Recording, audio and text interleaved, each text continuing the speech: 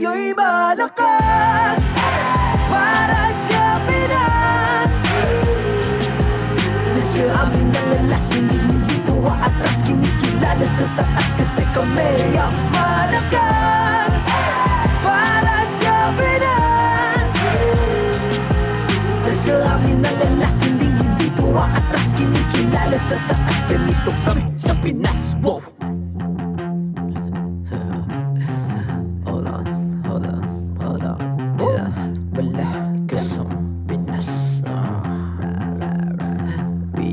Laging MVP, no surrender, no retreat. Pag nagsama-sama, just imagine what we can achieve. Laging MVP, no surrender, no retreat. Giving 100 all my all, cause we just cannot be defeated. We are unstoppable, immune and invulnerable. Ready ang equipment, lahat frozen, malak crowd control. Pakita ko na jab like East to the southeast. So what I would proud and loud, cause every enemy we devour. Susundan ko ang iyong bakas, kasama pataas, tagumpay natin to, dahil tayo'y malakas para sa Pinas.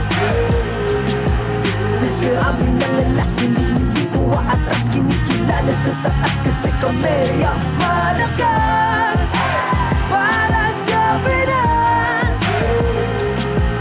Nasa amin ang alas, hindi tuwa atras, kinikilala sa taas, ganito kami sa Pinas. Wow!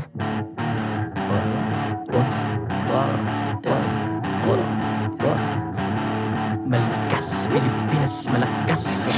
Kahit anong lane, we become the monsters. Malakas, Pilipinas, malakas. Face the golden sun and repping for the 3 stars.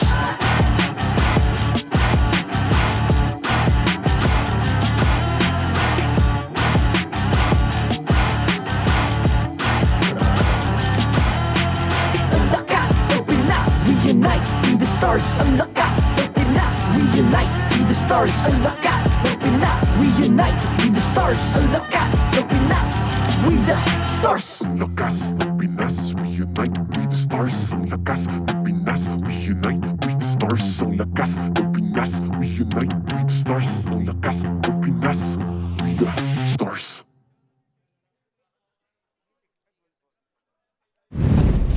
The 12th season of MPL Philippines is brought to you by the following sponsors. Smart, the official telco partner of MPL Philippines Season 12.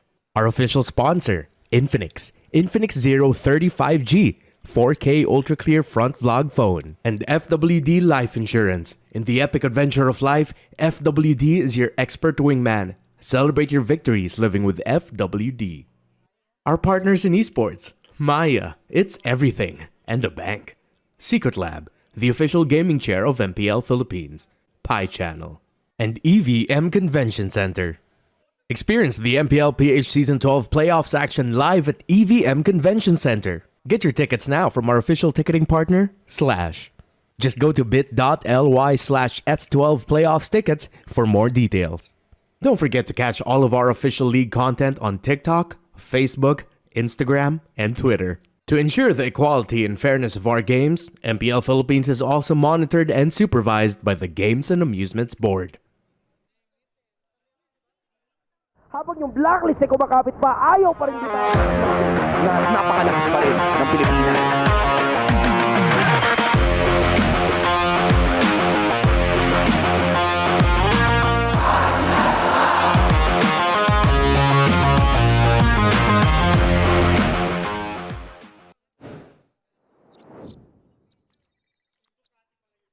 Maligayang pagbabalik sa isa na namang Smart All Access segment. This is your very own Odin at binalikan natin ang Mia's Archery Lane para masubukan natin kung paano pumana. Kuya, paturo naman. Kasama natin si Kuya Angelo para i-guide tayo kung paano mamana dito sa ating lane. Tatama kaya ako? Pag ito, tumama sa bullseye ba yung tawag doon, Kuya? Bullseye. Pag tumama to sa bullseye, magiging crush ka ng crush mo.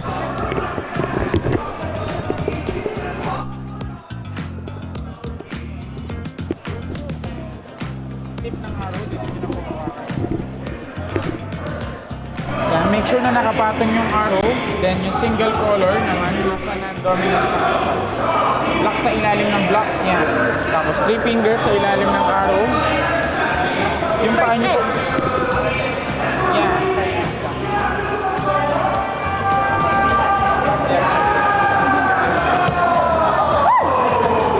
Pumasok sa blue. Ano score ko? 5. Isa pa. Ayun, yung pinakamataas.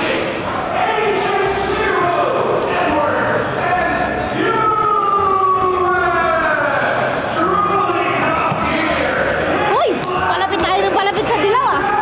Last one. Tama ba itong ginagawa ko? Yan.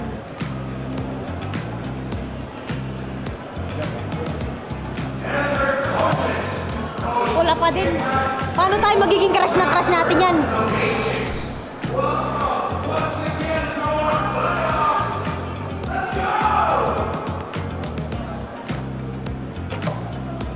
Wala talaga. Last na talaga. Pag ito hindi tumama, aasa pa rin tayo.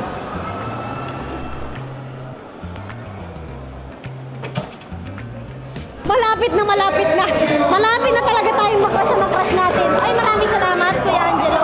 Ganito ba to? Ayan. Ganito lang naman ang gagawin nyo dito sa Mia's Archery Lane. At libre to. Unlimited raw ang pwede nyong panain. Kung pangarap nyo maging marksman, kung magaling kayo sa Land of Dawn mag-Mia, huwag nyong kalimutan pumunta dito sa Mia's Archery Lane. Puntahan muna natin ang ating Creators Corner at silipin natin kung ano nga ba nag-aabang sa atin mamaya lamang. Yan ay susunod nating segment with Smart All Access. Again, this is your very own Odin. Balik na muna tayo sa Land of Dawn. Magandang gabi MPL Arena at sa lahat ng mga nakatutok dito sa ating home of the strongest MLBB players in the world. Ako po si Mara Aquino, ang inyong host. Kasama ko, Hans and Burrito. Grabe, sobrang exciting ng mga naganap kanina. Nakakagulat yung mga naging performance dito and for sure this time magiging magaganda pa rin ang magiging laro. Next ito, tuloy pa natin. Sobrang dami ng mga matches na naganap. Day 1, now we are nearing the end of day number 2. But of course, 2 new teams ang makikita natin para sa araw na to. That's right. Para sa ating last match of the day, we have 2 of the most dominant teams in the country led by 2 of the most decorated coaches. Actually, ito after 3 games, okay? After defeating Omega, sweeping them in 3 games, the Raiders are now on a collision course against a team that has not won a game against them sa ating regular season. Do you think this trend will continue, Burrito Hans? Para sa akin, kung pagbabasihan natin yung naging performance kahapon ng RSG, may kita natin na sobrang prepared nila pagpasok dito sa playoffs. No, iba't iba, 3 games na yon, iba't ibang performance ang kanilang pinakita, iba't ibang playstyle, binibigay nila yung mga heroes ni Eto Max, tinatanggalan nila ng mga heroes si Chuck, si Matt. So I think this time, kung dala-dala ba nila yung magiging, sabihin natin yung winning formula nila nung regular season, feeling ko, ito pa rin eh. That was what RSG did against Omega kahapon. Pero kung titignan natin yung regular season, going up against APBR naman, parang nagkakatalon lang talaga sa breaks of the game eh. Kasi most of the matches na nangyayari between the Hive and of course the Raiders ay tumatanggal ng halos 20 minutos. That already goes to show you how long and how far ahead these teams are in terms of yung mechanical display nila at saka yung macro ability. Analyst, may mga record siya eh. 20 minutes, 19.15. Yan. Yan ang ginagawa ni Hans backstage. Pero alam nyo, hindi madali ang naging journey ng ating dalawang team nung nakaraang regular season. In fact, kahit top 2 seed ang APBR, nakaranas din sila ng mga pagsubok, yung mga talo. And it became a tough competition for them. Alamin natin kung paano nga ba to hinarap ng buong team. And let's watch this.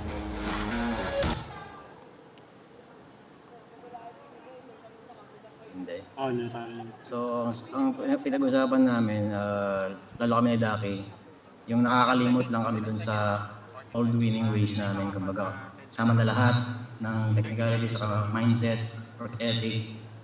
Saka yung gutom ba?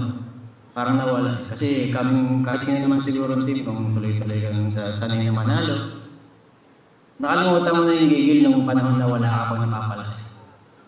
Yun lang yung binalik namin. Kasi yun, actually hanggang ngayon, yung pa rin, inaayos namin hanggang playoffs eh. Dahil lang yung pinag-usapan namin, kailangan may work on. You know, guys, it's true that before coming to the season, Bran has been very successful. Nagkaroon nga sila, naging gold medalist sila. Yep. But what is it about them that pag nananalo, nakakakuha ng kampyonato, nawawala yung gigil daw, nawawala yung drive? Para sa akin siguro, doon sa mindset na gano'n, masasabi natin na naging confident siguro ang APBR dahil nga sa kakatapos na Ayash ay lahat ng mga teams na yon ay tinalo nila. Wala silang naging losing na game na naitalo bukod doon sa finals against Indonesia.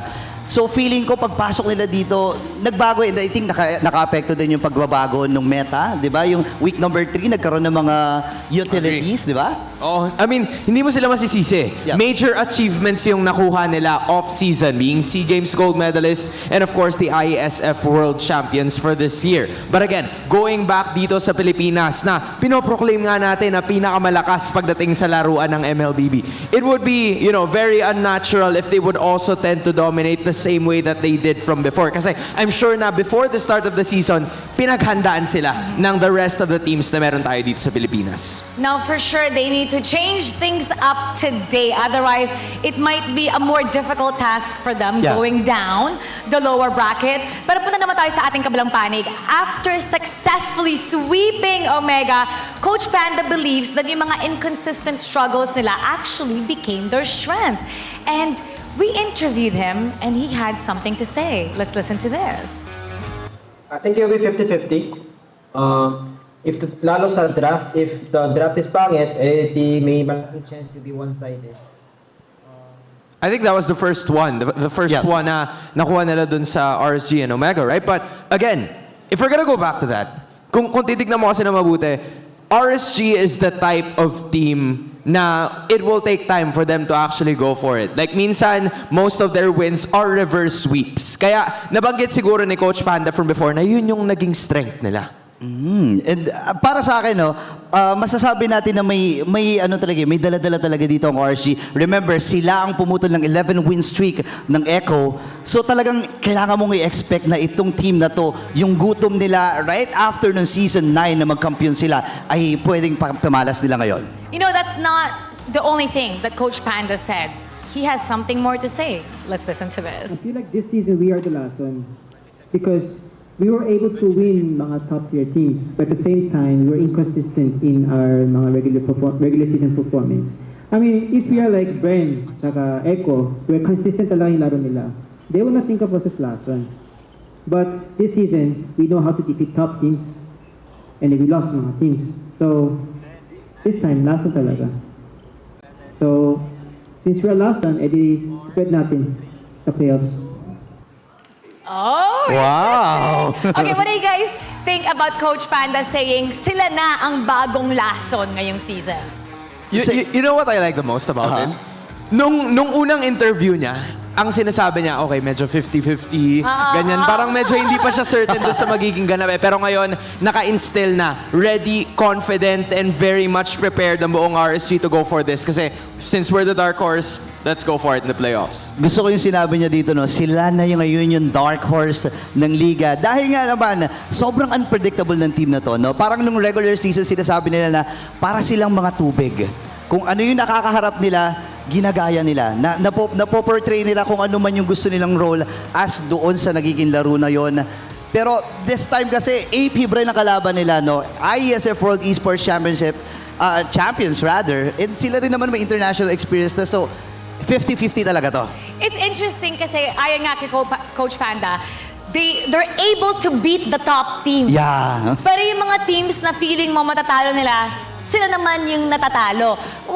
Why do you think that is? Siguro dahil sa alam kasi ng mga teams kung sino yung tatargetin nila dito. Remember, hindi naman tatawagin si Irad na the mechanics. Kung hindi talaga fully mechanics or mechanically gifted itong player na to, no. So most likely ang i-expect natin dito ngayon mga targeted heroes para dito kay Irad. And for sure naman, kung sa kabilang panig naman, Kyle TC kasi halos ganun din yung hero pool eh. So it's all about the execution. It's all about how they position themselves doon sa mga nagiging Lord fight. And exciting talaga itong laban na to. Yeah, and I'd like to take a chunk from what most of the pro players are mentioning na nag-iiba lahat ng mga teams pagdating ng playoffs. Yeah. Yes, you can count them out pagdating sa mga simula na, okay, Bren sweeps everyone except for RSG dun sa unang dalawa nilang pagkikita, but RSG is more prepared now. Same with the side of AP Bren, so we're gonna be expecting one amazing match parating ngayon. Banggit mo din kanina yung junglers. Both teams had to solve something prior to their meeting, but one apparent factor throughout their campaign this season is the respect given to their respective junglers, Irad and Kyle TZ. Now, if we're going to take a look at AP Bren and RSG's most banned against heroes, most of it are their heroes. Wow! At tingnan natin itong nasa screen. What do you think about this? Mostly funny, no? Ito yung mga heroes talaga na masasabi natin na ipambubulag nila. Kahapon, laban against Smart Omega, andun yung curveball, di ba? Nailabas nila yung Fredrin, tapos iniliko nila sa Fanny. So, itong dalawang players na to, na masasabi natin na mechanically gifted talaga, kailangang paghandaan ng bawat teams. Malamang mga respect bans muli ang ating makikita, pero dun sa pickings, parang hindi naman din yun yung usual na nakikita natin. Pero, let's see. Yeah, and it makes a lot of sense. Kasi Irad, from what we've seen him use, di ba, kanya nga nanggaling yung Guinevere for this season. Yeah. Right, for this season, ginamit niya yung Guinevere against a lot of the other teams out there. Assassin, fighters, utility. Meanwhile, si Kyle TZ, isa sa mga leaders in terms of retribution take. Pagdating sa Lord, pagdating sa Turtles, dyan mo siya maaasahan. So this is gonna be a clash of two different styles sa junglers pa lang. Actually, interested ako kung if maybe one game, isa si Kyle TZ, mapipili niya yung Fanny niya. Yeah. But another game, si Irad naman. Testing lang, no? Testing lang. Kasi parehas sila, gusto nila yung kanilang Fanny and they're both really strong at it. Ang tanong, sino nga ba ang magwawagi? The Beasts or the Raiders? This is a battle between RSG Philippines and AP Bren. Now let's go over to the voice of MPL to call out the players. Raptor, pasok. For these two teams, it's not a question of can they become champions, but when will they become champions again? The winner of this match will be one step away from the grand finals and M5. Let's welcome our teams. Introducing first, Infinite All-Star Roamer Master Ogwin. Doot doot doot doot. Super Marco, the Phenom Kyle TZ, the original TZ Bro Flap TZ, and the idol of the kids few, I've come alive for AP Bren.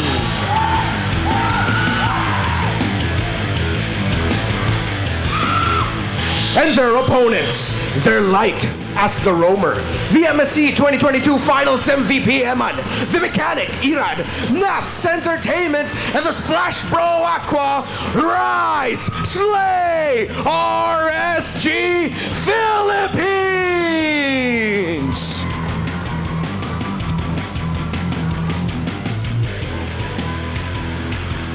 And their two legendary coaches, Coach Ducky and Coach Panda. MPL Arena, welcome to our final match of the day!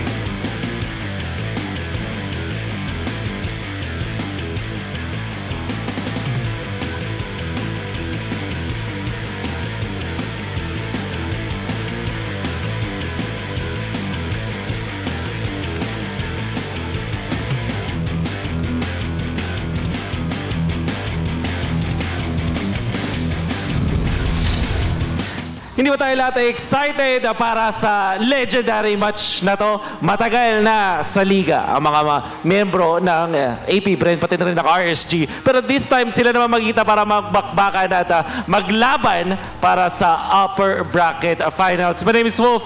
analyst for today. And why don't we look at the two teams? Dahil para sa akin, may distinct na similar dito sa dalawang teams na to. For me, parehas ng stereotypes na gustong mga heroes ang dalawang teams with their players, pero iba yung approach. At ano yung approach na yun? Yung speed. I think nakita natin na buong regular season ng Bren Esports ay mas mabilis when it comes to their execution. Nandiyan Super Marco, Kyle TZ, Few, Flap TZ, and Ogwen. Pag nireview ninyo ang mga heroes na ginamit ng mga players ng AP Bren, madaming kagaya sa pinipili ng RSG. For example, alam natin na si Ogwen kaya-kaya gumawa ng mga catch type of heroes, at alam natin si Super Marco ay isang win condition kind of player. At syempre, mga assassins para kay Kyle TZ. Nakita natin syempre mga utility tanks na pwedeng gamitin sa jungler na pinipili din naman ng RSG. But we do know na gusto ng AP Bren ang mga assassins na to. Same can be said for RSG Philippines. Nandiyan si Eman, si Irad, si Aqua, si Nats, pati na rin si Light, with Eman also being the win condition para sa RSG Philippines, mga farm-heavy kind of marksman. While ito namang si Light, alam natin, catcher type of heroes din ang kanya pine-prefer. And of course, Irad na mahilig din sa mga assassins. Naagulat lang syempre na ang kanilang most picked heroes ay Baksha at Fredrin. But we do know na ang RSG at AP Bren ay may pagkakaparehas when it comes to their choices of heroes. And that is yung assassins, catcher heroes, win condition on their marksman. At sinabi natin, parehas ng stereotypes ng mga choices of heroes ang gusto piliin ng dalawang teams na to. Ang pagkakaiba nilang yung speed of execution. We know for sure that AP Bren likes to play it real fast. And when you compare it naman para dun sa RSG, they wanna take it slow. Nakita natin na yung RSG Philippines sa start of the regular season, they really slow down the pace of the game, at alam natin mas farm dependent sila. Nakita natin yung RSG speed ay kakaiba. Minsan may mga games na nakakakuha ang RSG kapag sobrang bilis na kanilang ginagawa. But alam natin na ang fundamental states to us na gusto nila maglaro ng slow pace game. Yung sa AP Bren naman, kahit pareha sila ng mga gustong heroes na kunin, mas mabilis naman dihamak ang tempo na pinaglalaroan ng AP Bren. Ito rin yung dahilan kung bakit ang mga successful games ng AP Bren ay yung mga maikling games. When I was able to look at some of the games of AP Bren, na-review natin na on average yung mga game yung winning games ng side ng AP Bren ay maikli, while for RSG, it was the longer games. At AP Bren, hindi sila ganun kahasa sa mga longer games. Medyo dun sila natalo, at dun natin nakita na unti-unting nakakakuha ang mga teams ng Banalo over AP Bren after winning their streak. Of course, ang mga importanteng mga kailangan tignan natin between these two teams, ang keys to victory. And of course, para sa AP Bren and RSG Philippines, we've looked at the Infinix keys to victory, at simulan natin kay Master Ogwen. Show them how it's done. Lalo na pag si Master Ogwen, when he was performing all throughout the regular season, nagkaroon siya ng nominations on being the best roamer. Eventually, siya ngayon napunta dun sa ating all-star team. At dahil naman dun sa kanya pinapakita na sa pagiging catcher, at sometimes, pag kailangan magiging utility rin siya on the roam side, nakita natin na nagpa-perform pa rin siya. For RSG, same can be said with Nats. I personally think na kapag nag-init itong si Nats, napahirap niyang pigilan. Locate and decimate Super Marco. Alam natin pag ginagamit niya yung mga Arlot, yung mga Terisla, even likes of Benedetta, kaya-kanya ma-access yung backlines, particularly sa Gold Lane, which we say that Super Marco is the win condition hero player para sa side ng AP Bren. And both, of course, win the crucial first turtle battle. Ito ay magdidictate kung sino makakuha ng tempo ng game. Hindi pwedeng ibigay basta-basta ang first turtle sa dalawang teams na to, because they want to operate in a good sense. So mag-farm, of course, ng RSG, while yung AP Bren naman, they want to secure the tempo of the game. At yan, siguro, ang pwede nating expect sa dalawang teams na to. I'm very excited about this because we know na makakakita tayo ng ibang klaseng drafting discipline from both teams. At the same time, palaban din ang dalawang teams na to. Sabihin na nating slow pace ang RSG, pero pag nahanap nila yung tempo nila, they also want to kill continuously and win the team fights. That's also can be said for AP Bren. This is a very, very exciting match. At bakit, hindi na natin patagalin. Ipatuloy natin sa ating mga casters. Revenge and retribution, resurgence, a return to form, a rematch to rival all. Welcome on Mabuhay at your service. My name is Leo, here with Rockhart and Renmar Santa Cruz, bringing you AP Bren versus RSG-PH. It's us, We Bear Bros, closing up tonight's final matchup, a best of 5. Yeah, we're gonna get into it, and of course, it is gonna be who is gonna be the Venom. The actual Venom of the MPL Philippines teams have playoffs. been looking at people have been looking at these two teams as potential Venom. So we'll see if that's actually going to be true. Real quick before we get into the matchup, Smart Gig Arena is open to all Smart and TNT subscribers where they can join an array of arcade games and esports tournaments like MLBB and many more. And to get started, all you have to do is create an account on gigaarena.smart using your Smart or TNT mobile numbers. All right. With that said, it was set up by our good friends on the stands and, of course, our analyst, Wolf. What exactly we can expect between these two. It's no secret that RSG-PH had AP Bren's number over and over again throughout Season 12. And will it change here? This is what the cards dealt with them, right? You were expecting that RSG and AP Bren were going to bump heads one more time. What makes it different this time around? I guess what makes it a bigger difference here is how you kind of look at their mindset, right? RSG obviously off of a win from yesterday, and we're talking about Bren Esports, AP Bren, who have been trying to find their form ever since they started the season. They've been really erratic. They had a great start, they fell off, and then they came back strong before the season ended. Yeah, and it'll also boil down to the fact that it's a slightly different metagame. With the inclusion of Nolan, we've seen the effect of it, the potential of, if ever teams actually also prepped for it, having a Popol and Koopa in the jungle available for them. We know that AP Bren loves a Uranus pickup as a potential poisonous EXP laner, but looking at the player head-to-head with Few and Aqua, their picks are going to be important as well. I wouldn't be surprised, though, if we're still going to be sticking to the same mid laners that have been prioritized this season. You've been seeing the heroes there, Novaria, Valentina, Faramis, all that stuff, Gord as well. But the difference between these two is that Few has actually flexed a little bit more picks in the mid lane. He can play a Minotaur mid if asked for it. That's right. It's not always, and it's not just about that flex, right? If you can get a win with these flexes, because RSG has been trying to do the same. Aqua, though, I think he might have just a tad more of a wider hero pool than Few, but Few's had more like consistencies all throughout. I think it's a matter of effectiveness, right? One of them more willing to try things out with a varying success rate. The other just so technically profound, so technically skilled, and that's where Aqua comes in. Again, he's often compared to Etomax from Smart Omega, and obviously one of them more willing to get up front in your face, and that's Aqua, and that's why he's here. He's one best of 5 away from the upper bracket finals, and just like in the last season, just like in Season 11, RSG-PH came oh so close. How long has it been now? Season after season, they're coming in third. Yep. Just one more slot away from greatness, one more slot from the big international tournament to cap off the year. Yeah, ever since that Season 9 championship, it's always been almost for RSG. Yeah, and funny enough, it's also the same for AP Bren. Although the almost of RSG-PH is closer there, AP Bren, it's can they get past 4th now? If they start off this campaign going down to the lower bracket again, they're going to remember Season 10. They're going to remember what happened last season. So it's like almost it's never enough is one of the major themes for these two teams. Nathan Sykes and Ariana Grande could not have enough of it. Now, with that said, You're just kidding. I wish they were.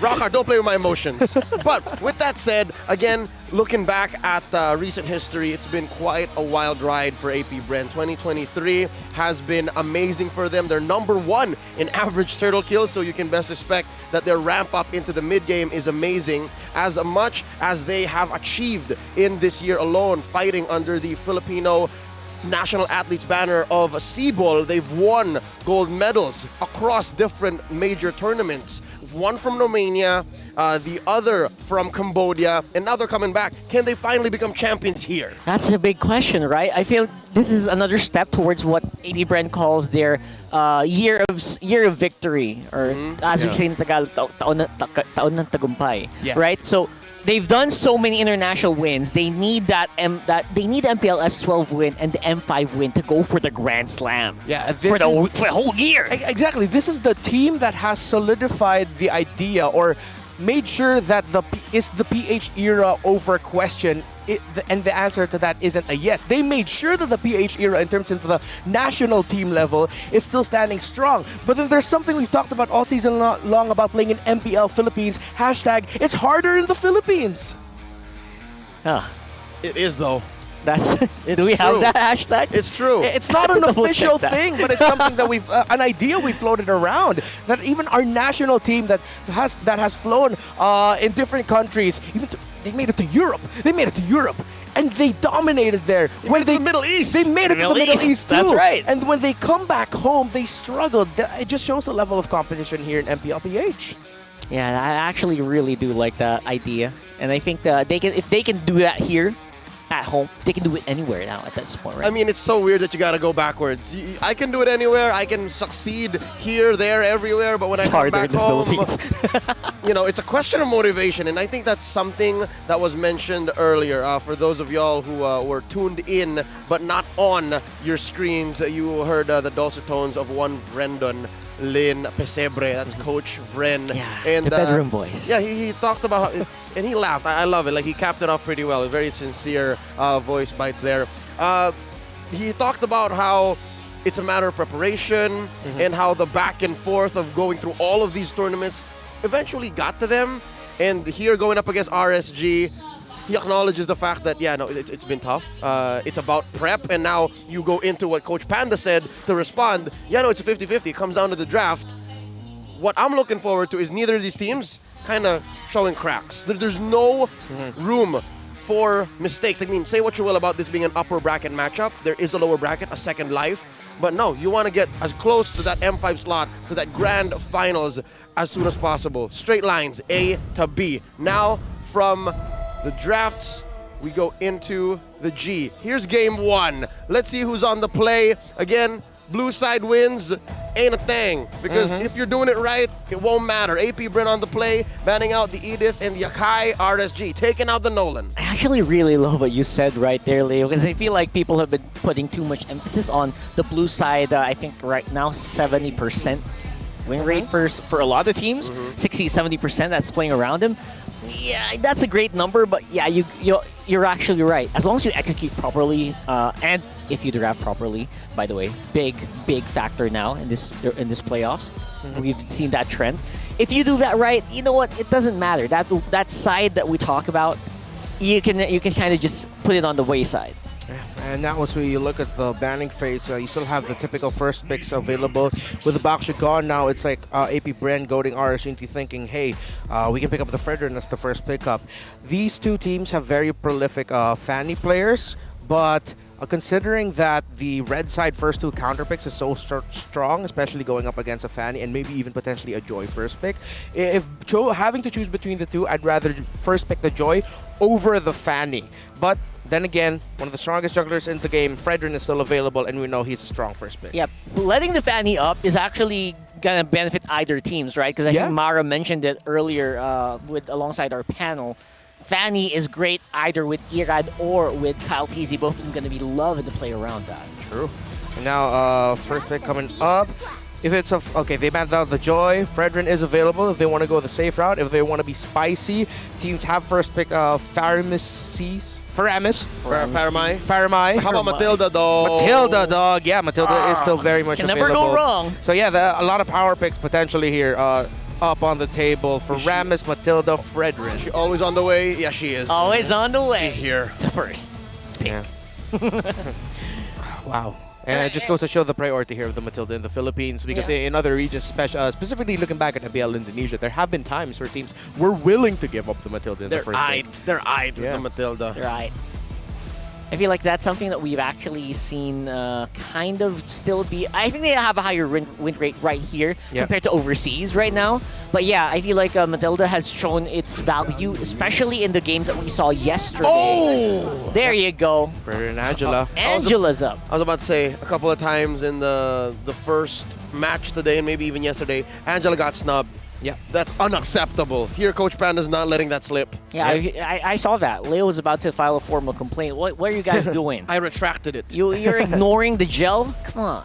Yeah, and now that means AP Bren will really have to consider making sure that the gel doesn't get the tell with her, because the Irithel pickup is paired up usually with the Angela alongside the Fredrin. So now AP Bren's thinking, do we take the Irithel for ourselves and then get a roamer now, or potentially even our XP laner? Oh dear lord, here's the Drizzler. big three from RSG, man. my Of course, gosh. it's Butters, The big three. it's Hamby, and it's Light with an TE. Oh, that's Oh, there it is. That's what that means. Okay. Oh, there he is. Yeah. I think Bren kind of read into that very well, right? I mean, they denied the Airfell, the tell. The tell. The gel tell just too much. It's Yeah, man. it's so hurts. dive comp, man. Look at this, front Yeah. to front. All love dive. And the Yuzhong pickup is a surprise to me, but I believe that's a bit more of a respect towards Nats. Iconic Yuzhong player in itself. And Yuzhong, Angela, Fredrin in one team sounds terrifying. The concept of it all, especially with someone like Nats. My goodness. And it's a good takes from AP Bren, but a bit reactive though, because that means their mindset is, okay, let's just take away heroes. We saw yesterday Nats, Benedetta, Paquito, still very much available for him. Although the Vendetta, I feel like, is not really prio material right now. We did see the Wan Wan. Wow. That is interesting here.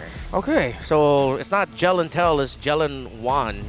Interesting enough, it's been happening more that the Wan goes into the third pick, but she's been struggling. Oh my goodness. That is- Has he had a win yet? An understatement. No, it's been so difficult to take off with 1-1. Again, something to note, folks, the reason why she's been put on the spotlight once more is because she got unnerfed, right? But that's different from being buffed. They're very different from, you know, having a leeway into the metagame. It's just a reliable hero, but I don't know. There has to be more to this. It's stronger, but it has yet to actually provide a success so far here in the playoffs. Yeah, Crossbow of Tang just no longer hits the same anymore.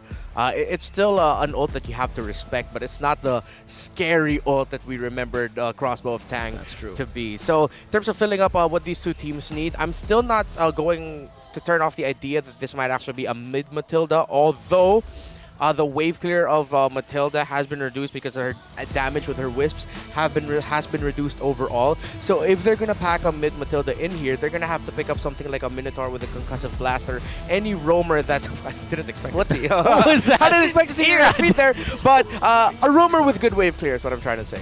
Yeah, there you go. I feel like the damage definitely is going to be something that might lack in AP Bren if and only if they stick with just the Matilda for the clear. Gentlemen, with AP Bren's ban on the Kaja, am I wrong to assume they might be setting up the Fanny? The Fanny! Oh, yeah. Let's go. They might be propping up. They're going to start taking out what? The Cho or the Kufra, given that this could still be a mid-Angela. That is correct, yes. And the thing is for RGPH now, that's a good, what you guys mentioned, I totally agree there. It's now trying to signal RSG, hey, are you going to ban out the Fanny? Because I don't think slotting in a jungle Fanny for RSG and then putting the Fredrin in the XP lane. There it is. So they ban it out instead, so Good they read. respect it. Good read. Man, they're so fast on the uptake here. Oh, look at that. Coach Ducky with the fist. Arthur meme. Fanny! Oh my god, that was so literally it. Even the cuff. Yeah. That's exactly our Yeah. Oh yeah, even the cuff itself, my the color of it. Because he's wearing a sweater, but here it's a jersey. I get a varsity jacket. Oh. My goodness. And it was literal. I feel like it's a literal battle of the brains here in the draft. No where doubt, no doubt. They know what's up. Two legendary coaches, and of course, you can't discount as well the presence of Coach Theo and Coach Vren, two of the brightest minds in our league today in terms of the coaching staffs. Now for the last ban here, I think they might even consider taking out a roamer. Yeah, wow, the respect. They don't give the Franco to RSG, and that is a potential option there. But it's like Bren is still trying to signal to RSG that, hey, we're thinking about playing Assassins.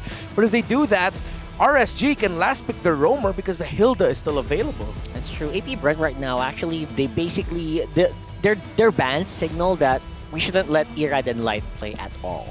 And that's actually very reminiscent of how they would usually deal with really high tier teams when they really are struggling. So I love what AP Bren's doing here.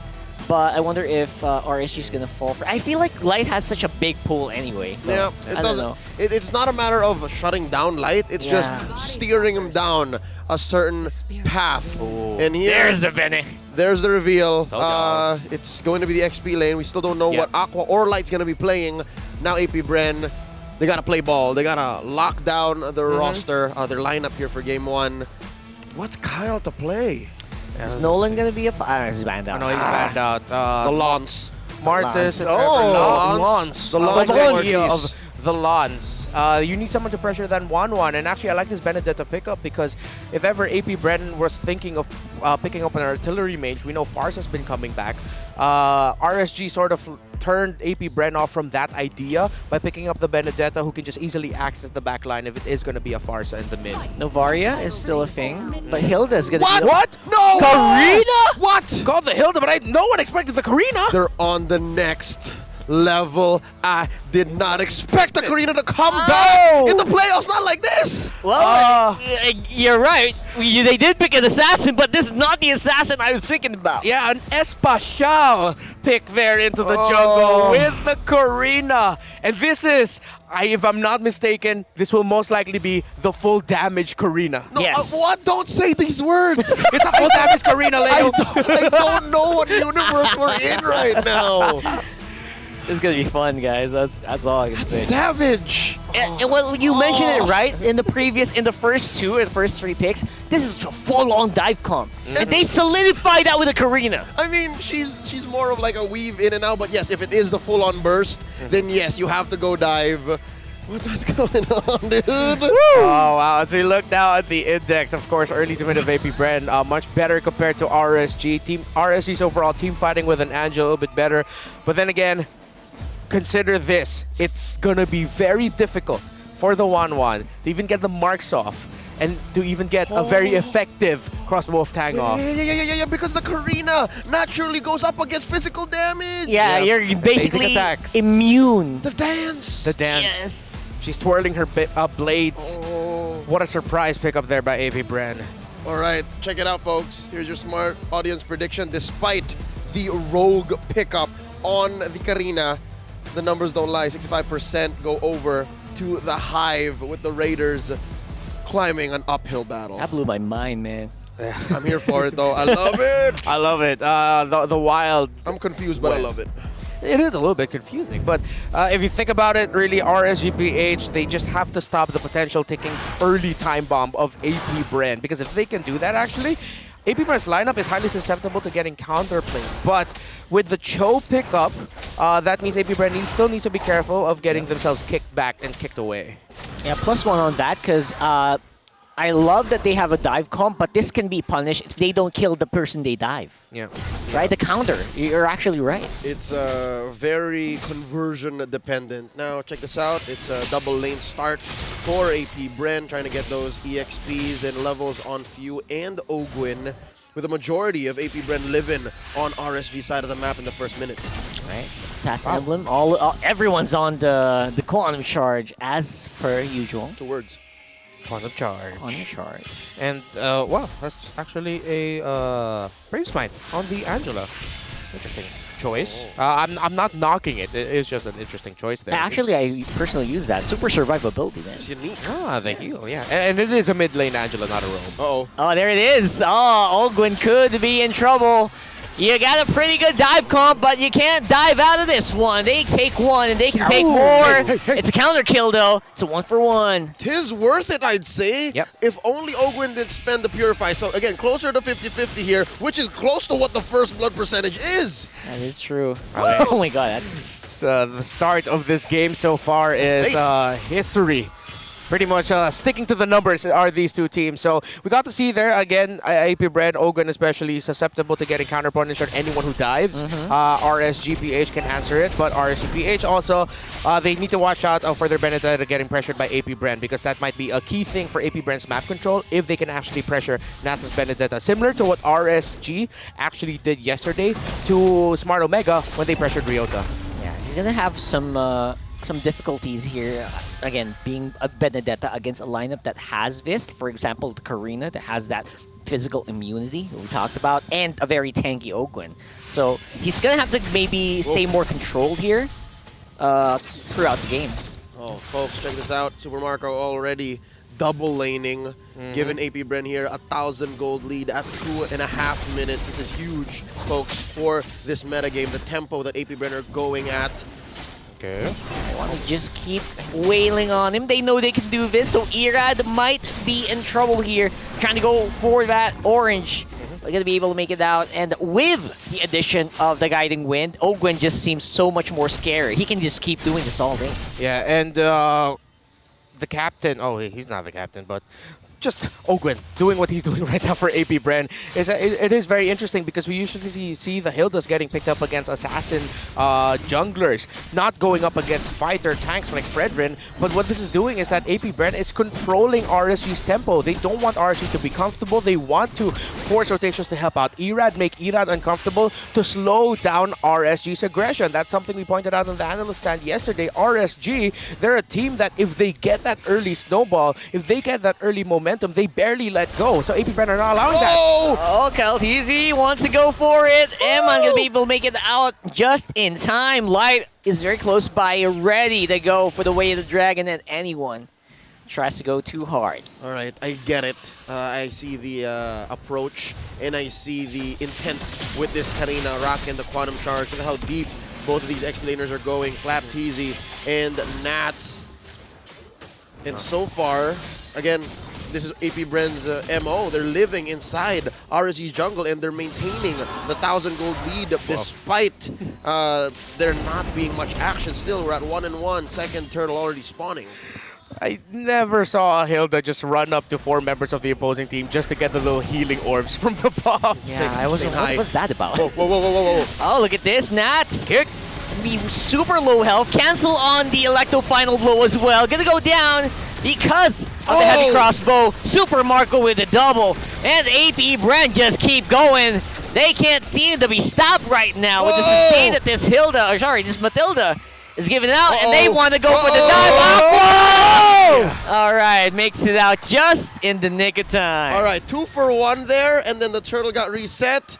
I'm liking it, man. 5 minutes in, we're already seeing AOT, Art of the Turn. What a great turn there by AP Bren and RSG-PH. Really, I feel like they were also just caught off guard. And you see, again, one of the problems of picking up a 1-1 early on, and especially if it can't get the tempo that it wants, because of the tempo that AP Bren is playing into RSG's jungle, they're not actually helping out Eman as much as they really want to. So now this is a good call by RSG to equalize. RSG's done waiting. They go straight for Flap. He's going to be able to just barely survive there. But no, he's going to go down. AP Bren still has some potential here with View, but their damage actually is quite low here on top side. Yeah, just as when we were saying it, RSG made the right call there, instantly switching lanes, sending 4, and then going up into what was the XP lane so that Eman gets a little bit more gold in farm. Starlium Scythe, and yes, this is going to be a damaged Karina that we're seeing. And the Flask of the Oasis already up there for Aqua, but View actually went for the Necklace of the Rons first, not the Flask. What in tarnation? I'm wondering, is this going to be a right-click Karina? Is he building up towards Feather of Heaven there? Oh, let's see if we could. He had the attack speed item. Yeah. Oh, what a dive here coming in from AP Bren. They're taking too long though under the tower. They're tanking it so hard. Nice juggling of the damage. Gonna be making out just in time, but there is a punish on bot side. Irad gonna be going for Super Marco there. Yeah, good trade there across the map. RSG splitting the map 3-2, and AP Bren actually didn't bite the bait. They didn't switch lanes just yet, but that means that Super Marco, he did get an early double kill, but he will suffer a death here. The tower will go down there, but it is equalized by AP Bren, so it is still a very close game here.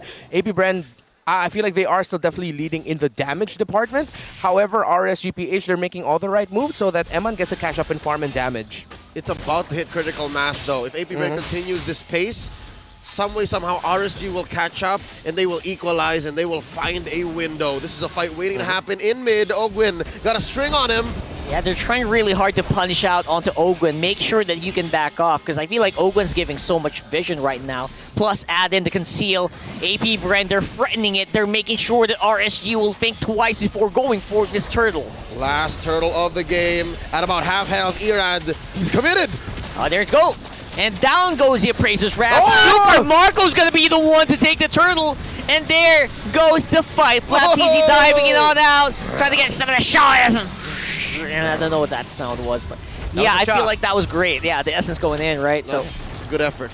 Nice effort, yeah, thank you. But also amazing from AP Bren. They really spaced out RSG despite there being no casualties. It's as clean a turtle take as it gets for an early game deadlock like this. Man, Irad might have been a little too early on the appraisers wrap earlier. Yeah, just a little bit early there, actually. However, for AP Bren also, that you see there, them picking up the Yuzhong relatively quickly in the draft, and then the 1-1 getting prioritized is just... It's gonna be really be difficult for a 1-1, which is why I questioned it in the draft. I'm still questioning it now. They're making the right moves to play it, but it's like they chose to play this game in like extremely difficult mode. It's like the hardest mode possible in the game to make their shine. AP Bren is so much easier for them to play. European Extreme. Yeah, European Extreme. That's what you do when you pick up 1-1, right? You have to flex and you have to fix up your whole approach and your draft towards it. Yeah, But gotta go hard. If it pays off, man, I don't know. I mean, AP Bren's 2K ahead. I'd say it's still down to RSG. Ball's in their court. And just kind of wait for that free item spike from that 1-1, right? And you should be good to go. Which AP Bren, they're not really forcing the issue, so maybe that's some breathing room for RSG. That's what I'm saying, man. I think they can go much, much faster. Yeah, it's the Ducati skin Irithel on Super Marco. It is questionable as you from here you can hear the revving of the engines that they're really not picking up the pace, and at some point AP Bren really needs to, because they've fallen victim to this before, that if they didn't pick up the pace, even though it looked like they could, the game got turned around or almost got swept from under them. I believe that was when they were up against Minana Evos. So now AP Bren at some point, and I believe this might be the timer they're waiting for, that's this first Lord. After this first Lord, if it's a considerable win, that's when they'll pick up the pace. They'll take down the mid, they'll get as much towers as they could, and then they'll really try that after this Lord, if they can get it, they get to secure at least 3 kills. We'll see what makes the difference here. Nats obviously on the bottom side of the map trying to get some attention from Bren. RSG are also here. Oh, nice miss there from Super Marco. Nice dodge, rather. He's going to be playing around here. Tower goes down. It's a 1-for-1. But the fight also is happening here on mid. Eman very early on the hard guard. He's going to be absorbing it. Crossbow tag. He flies. He gets it. He gets a procs. But Flapteezy, he's fighting back. And they're still going! Bonk! Going hard! Down goes a Flap. It's a double kill for the mechanic. All for the Raiders. 3 for 1.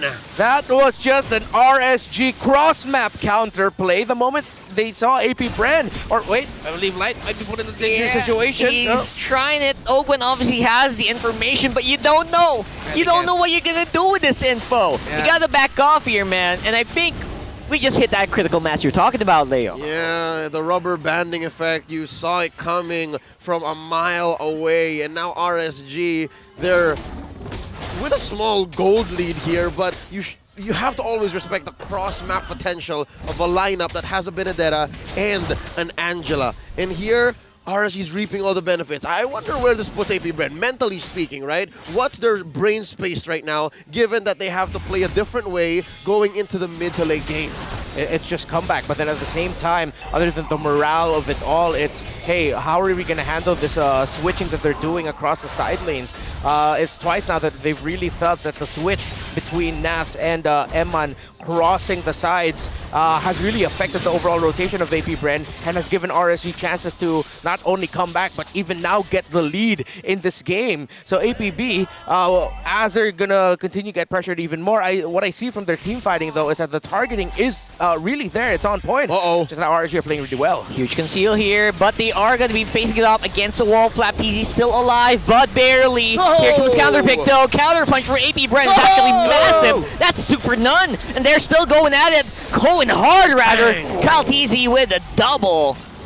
And just like that, AP Bren find the snap. All for them here. They convert. This is what their lineup wants to do. Get kills and take objectives directly after. Immediate payoff. Back and forth. Nats trying to go in and just clear minion waves.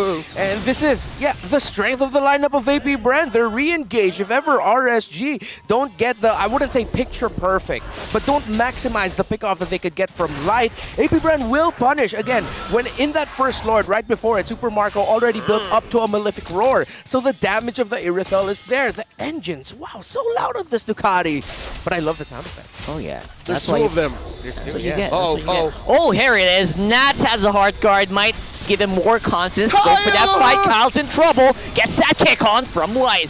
Now Chase is on here. RSG looking like they're more confident than ever here in this fight. But it's only going to be the one. The disengage is happening right now for AP Brand. They're going to wait on their tower here. Nats on the side. Waiting in the wings here. Waiting, but not going to be getting anything. All right, that was a better engage, no doubt, for RSG. And again, in these tight spaces, especially when Aqua's on lookout, it's so hard to engage. So, yeah, again, as messy as AP Bren won that last team fight and made a beeline straight through mid, ruined those two turrets, AP Bren still have to choose their fights. It has to be a very specific situation. Yeah.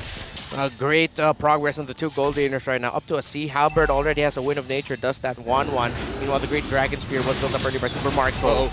Yeah, it should be safe. He actually also just built up an, I believe, no, that's actually Flap TZ, excuse me, who was able to build up that immortality. So now Flap's going to be a little bit more eager with actually sacrificing himself just so he could get that Petri knockup combo off, and AP Bren will make the most out of it. And that was how AP Bren actually won that last engage. Yeah. That sequence, and here we go! Oh, Eman could be in trouble here. Already used the power. He's able to pull out the crossbow of Tang. Able to take out the jungler of AP Bren for all people. That's 2 down already for AP Bren. This is spelling real trouble here for the Bees. And the chase is on RSG. They know they have the advantage. They're pushing it onto the Lord. Hemen Airlines took a one-way trip to Lord Town as RSGPH looking to score a second one. Luminous Lord on the way for the Raiders. They're spacing out Ogwin. Is this not a familiar sight? Was this not what happened about 5 minutes ago? Ogwin just staring desperately at an objective he has no hopes of touching.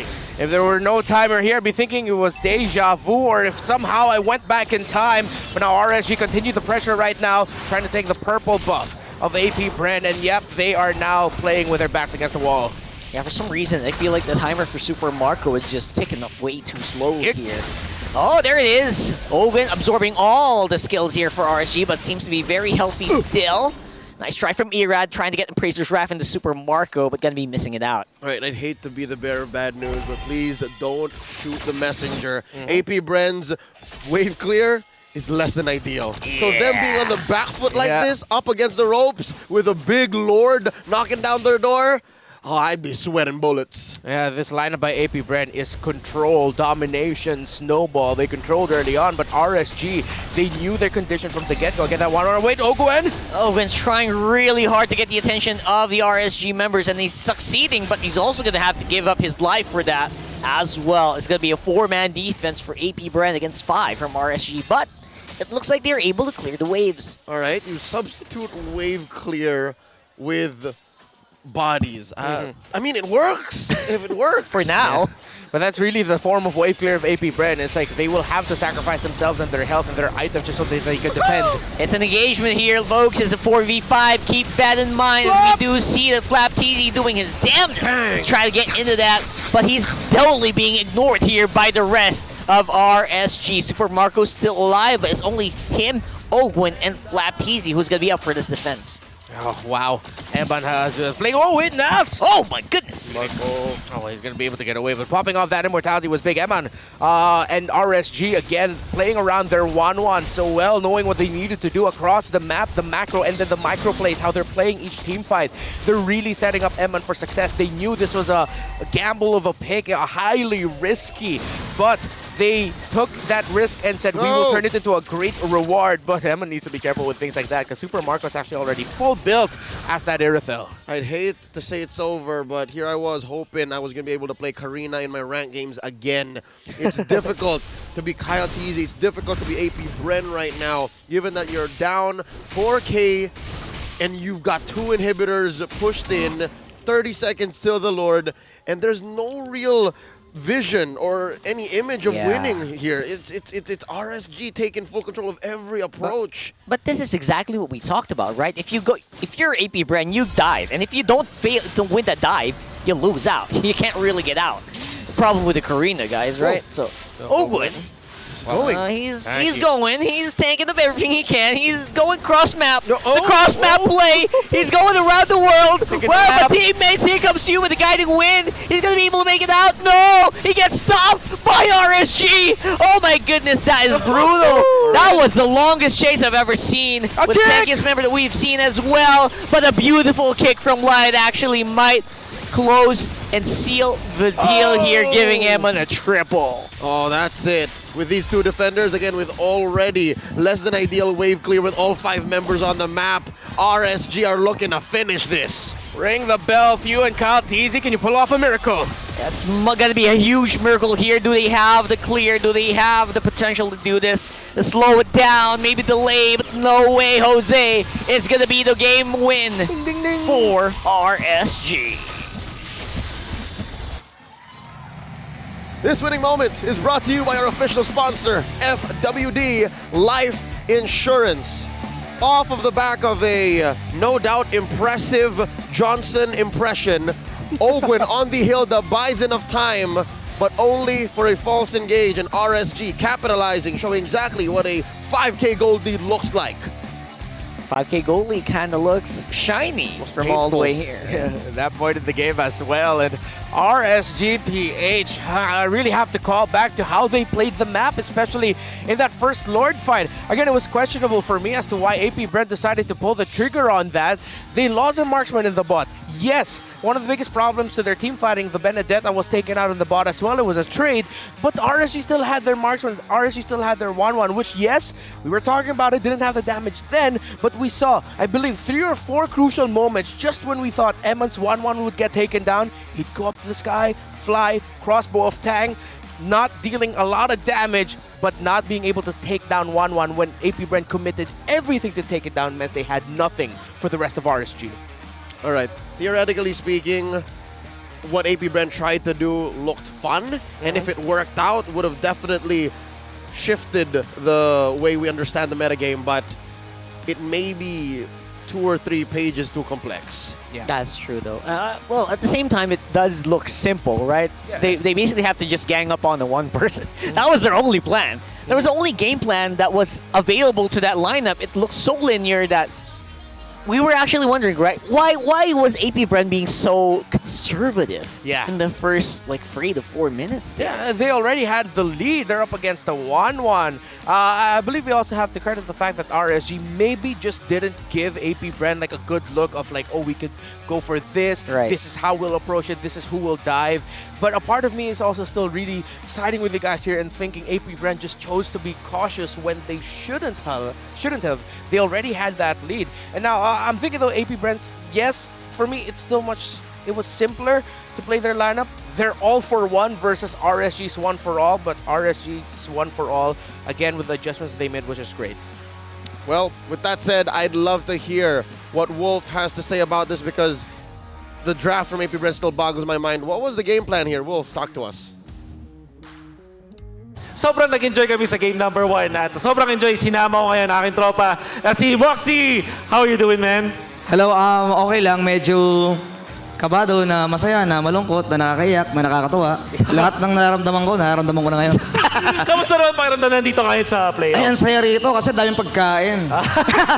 Talaga. Opo. Moxie, of course, one of the influencers natin for MLBB. Are you enjoying the playoffs so far? Nag-enjoy ako, grabe. Yung mga pro player pala, sa personal, ang gugwapo, grabe.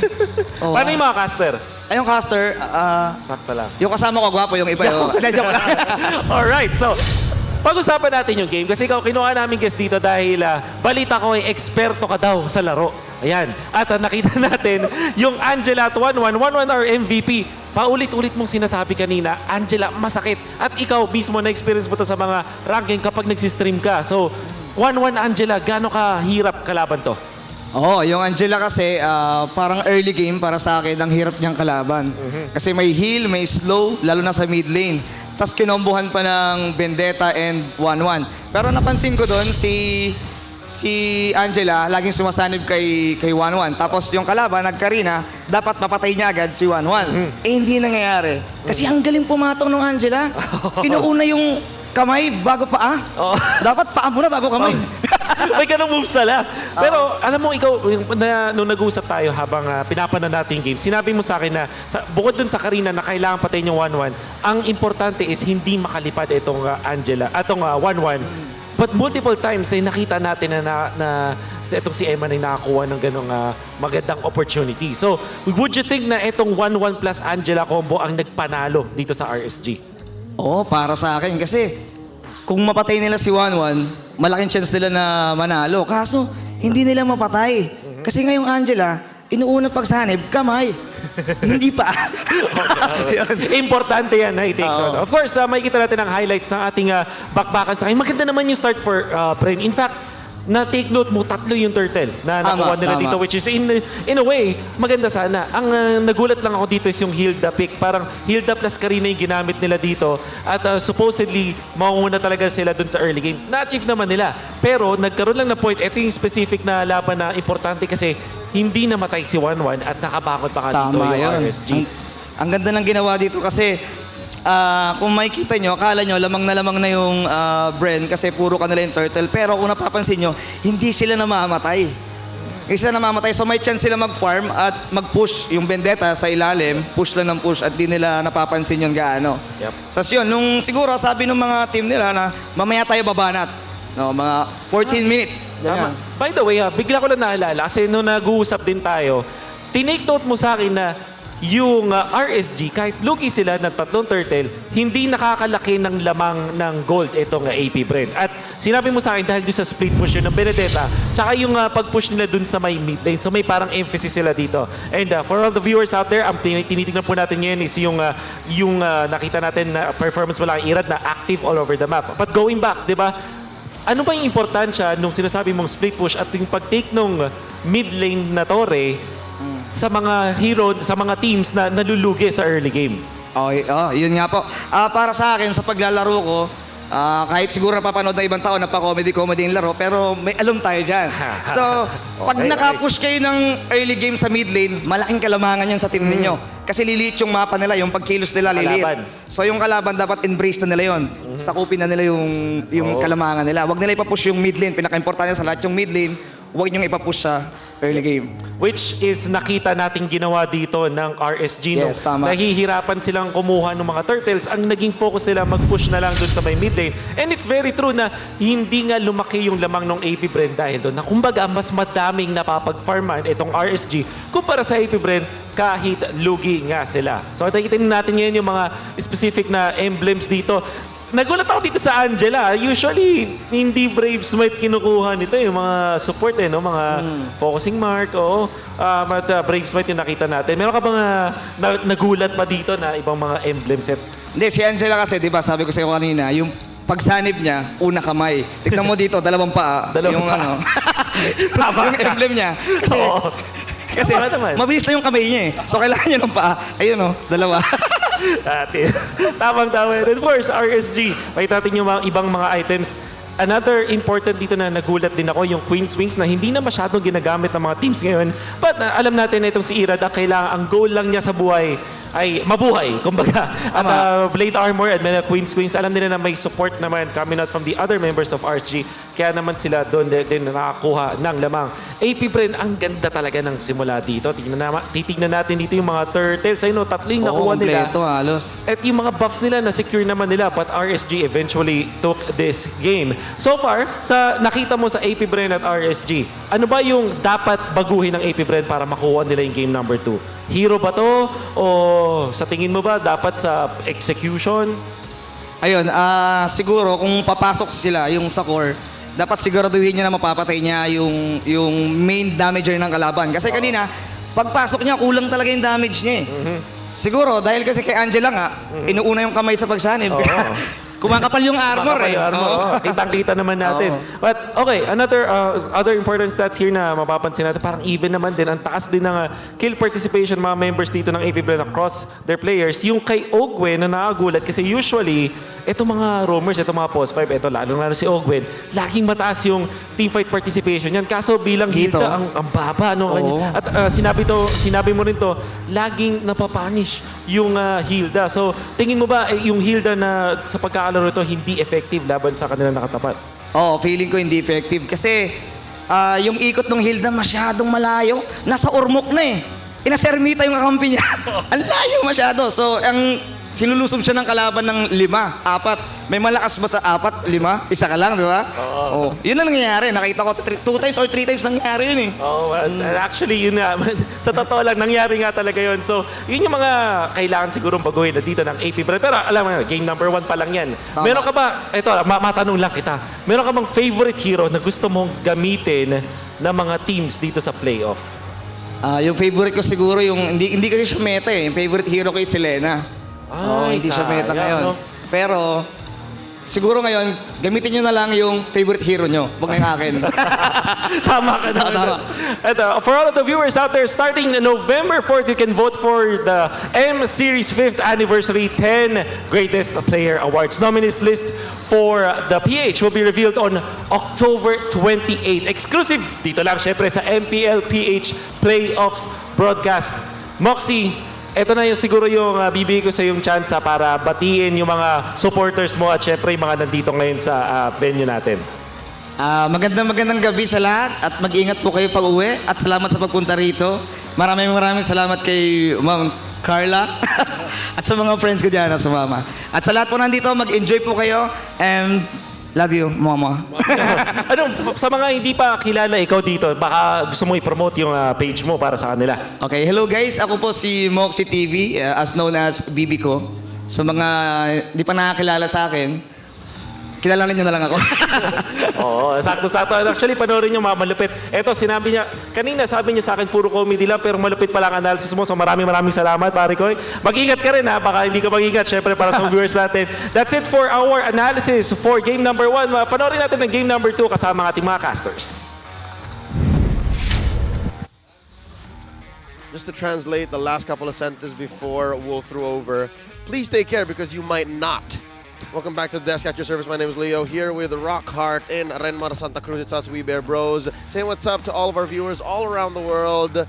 Saying apakabar and salamat malam to our good friend Ranger Emas from Mpl-ID. He's watching right now. Hope you're enjoying the show.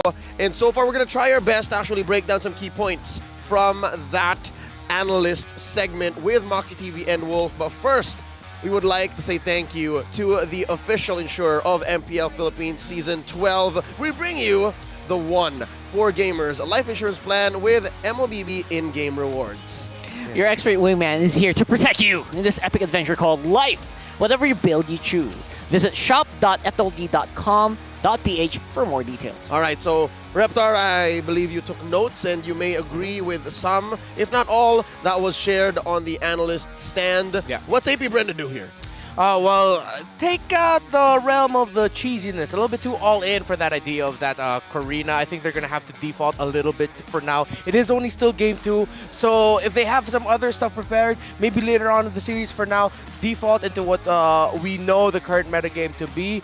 But again, if you have the lead, be aggressive. It seems like they're still holding back. They're still remembering the times where they would be aggressive and have the games turned around for them. We need a little bit of that AP Bren who will continue a snowball to come back here. Do we have to wait for y'all to be in the lower bracket to not hold back? More on this in just a bit. First up, purchase the weekly Diamond Pass and enjoy a diamond rebate of, get this, 455%. You can claim 100 diamonds on the day of your purchase and another 120 by logging in for the next 6 days. But if you're worrying about missing these diamond rewards, if you log in, don't worry. Game's got you. Just go to Layla's savings box. It'll automatically save it for you. Yeah, and aside from that, item rewards worth over 280 diamonds are waiting for you too. The offer just too good to miss. Just unlock the pass and enjoy the benefits now. Okay, so don't hold back. Get out of your head. Don't draft all in. Is there anything else? Again, keeping it simple here for AP Brand because RSGPH, they made the 1-1 work. Who are we to tell them what to do? Yeah. That's true, though. That's true. It's so hard to go against the winning formula. Quick question. Has Owen ever had a history of picking a Novaria? Because earlier I keep racking my brain. If that was a Novaria, that might have been a different issue. Nope. Obviously, he wouldn't do that, right? So that's something that I know RSG knows as well. That's why they didn't really even bother banning it out. All right, correct me if I'm wrong. The only real Novaria roam in Season 12 is Renegade. Yes. That's right. The Hitman. The Hitman. I'm still trying to remember if there are any other ones, but I believe, yeah, it's only him. Most of the Navarias we see are actually played in the mid lane. Maybe it's Renegade. Maybe it's Renegade. For AP Bread, rather. Might get, What? Copyrighted. No, we won't. No, we won't. What do you mean? Just kidding. We're fine. AP Brand. I like though that we get their idea that they want to control the jungle and the mid of RSG. That's what they crafted that lineup for. So the question is, how many variations of that are we gonna see? The lineup that can invade, not necessarily cheese, but invade and control the jungle and rotations of Irad, Aqua, and Light. I mean, it is a legit strat, right? There are teams that can win through this. There are teams that have won through this in previous seasons. We haven't seen it in Season 12 so far as much, but it is possible. I mean, they've done some semblance of this through scrims with the best of the best around the world. So I don't doubt that AP Bren has a winning image here, has a plan. But your question, Reptar, it irks me to think that we have to wait for how many iterations, because there's only so many games in this best of 5. It's a race to 3. Real quick, looking at our player rankings at number 1. Unique heroes used is Irad. I wonder how far back this goes. 11 heroes, really? 11 this season. What are these? Is that 11? just for the season? I'm gonna have to double check. I have a feeling that it might actually be. All right, that's a lot. I will go back and look at that now. Lancelot. There's a Assassins are there, obviously. Mardis. There's a Fredrin. There's a Akai. There's a Baksha. There's a Martis. Did he Joy. Nolan? There's a Joy. Lance. I already said. We already said Oh, Lance. Hellkurt. Oh, yeah, there was a Hellkurt phase. All right, you know what? It's close enough. I think, yes. There it is. Stats don't lie then. Irad That played is 11 cool. junglers. That's so deep. I have to apologize. The Hellkurt was AP Bren. But anyways. It's not impossible. It's not impossible. Maybe Ling or something like that. Yeah. Okay. And what can this guy not play then? Oh, they have the Julian pickup too. That Oh, Aldous.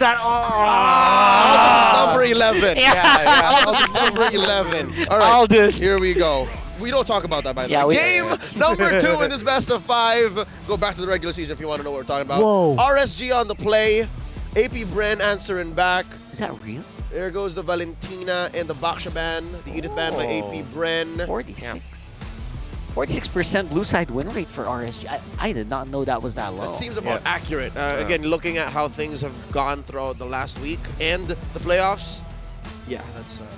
Yeah, it's pretty accurate. And at the same time, Coach Panda, for the long, ever since Season 10, he's been saying he's really just more of a fan of the red side. I think as for as long as I've known him. Really? He just likes the flex of the double pick on the clap back and then fixing up your draft with the last pick. So, All right, it's so a Panda thing. So AP Brent chose red side here, right? I'm assuming because of that victory that RSG had. So there it is. And interestingly enough, we might see Fanny opened up here.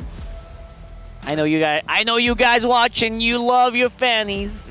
So yeah, it could be possibility here for AP Brent. Oh, I like Fanny. It actually might really be because RSG signaling the Uranus ban, other than it being a respect to Flap TZ and how AP Brand play around that Uranus with the constant invades. RSG are still drafting in a manner that sort of signals, similar to what AP Brand did on the blue side, is that they're signaling, hey, there's a possibility for us to play an assassin. You better watch out. It's sort of just like a way to get into the minds of your opposing coach. And banning out a Uranus in the first phase, it's one of the best ways you can do that. Now with the first pick, Matilda still open. That's right. Let's see if RSG are going to pick it up right away or if they're going to surprise, but I would be very surprised myself if they don't pick up the Matilda. If they don't pick up the Matilda, they've prepared for it, and I'd be worried for AP Brand. And the Akai ban is like a dare, a challenge. Oh, they don't pick it up because the Nolan is available. Oh. So the Nolan gets picked up. This is going to be a Matilda for APB. This is number 12. That might be number 12. There was no Nolan yesterday for RSGBH, if I'm not mistaken. Yeah, I think so. I think so. So let's see if they'll match the assassin or pick up another priority instead. Sometimes teams would prioritize gold lane early on, but they can go safe and pick up those tanky fighters. Fredrin Yeah. also open here. They can pick up the if they want to go Fanny, they can also pick it up on third. They don't need to pick it up here. Yeah. Or if Yeah. it's left open and then they can protect it with these bans, pick it up in the last phase. Yeah, I'm also not closing off the idea that this might be an XP lane Nolan, as we've seen in MDL Philippines. So an Arlot priority by AP Bren. Actually, this is something that we saw earlier from Echo versus Blacklist International, where it will be harder for a Nolan in the jungle to face up against an Arlot, and then especially with the Matilda. Not impossible though, as we saw Sensui show off earlier, but more difficult. Arlot Rome actually is also still a possibility here for Ogun, who loves those setter heroes. For the sake of AP Brand, can we not put the Matilda in mid? You need some level of wave clear, right? Clear, I'm saying that in the most respectful and loving place. Please. Leo's begging, man. Please do it. Yeah, and at the same time, if they're thinking of a wave clear, as like, hey, let's pick up a Faramis. I wouldn't. Faramis into the Nolan can be highly damaging. So RSG said, oh, we'll pick it up for ourselves. That's good. That's good. Yeah. So it's a RSG Faramis. This is most likely Faramis mid, played by Aqua. Light is going to be playing something else. Feels like a Fanny though. I can't shake off that feeling. The problem is, I think RSG also understand that. That's why they haven't picked their gold laner yet. So they prioritize something else first. If ever this is going to be a Fanny pickup, they're going to need to change up the band so that the potential best marksman options available for RSG would be something that a Fanny would be happy to go up against. Whoa! No, so it's not a Fanny, it's a Joy instead. And I believe this is most likely going to be a Joy jungle. So they're going to match Assassin for Assassin. It's a JJ. And now AP Brand's going to protect this Joy by taking out the ways to stop her, right? The suppress, and they're going to narrow down what Light is allowed to pick up. The Kaja? The Kaja, yeah. Yeah. The Franco. The Franco, yeah. All right, there it is. Index shows, yeah, pretty much DOT sustain ISO. Early game for AP Brand is great. Well, you pick up a Joy if you like the early game. Spike is just a little bit too high. So the graph kind of understands that. But there is also some semblance of burst here coming from the side of RSG. And now let's see how they're going to round things out here. The wave clear needs a little bit more on the side of AP Brand. Yes, crowd control are really great for them, so that's a requirement for RSG. There's the Kaja. We ran right into that. I mean, what AP Brand wants to do, Coach Ducky, Coach Bren, they want to keep that ISO down to under 3. So no more. No Kaja, no Franco. I'm thinking about the Franco, though. Maybe the Franco can come through. I don't see a combo between a Franco and a Faramis. Well, Ogwin's had some history with that, you know. If not pick off, they might go for something like a Kufra instead as the roamer. Yeah, with all the dashes that there are on the side of AP Brand. I'd be very surprised if AP Brand don't actually ban out the Kufra in this scenario. I love it. Talking about RSG's bans, they read into it. Hilda. If the Hilda went into the hands of Ogwin here against the Nolan, forget about it. You ain't time traveling, fam. That's true, though. You're going to make it back to your family. Of one. Of one, yes. Yeah. All right. It's a reference to the lore rock. Yeah, I know. The Layla's gonna be so sad. They're reunited. She's pixels, but she's real to me. She's real. Hey, I'm invested. If USS McAllister from Black Mirror speaks about video game characters being real, they're real. One of my favorite episodes of that show, by the way. Yeah. So. I watched the latest season. I feel like there is, right? There is one. I don't remember anymore. Gotta check. Anyway, I don't have the attention span for shows anymore. Our last band here, Marksman, if they're gonna think about it, or anything else that might pressure, because I really feel like this is now an XP lane Arlot has been shown, and then a Rome Matilda. They might even consider taking away a pick from Few if they want to. But this is where we might actually see a unique pickup for Few in the mid, because with them having the Joy, they won't be lacking in magic damage. They can go for a roamer that just has a little bit more wave clear as well, similar to earlier. So a variation of the somewhat cheesiness that we saw from game number 1. I do like this Clint band though in RSG, respecting the Super Marco, and AP Brand love that pickup. In before, you know, Few goes for the some mid join. So you know, I'm not gonna knock the idea. I'm not gonna knock the idea, but up against a Faramis, you might get pulled back. And it's kind of funny, yeah. Up against a Nolan, forget about it. It'll be fun. Forget about it. And it's one of those rare assassin versus assassin junglers here, gonna be right. We haven't seen a lot of those. I'm thinking Kufra Brody here for RSG might actually really be good. Oh my god, what a solid lineup. Right? Kufra with all the dashes. The problem is they won't have that much reach and access for the Beatrix. It's so short range. Yeah, it's very, very short range. But okay, they'll change it. It's going to be a Cho instead. And yeah, they do pick up the Brody. Next best thing. Yeah, so they're going to be playing for pick-off. Oh, the pick-off burst combo might be coming from a Cho plus Faramis plus Nolan. Yeah. Actually. So it's a lot of dive just to set up for the Brody. And AP Bren with the last pick. Go full! Hey! Okay! Coach Ducky with the iconic headphone drop. Y'all saw that, right? Y'all Yeah, saw that. just me. He walked away. Here, that was a walkout. Glindra ain't playing, man. Yeah, that's the MPL version of a mic drop. Because Marriott don't drop no mics. We take care of our equipment. Yeah. And we don't want to pay for it. They're expensive. Those are expensive headsets, by the way. But yeah, Check that you out. guys saw that. That was amazing. Close to $500 per set. Yeah. All right. Oh, wow. All right. What kind of universe is this? AP Where is Bren. AP Bren who's pushing the meta forward? The gift that keeps on giving. I like it. I like it. It's AP Bren looking at MPL MENA, Singapore, Malaysia, and saying, hey, let's try that out in the Philippines. We are the world. We are the world. We are the children. Great song. We And a miss you, great, MJ. surprising last pick. What's going on? What is this? Wait. All right. Phew. So 1, 2. Few picking it up. I love Okay, it. interesting. 3 out of 5 have prominent dashes. 3 out of 5. A mid Phobius? Is it? It is. What? What are we seeing right now, man? You know what? Sometimes I love crazy. A little bit too crazy for my taste. Not saying it's bad. I'm just saying, sheesh. The last time we saw a mid-Phobius win, if I'm not mistaken, was in the hands of Etomax from season I don't know. Way back. So it's not even season 11 because he took a break and was a coach last season. It was either 8 or 9. That far back. Probably 10. What's going on?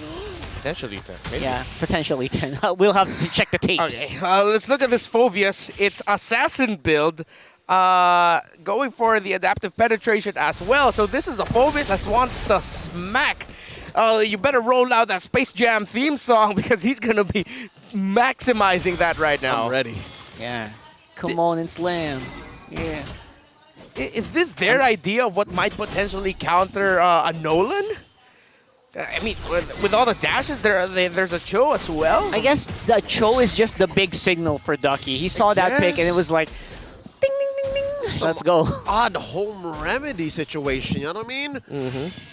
It's like my grandma used to solve hiccups with, just you name the weirdest thing, and this is this is it. The branch of the third eldest tree in your house plus a caterpillar that's just about to turn into a butterfly. And the sweat of your third cousin. And That's the Phobius here in mid. Yeah. Oh, wow. And your all right. firstborn son. You know what? Let's get back into the game here. Nats put down very low. Not going to go down, though.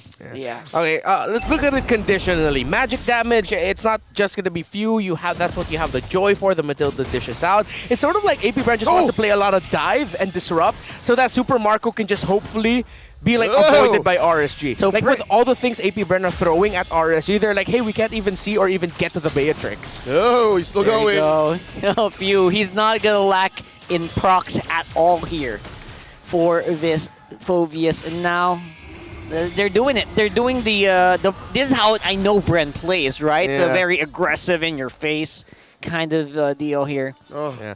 My man, it's working though. That was like first turtle, and they're controlling the tempo now. It's a deterrent. Is it just me, or is that the freest turtle in all of the playoffs games so far in Season 12? Yep. So much room. Not even not oh, there's a kick. Oh, nice kick here from Light, though. That secures first blood for RSG, just upping up the numbers a little bit, making it no more than rookie numbers anymore. Made that look easy, though, with that pick-off. That was a nice adjustment by RSG to rotate inwards so that they could pick off Ogun again. I believe that's them understanding the tendencies of AP Bren's rotation because it was around this time of the game earlier in game number 1 where RSG were able to actually pick off Ogun roughly in the same part of the map in their eyes. Here's some more jumps. Yeah, more jumps happening right now. Already used up the Nether Realm here. Wow. RSG going hard, man. Dodging in, diving in. That's Feudo. AP Bren with a combo. And there it goes.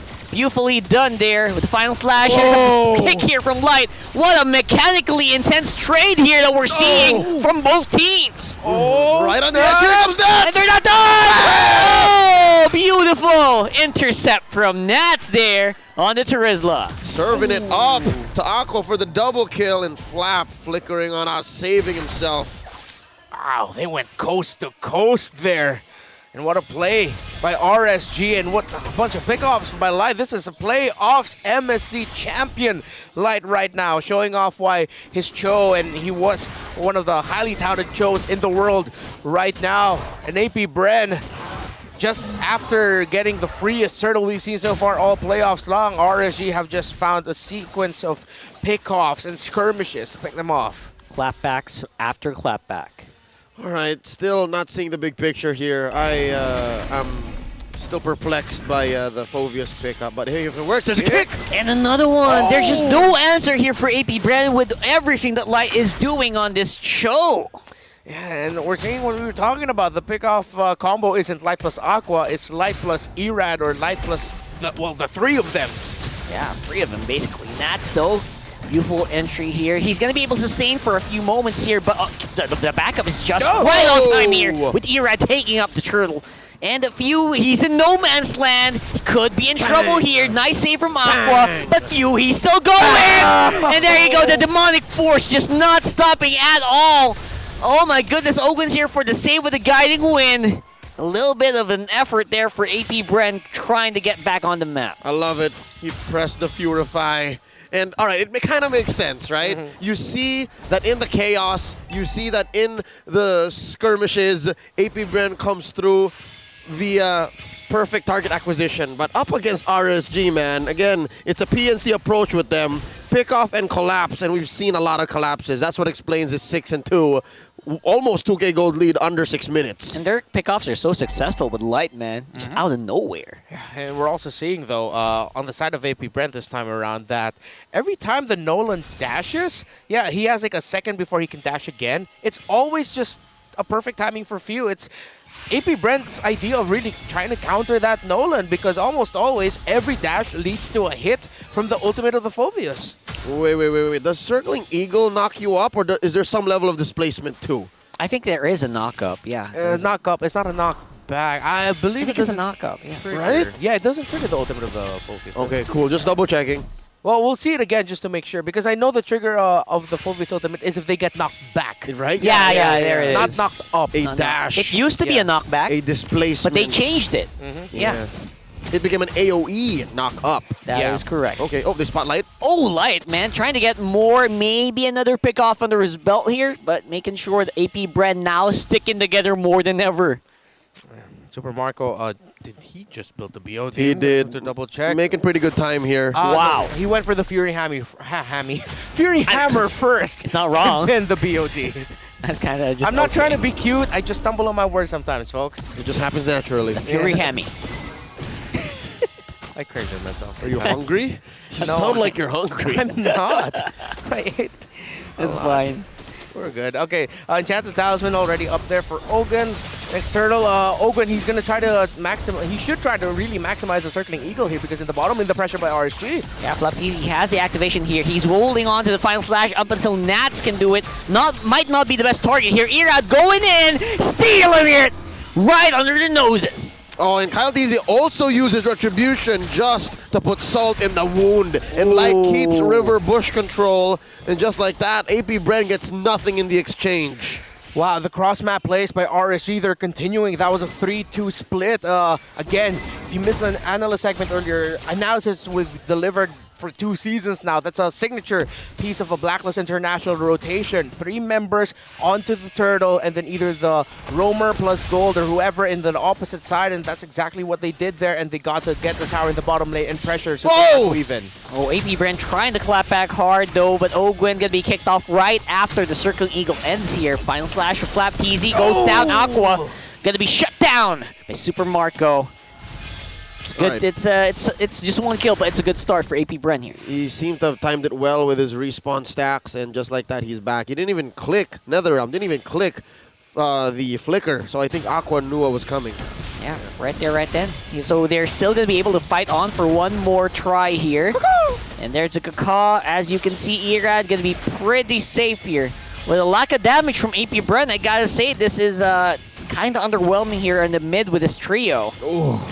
Well, we're not really feeling the Beatrix here right now because every time AP Brent tries to send them off to clear minion waves, RSG's always just there, pressuring Super Marco again. And nice one here with a final slash. 2 members going to be knocked in, but RSG not really afraid. Aqua just going in, flexing that Nether Realm as well. Few diving in. Not going to be able to finish that one. Demonic Force on the get-go. Flicker by Naz. What an aggressive play for RSG. They really want that kill, and they get it. AP Brent's damage and approach, initiation, CC, it's not exactly reliable. Here we go, final slash one more time. Can they get Nats? Will free be the charm? Third be the charm. What, free? Whoa! There you go! Oh my goodness, Irad showing us what a Nolan is capable of. Barely making it out alive there is Kyle Teasy, and here is RSG pushing their advantage.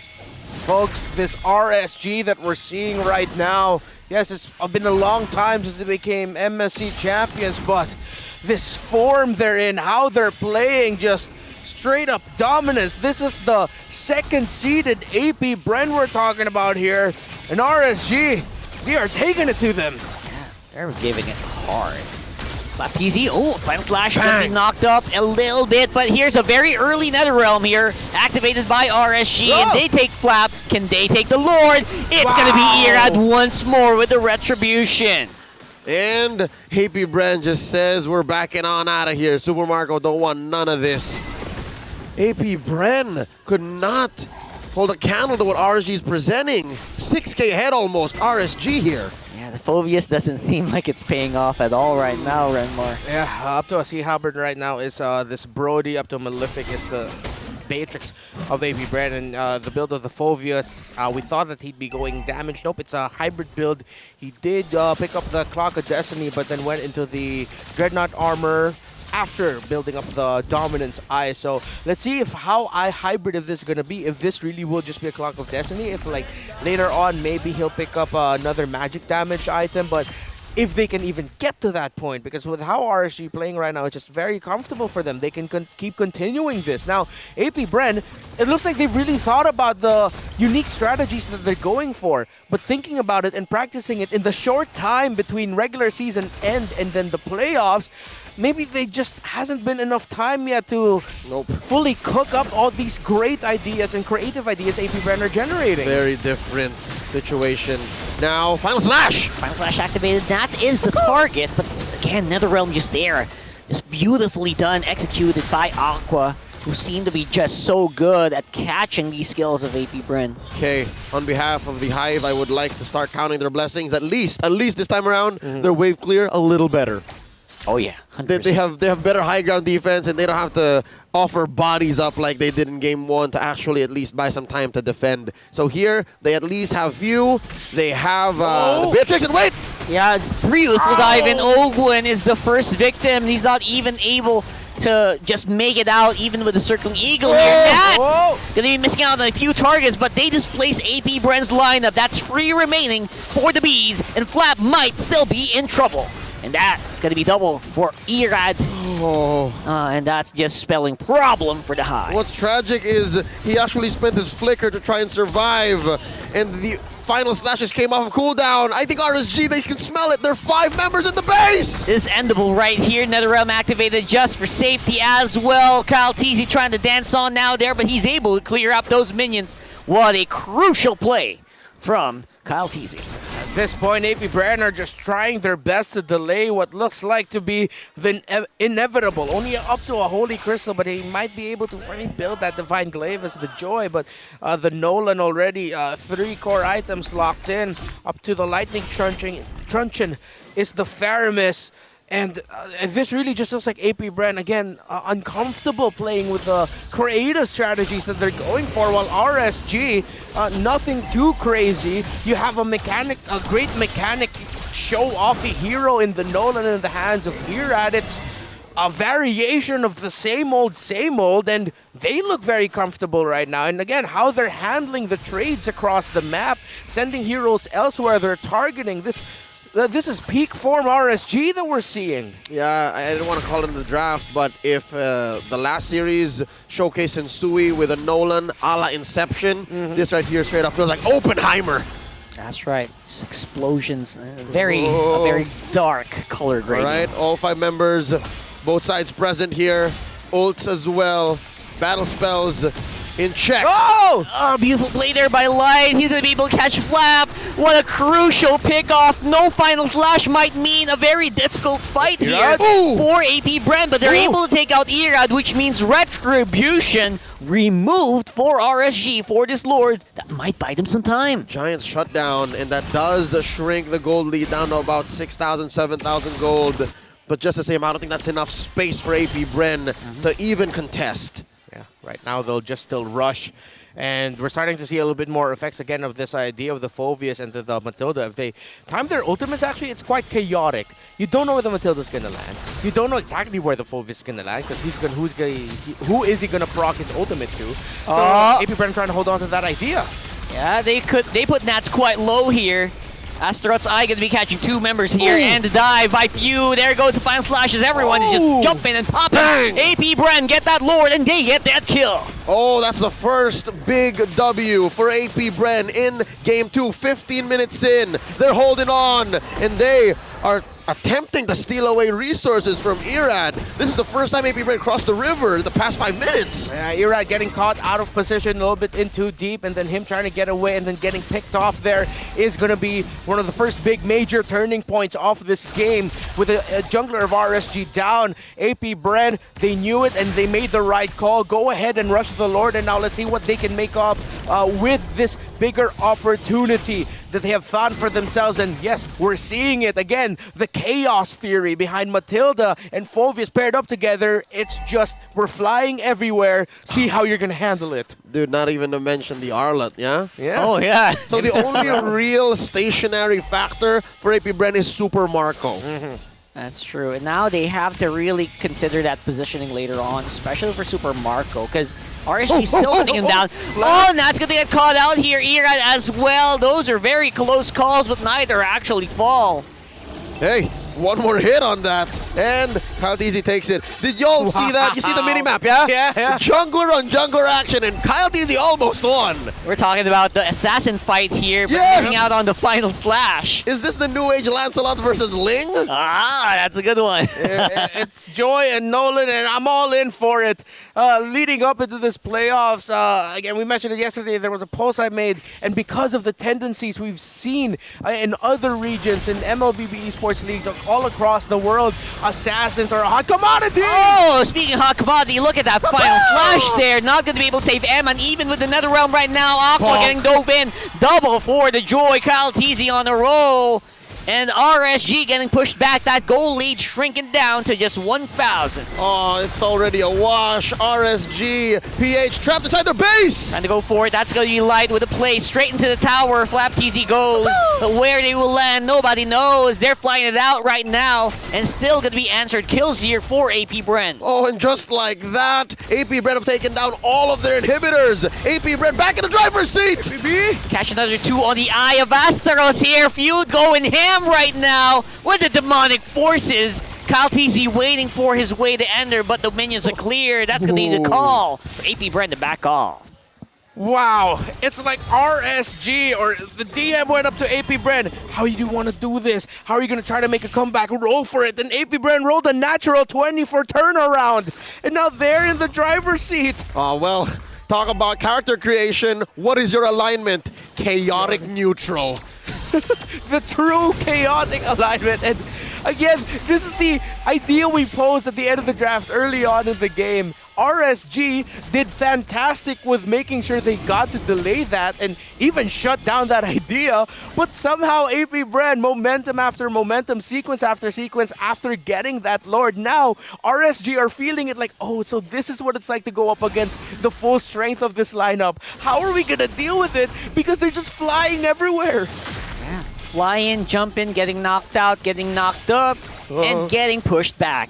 that is just the story of the game here for AP Brent's way to play. And it doesn't even matter where AP Brent comes through from. Look at this, RSG finds it so odd to contest. So hard to get in. Vasaros actually will be used up already, but Wow. Count Easy already done with that Lord. RSG could just stand and watch.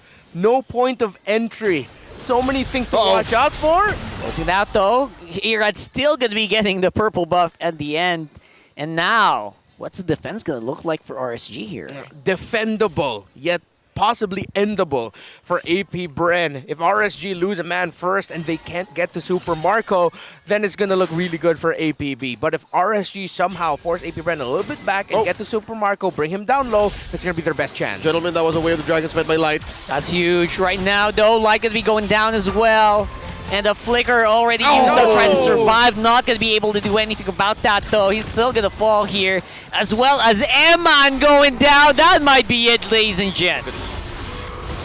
And just like that, we do see it's a 1-1 RSG versus AP Bren. This winning moment is brought to you by our official sponsor, FWD Life Insurance. And the score's tied. Of course, it's got to come to this. Wow! You see the smiles on the faces of AP Bren because I believe even them, they're the ones thinking, guys, how did we do that? How did we pull that off? But they did. The creativity being showcased. RSG handling it well, like how RSG would handle things and how you would expect them to dominate. But AP Bren, this creativity, they pulled through. Okay, there's nothing wrong with RSG's draft. RSG had a very sound draft. It was very pandamental. It was as true as it gets.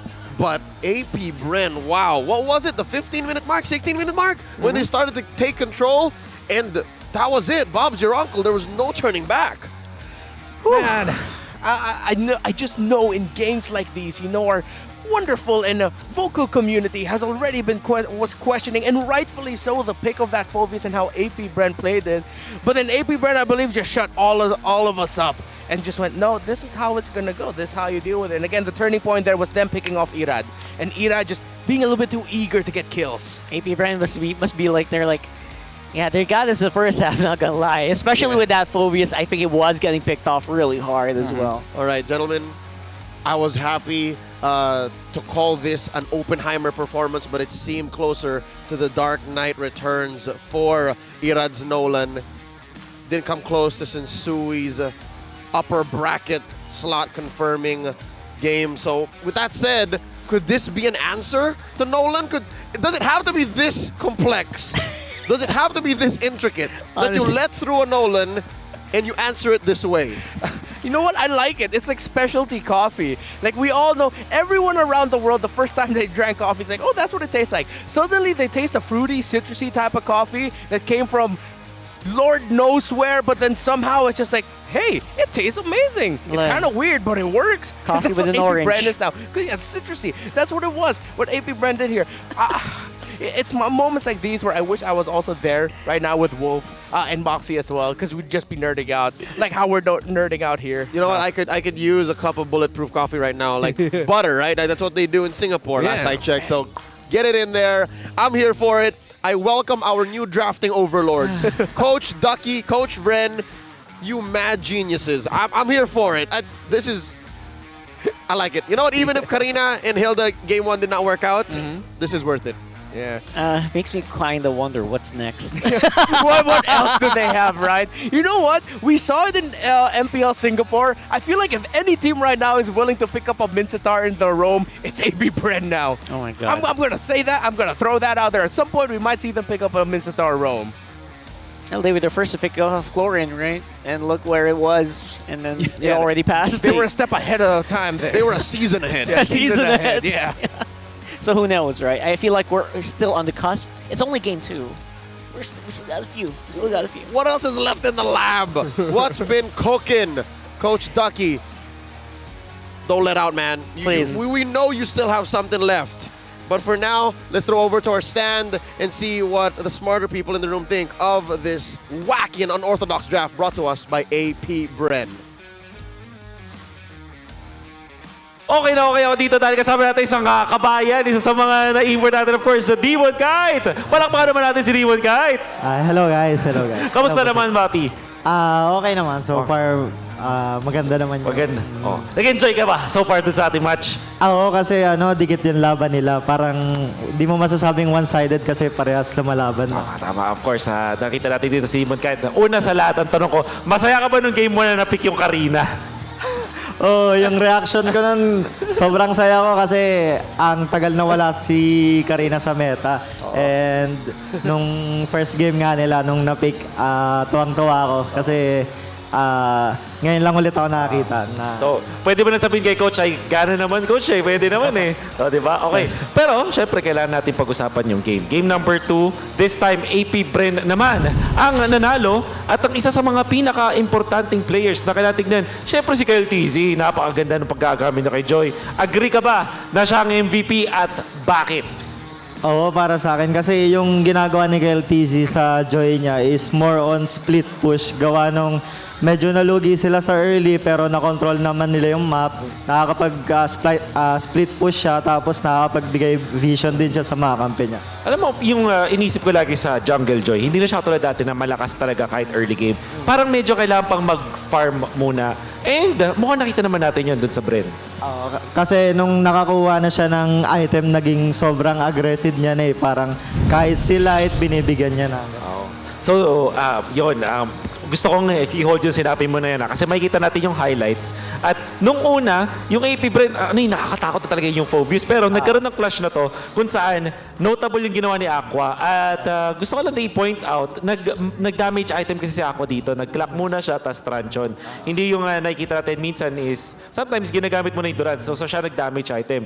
Pero, nung nagkaroon na nung Lord fight dito, at sinasabi mo, kahit sila nabibigyan na, ang ibig sabihin nun, yung damage output ni Kaltizi, pati nung AP Bren, enough na para i-punish yung mga humaharap mula dun sa RSG. Yes. Ayun. So, makikita natin dito dun sa early stage, RSG pa rin talaga yung nakakalamang. Mag-i-split push eventually yung AP Bren. Ikaw mismo naglalaro ka nitong Jungle Joy for sure. Ano ba yung sinasabi mong item na dapat hinihintay mo pag gumagamit ka ng Joy? Yung Holy Crystal tsaka yung Blood Wings. Kapag meron ka na ng dalawang item na yun, kahit sinong tank or kahit sinong frontline, kayang-kaya may burst. Oo, at nakita nga natin yun dito. Yung Phobius, of course, na para sa akin, gamit na gamit sa, DMW, sa Singapore. Kung nakapanood ka ng Mpl Singapore, si Seila, di ba? Siya yung kadalasan gumagamit nun. Pero dito sa laban na to, tingin mo ba yung Phobius ba yung naging game changer o talagang yung AP Bren maganda lang talaga yung execution nila? Para sa akin yung execution ng AP Brenel, especially dito sa may Lord fight na to. Kasi dito lamang pa yung RSG pero dahil nasa kanila yung side ng Lord, nakuha nila yung mga bushes na kailangan sa Lord and then yun, in-execute nila ng maganda. Ito yung sinasabi natin, napaka-gandang combo kasi yung final slash, kapag ginamit mo, technically, nag-dash yung kalaban. So may matatalo na ni Phobius. Ang daming ways para magamit yung Phobius dito. Pero ang notable syempre yung damage output na nga ng AP Bren. Masasabi natin na mas late game yung kanilang composition. At yung Brody kasi hindi na ganun kalakas pagdating ng late game. Pagdating kasi ng late game, yung Brody more on positioning na talaga siya. Kasi kapag naka-free hit siya ng matagal, talagang effective siya. Pero kung ma-misposition siya kahit isang beses lang, mahirapan na sila. Ito, makikita natin yung map na pinaglaruan dito ni Kyle TZ. Na-mention mo yung about dun sa pag-split push. So, parang hindi natin in-expect na siya yung pumapalag muna sa early stage. Bukod sa hindi ganun kalakas yung Joy sa early game, lamang kasi din talaga yung RSG. So, gusto ko yung sinabi mo about dun sa pag-farm na lang muna, pag-focus na farm dito ni Kyle TZ. Ano yung dapat bang binago dito to counter si Joy? Kasi ako, para sa akin, lagi ko inisip, kapag may Joy, dapat meron kang Franco, Kaja, mga ganun. Parang lockdown. Bukod doon, ano pa ba yung pwedeng gawin para counterin yung Joy? Para sa akin, that sinasabay nila sa side push. Kasi lamang naman na sila nung early game to mid game. Kung hawakan nila yun until late game at yung side lanes din nila napabayaan masyado, kayang-kaya nila manalo. I really like what you said. Dami nating natututunan dito kay Demon Kite. Kumbaga, kapag naunahan nyo na yung Joy, dahil mahina nga siya sa early game, huwag nyong hayaan na nakapag-free farm siya. Mas bilisan nyo pa. And RSG, unfortunately, hindi nila nagawa yun. I would say though, hindi natin pwede fault yung RSG. Maganda pa rin pinakita nila. Yes. Talagang yung AP Brain, nakuha nila yung power spike nila, nagulat nila yung RSG, na punish nila itong Brody pickup.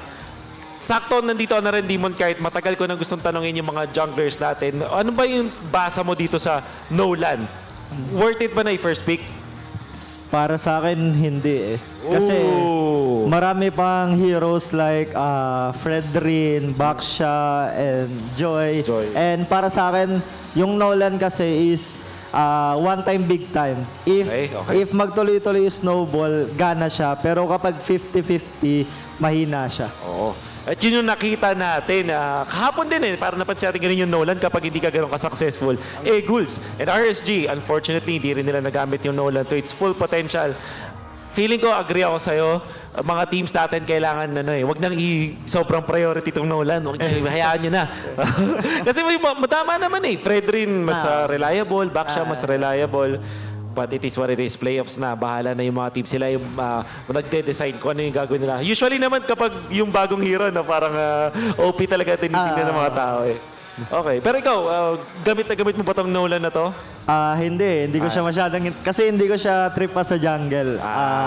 Hindi siya ganun ka-efficient gamitin sa jungle para sa akin. Okay. Let's look at the other stats. Itong si Aqua, sakto, naging teammate mo to. Technically speaking, teammate mo pa rin naman. Ito si Aqua. Na-impress ako dun sa Faramis na pinakita niya dito. Pero alam ko kasi usually ito si Aqua, yung playstyle niya ngayon, parang yung mga tipong Farsa, yung mga, even namin nasa likod.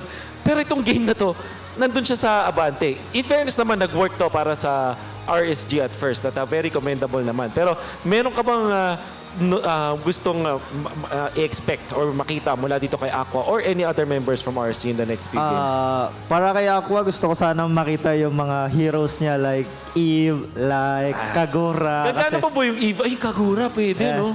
Kasi feel ko mas comfortable siya sa mga ganong hero kaysa sa mga sustain or kagaya ng Faramis. Yeah. Maganda naman pinakita ni Aqua, di natin sinasabi. Yes. Pero syempre, mas gusto natin yung parang yung signature talaga. Yes. Then again, RSG, impressive pa rin yung kanilang form. I think handang-handa sila dito sa playoffs. At tingin ko naman kahit natalo sila dun sa laban na yun, kayang-kaya pa nila. But we still have to commend ito sa AP Bren. Yes. Lalong-lalo na itong pinakita ni Kyle TZ, sinabi mo naman, ikaw na-impress. Meron pa bang ibang para sa'yo, maganda yung pinakita dun sa game na yun? Para sa akin si Flap TZ. Yung mga final slash niya kasi sa mga clash, nakakapagbigay sa nila ng advantage gawa ng nakokombo niya sa Bea Tricks or sa other heroes ng Bren. Okay. Mamaya, makakausap ka namin for mga following games pa. Abangan nyo si Demon Kite. For now, ibabato muna natin to kay Mara for some more interviews.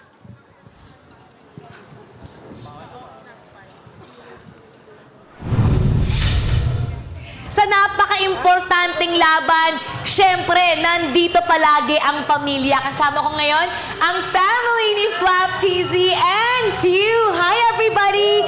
Let's start here. Introduce yourself po. Kayo po si Daddy. Ako po si Daddy Alan. Si Allen po, pangapat po. Pang-apat na kapatid. Opo. Ako po si Arvin, pangatlong kapatid po. Pangatlong kapatid. Ako po si Aaron, pangalawa po. Pangalawa, ilan ba kayo? 5 po. Lahat nandito puro A, mga A's. Naglalaro ba kayo ng ML?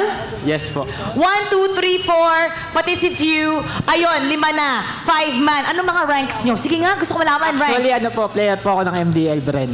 Ay! Player ng MDL! Sino nag-influence sa'yo? Si Kuya? Ako, si Kuya. Siya si Kuya, di ba? Ako.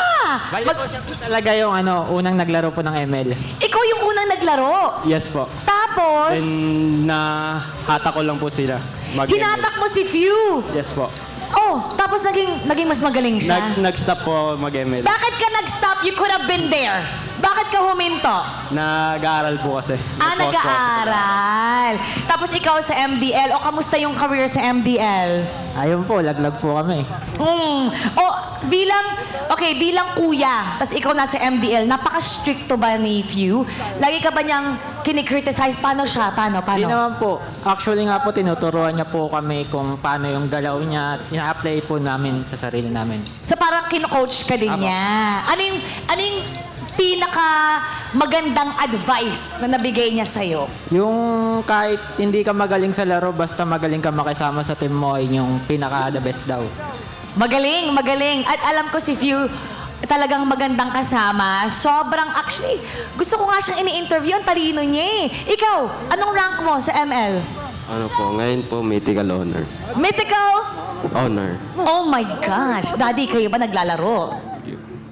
Daddy, share mo naman sa akin. Pag naglalaro si Few, nakikita niyo siya dyan, ano yung nararamdaman mo?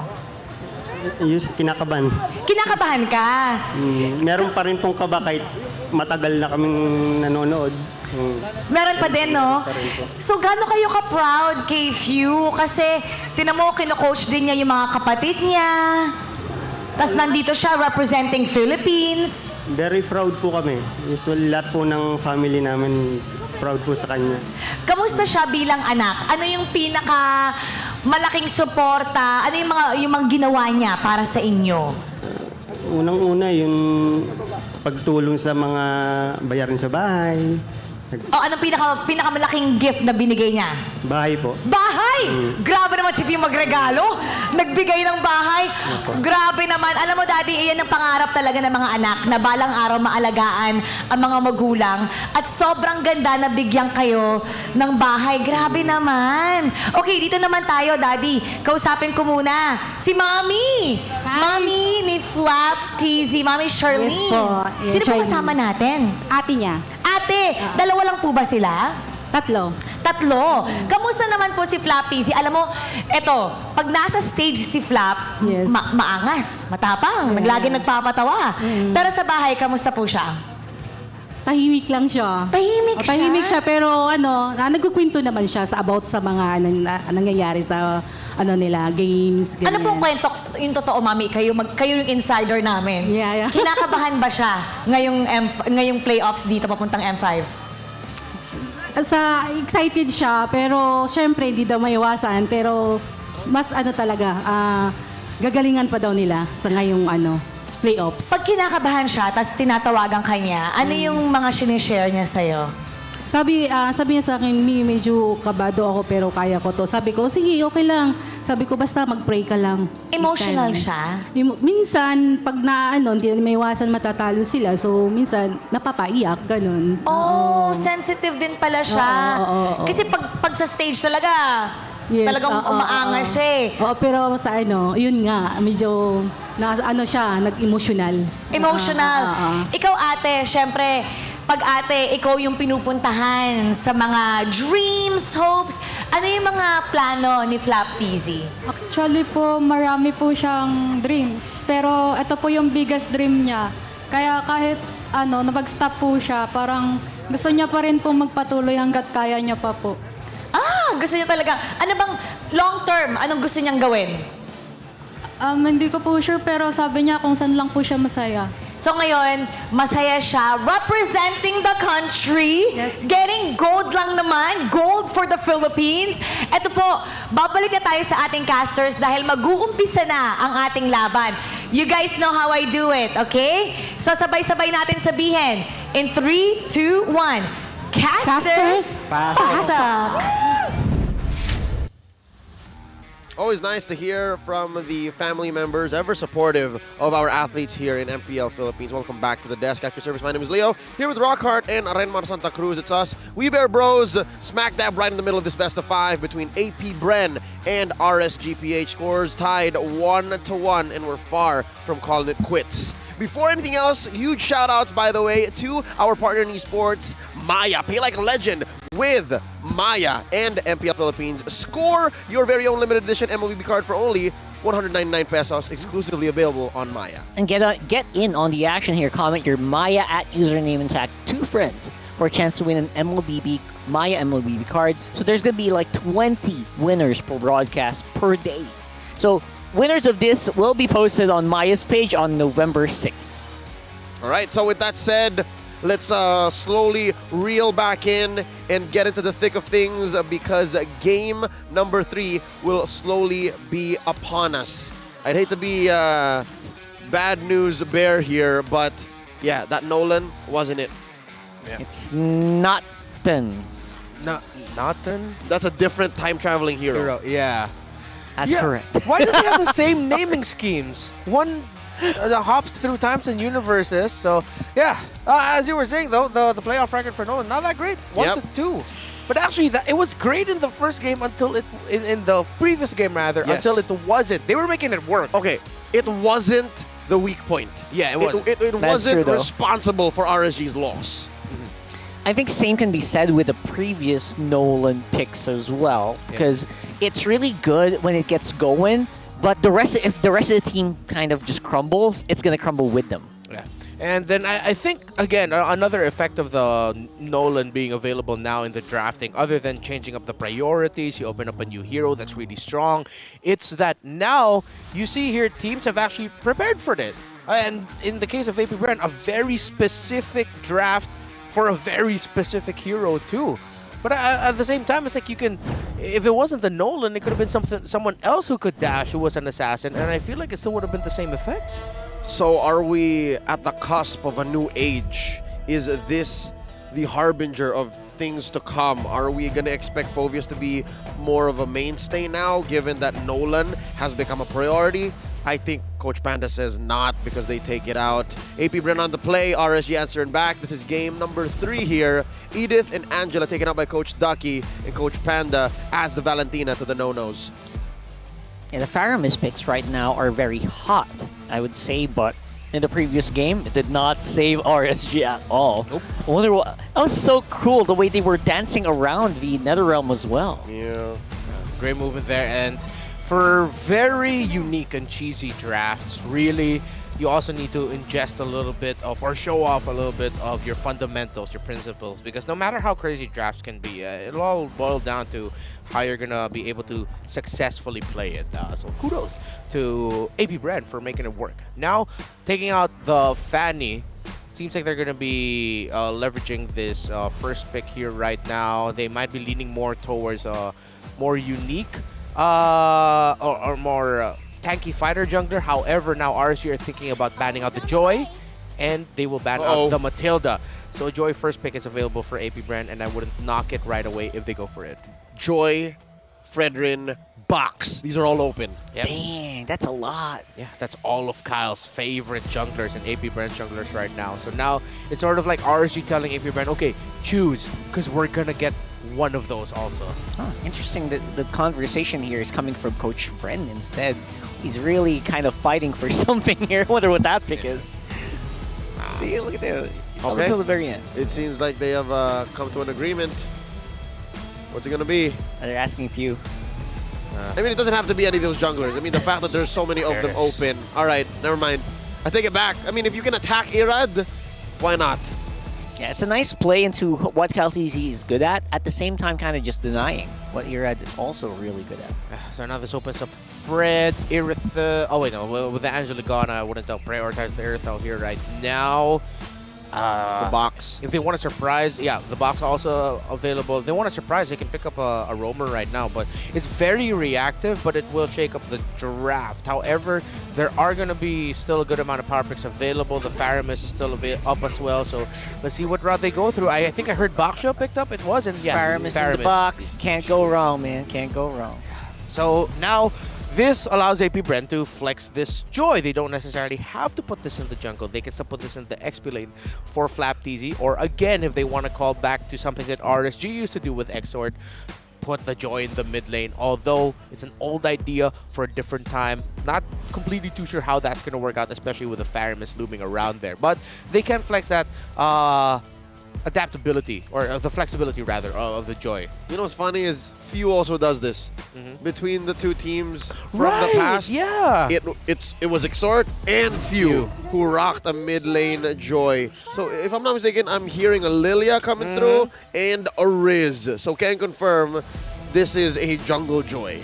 Pretty explosive lineup here for AP Bren. They got damage galore. If they didn't have clear earlier, they got loads of it now. Yeah, and I believe this is a similar drafting pattern that Onyx played. I just can't recall exactly what against what team, but it was also they were also up against a Faramis and or a Baksha Priority in the first 2 picks on the red side, and then Onyx decided to draft a Lilia as one of their first 3 picks on the blue side. And it's really the Baksha is going to be feeling the damage of that Lilia. Oh. So yes, RSG do go for pickoff. They prioritize the Kaja now. I was actually considering that earlier, but then I thought maybe they don't want to lean into that too much. I think they have too much utility now, RSG, right? With the Kaja pickup. They got the that's mid lane Faramis, and then the Roam Kaja. Yes. Good survivability, but your damage might be lacking. So all the damage will be going over to the gold lane basket. Yes, they have to invest in it hard, given what AP Bren will allow to come through. Yeah, and historically we've actually seen as Minotaur gets banned, if I'm not mistaken. Taken away from AP Bren. That when Kaja and Faramis or heroes like that are together, yes, you have a very strong divide judgment pull coming out of the Kaja, but AP Bren has a strong counter engage against that with the Joy, with the Lilia, with the Terizla. AoE. That actually picking off someone with the divine judgment and with someone who isn't a traditional burst down hero like a Faramis, it might actually be more damaging for RSG that this is what they prioritize for their Roman mid, because the first 3 picks of AP Bren counter against it so well. Yep, it's basically reactive over proactive. So despite there being an answer, it still comes down to how far AP Bren is willing to take this. They have to lean hard on this advantage that we've just talked about. RSG banning out on Ixia here. What might be left here for Super Marco? Is it just me or does the Clint look good here? Yeah, with all the dive on the side of AP Bren, it would be really great. However, if RSG are thinking about the Clint being picked up by AP Bren, they need to pick someone with dive already for Nath, someone who can easily access the back line. With the Benedetta gone, let's see. If AP Bren ban out the Yutong, they're probably thinking about picking up the Clint. Yeah, that's true. And Irifel is still also a viable option here for Super Marco, if ever. Since that seems to be the trend here. I think they can kind of just hit and roll here, hit and move with the lineup that AP Bren can kind of dish out. Okay. Oh, there it goes. There goes the very assassin-y XP laners. Is that a word? Assassin. It is now. Assassin. I like it. Hey, so we made not us, but the Philippines made endable trend. So there's that. There it is. Single target is the name of the game here with the Bruno, with the Kaja. That's how RSG wants to play this. Okay, so RSG are really leveraging that XP lane pick. You also still have a Lapu Lapu available. The glue would not have fun here. So yeah, Lapu Lapu Yuzong probably might be the pick for Nats. If this is a static lineup by AP Bren and they don't have someone who could melt down armors, we might actually see an X4 picked up by RSG-PH. If the lineup looks good for it, it's Ruby in the Roam. Okay. Okay. Yeah, I heard a little bit of a groan there. Not super sold on that one. Rubies are here and there, man. Yeah. They work perfectly, or, you know, it doesn't give you what you want. Here we go. What's this? What are they closing up with? Irithel, as you mentioned there. I actually get it because it's so easy to punish, right? The Ruby. Yes. It's so hard to position, especially with a team that has maximum vision. Oh, look at this! Wait, they figured it out. Is this the XP lane Baksha? It seems to be, my friend. It seems to be. One of our good friends are right now former League Ops, former coach. Actually, we've been talking about this. Coach Kenji. He asked me, hey man, why is no one picking up XP lane Baksha? And we talked about it. He's sustainable. He can rotate fast. This might be an XP lane box, folks. It has to be. Where else are you going to send him, given the Karina this time around? Yeah. Which I'm not so sure about how I feel, because even the face of the young John Irantuazon. You look at him, he's like, all right, coach, if this is the call. Are you sure? Yeah. Because that's a good catch. Is this the burst we need? Is this the burst they need? Yeah. Because what are they going to do with the Kaja? Yeah, that's why the Kaja third pick right now, it is quite questionable. It's like now for disruption now. It seems like a ghost from the past that haunts them way into the second phase. Yeah. If for anything, if they really want to get that more traditional pick-off burst style that you get from Kaja, it's going to be later in the game when Faramits is a little bit more built up, when Karina has a bit more items. But now, because of the last pick of RSG, I like the Ruby pick now. It looks so much better for them. It's an XP Nath. XP lane Baksha. All right, okay, I think Yeah. we'll find out soon, folks. We'll find out. We are just waiting on the actual game to reflect where these heroes are going. But yes, no, if the Retribution is indeed on the Karina, then that's That's it, yeah. So, okay. Right. Whew. All right, Karina, it's a Karina's day today. Man, dude, these Karinas, bro. They're coming out of left field like from a bush, like a black mamba. What? That'd be true. I'm just... Lethal ignition, by the way, on that Karina. If it's that big, then, you would see it coming. But, yeah, there was a precedent. It came out in game 1. Yeah, we were already set up for it. And wow, 2 legendary coaches, 2 creative coaching staffs with how they picked. What a draft. And I'm running through all the possibilities right now with how the game has changed for an XP lane Baksha. I mean, you see how it kind of does what a Paquito does, wherein it rotates quickly out of lane. It's sustainable, has more CC, because you kind of need the knockout punch for the CC to count for the Paquito, but here you kind of just jump on somebody with the shield unity. Huh. So it's good. It's I don't know, man. I feel like RSG just kind of got the idea right now. I hope they practiced this, right? I hope it was already in the pool. But this Karina right here seems so reactive for me that, yeah, I think a lot of people would actually agree with that. I will pose a question, lads. What if it was unintended? Unintended. Okay, much like the whole Alda situation in the regular season. No, not again. It can't happen so soon. Not to the same player too, but I agree with you, given the situation on screen right now visually. Yeah. They're talking. Yeah. The whole point of Irad looking at his phone the way he did. Yeah. Again, at this point we're only assuming, but based off of the context that we've seen so far and the precedent, how they had to play that lineup against Minana Evos, I am pretty sure it has to stand here even in the playoffs. This can't be round 2. This can't be. It's so unlikely that the same person picks the... so that's why... and in the series wherein the Karina was picked game 1-2 on purpose. Yeah. That was on purpose. That really looked like that was on purpose. That was premeditated. That was premeditated. Okay. So they might have to play it, right? If Yeah. ever. Oh my goodness. Yeah, in this situation, I'd like to give all my love and thanks, of course, to our wonderful league operations team who, in scenarios like these, really work with both teams to find the best common ground and solution. And of course, with a league such as this, there are rules and precedents for situations such as these. So please find comfort in the fact that there are a wonderful group of men and women behind the scenes working on this right now. And Yeah, we got a literal army. Yeah. A literal army of people. Army of league operations right there as we get this sorted out. And hey, it's the fans. Yep, a hive spread out through EVM Convention Center. Again, these tournaments just don't pop out of the ground, folks. They're very well organized. There are a strict set of rules and principles we abide by, and we've been doing this for years now, and it's all for your entertainment. Is it just me, or is this AP Brent Hornets? It is. That's them. Yeah, earlier we saw Seems to be, yeah. All right. Speaking of Hornets, that's actually what's behind them, I think. Behind their jacket. Were they the ones who were holding it up? Oh wait, yeah, you're right. In the back of the AP Brent, the new AP Brent jacket, it's not a bee, it's a hornet. Maybe that's an evolution. It's a transition, right? Who knows? No, but hornets are like one of the worst. I'm sorry, they're one of the worst creatures in nature. I'm not a geologist, but a bee looks like a hornet to me. Bees are friendlier. When they sting you, it's not good for them. Is it? Well, yeah, because something bad happens to them when they sting people. But when hornets sting, they laugh at you and will try to sting malice. you again. There's malice. There's intent. You know, it's actually confirmed that hornets remember faces. Oh, they hold grudges. Yeah, if you cross a hornet... Do you have ESPN or something?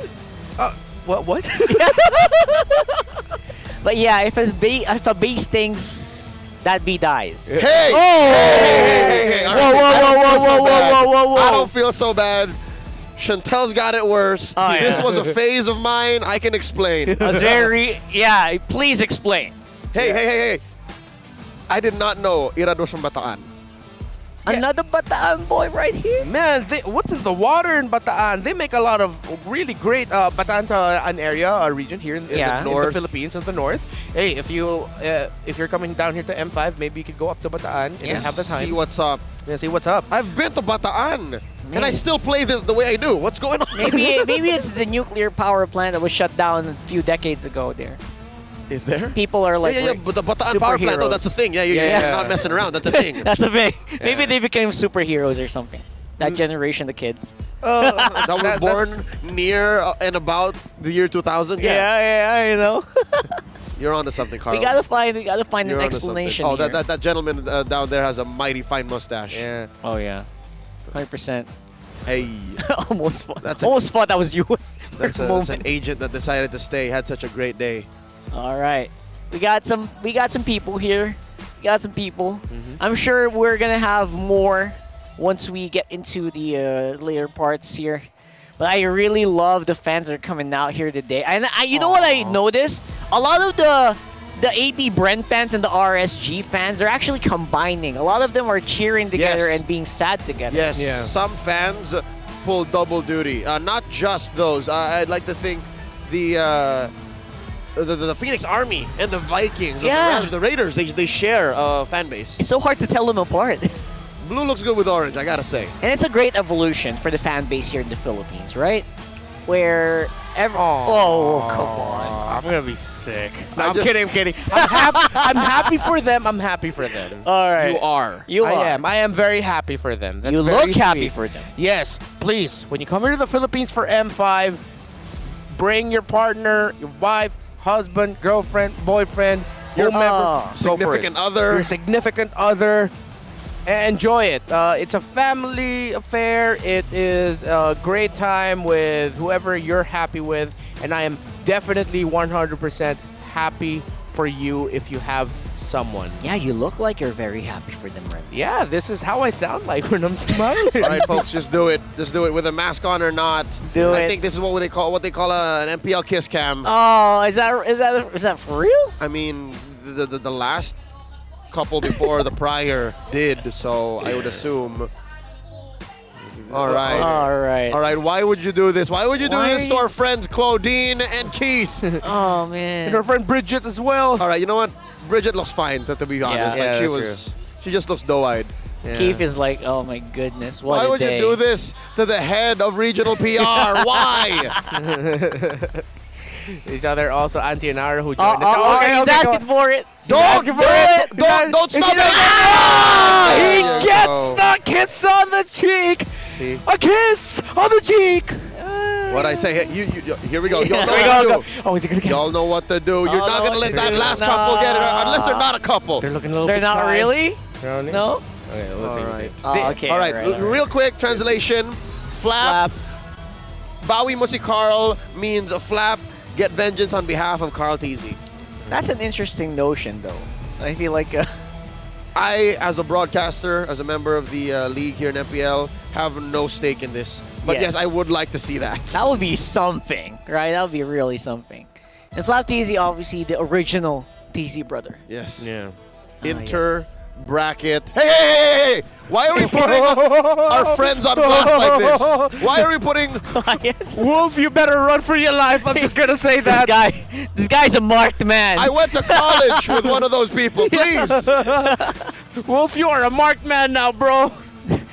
Dead man walking. I don't want to have to be the one to explain. Yeah.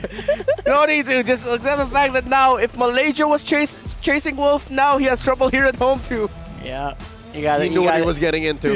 You gotta dig deep. Young lady, I think you want to make that go a little slower. I can't read. I can't read it. All right. By the mere fact of reps and frequency, I knew what was written, but maybe not everyone else. Yeah. All right, folks.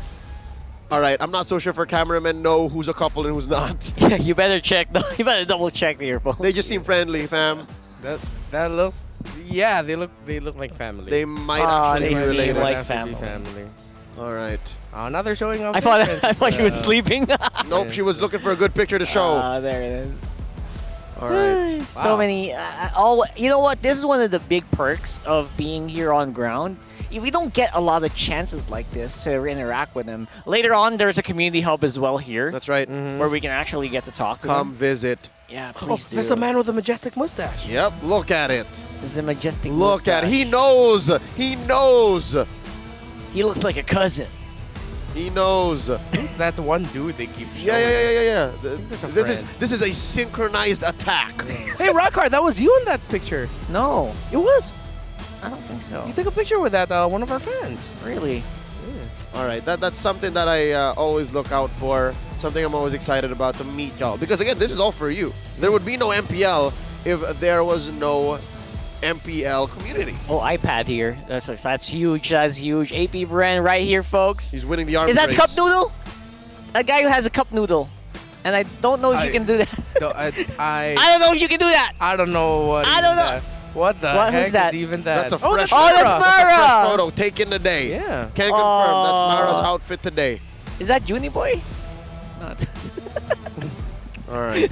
Folks, we would like to thank y'all for being patient with us. Again, I think there is confirmed They're talking. a little coinky dink that's going on. Something that we need to iron out in the back, given the situation here with the Game 3 draft. We will get you details as soon as we get them.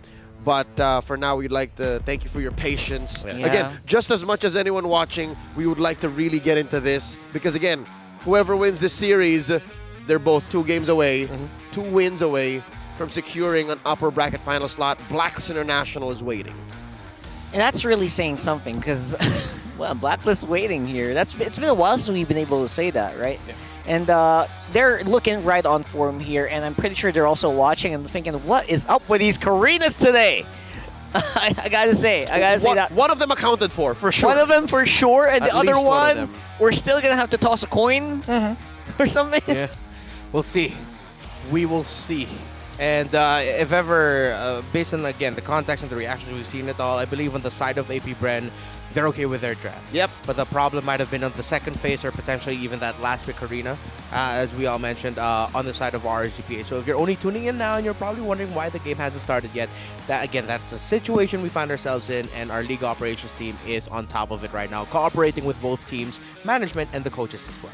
Again, this is for a match point. Whoever wins Game 3 is at the cusp of meeting Blacks International in tomorrow's matchup, a best of 5. But for now, ladies and gentlemen, we're about to get into what is the main event of the prelude that was the past 5 minutes. We're looking for the smart game face of the day here in the MPL Arena in EVM Convention Center in beautiful Quezon City, Philippines. We're looking for y'all to be the next smart game face of the day. We've done this season in, season out, week in, week out throughout season 12 at Shooting Gallery, and all we got to do is these simple steps. Yeah, just flash the hashtag #PowerSmart. On your devices in a green background, put your game face on to win a redeemable in-game code. All right. And they're doing it. They're ahead of us. Who is it? Who is it? Oh, Come who's on. it gonna be? Come on, we need Yesterday's, it. I have to be honest, yesterday's needed to level up. That was all too right? chill. It was too Yeah. chill. Who is it today? Come on. I wonder if he's here as well, and if he wins it again. It might be that Oh, dude. yo. That's Oh, we got one? Homies a little. Oh, turn around. What? He's saying mix it up. Mix it it up, up. cousin. Mix it up, bro. Mix it, cousin. Yeah, you. That tastes so good. Mix it up. Tornado. Tornado. If you know, you know, folks. there is just a phenomenon happening on social media here in the Philippines. Congratulations, by the way. Homie, you win yourself a redeemable in-game code courtesy of Smart. All right, now, do I have to explain? All right, I'll explain it. Mr. Nobody Duty. Okay, he's a Filipino-Indian content creator, and he reacts to Indian street dishes. Yeah. And homie looks like him. And everyone, he calls everyone cousin. We can't get enough of it. I honestly cannot explain to you why, but he's a great homie. Like, he's a great dude. You just start scrolling, you lose an hour. Let's invite him for M5. Let's invite him for the grand final. For the grand final. Yeah, Come let's not on. wait for M5. Let's bring him on over here. The funny thing is, I talked to Eruption. He is talking to him. He could go. Okay, well, how about we have him on tomorrow? Yeah, tomorrow, please. Okay. I have gotten word, yes. Can confirm. Okay. Because of the just vocal enjoyment of everybody for Smart Game Face of the Day, we might have another winner. No. Wait, for the first time in our rich history of MPL Philippines doing Smart Game Face of the Day, we'll have another winner? That's what my producer says. Yes, we're just waiting. We're just waiting. They're looking for the next one. Who will rival Nobody Duty at home? 2 winners. 2 winners. If for you, he's in a Nobody day. Duty. Because of him doing that, having a beard, to me, he's Hames Jordan. Hames Jordan. Hey, you know what? All right, all right. I think Mr. Harden's mustache is a little fuller. That Unless I is was the watching guy. the wrong Yeah, season. that's why he's Hames Jordan. He's not James Harden. He's the full-on beard. All right. He's getting there. He's getting there. Hames about to be. A little bit budget, I would little say, bit. but yeah, almost getting there. Just add a little bit more. Yeah. Right? Yeah, there you go. All right. Is this it? Is this it? It looks Part two, like part the two, word part two. is Oh, right. They're not following the instructions. Hey! Hey, that's not. That's Santiago. I know that guy. He was so much happier and fitter then. Okay. We're looking for the next Smart Game Face of the day. Y'all know the rules. Oh. Yo, look at that Disney Princess eye flutter he was doing. Wait. Are they triplets? I think they were. They do look. Oh my goodness. Was I seeing triples? Is that for real? Oh, this guy. He looks like Sir Matt. He does. He does. I'm sorry, he really looks like Sir Matt. He looks like Sir Matt. He looks like Big J. Triplets! They are Oh, is it triplets. just me already? Triplets! They look so. I am losing it. I'm going. Are they? I'm seeing triple. All right, who wins? It's a one- Sir Matt at home or the triplets? It's 1v3. Oh, okay. It's 3v1 if he wins this. He's a legend. He won. I Let's think he might have go. won Sir that. Matt at home. What the triplets? Matt at What the triplets gonna do? Oh. Okay. What? Why do the triplets have different devices? All right, what you got? What you got, Sir Matt? What's he gonna be? What's he gonna be? Come on, do something. He's just laughing. He's out. He's out. Ring the bell. Ring the bell. He's standing Ring the up. bell. Oh! Triplets win! I don't think you can do that, but they win. Folks, as a disclaimer, we do not know if they are indeed biological or fraternal triplets, but it seemed like they have won the 3v1 battle against Sir Matt at home. I would not be surprised. Sir Matt just tapped, bro. He's. He did not have enough fight in him. Can I just say, like, what we've been experiencing today, this series is special. All right, folks, we are going to go on a quick break. Stay with us. You're watching MPL Philippines Playoffs Day number 2, Lakas ng Pinas.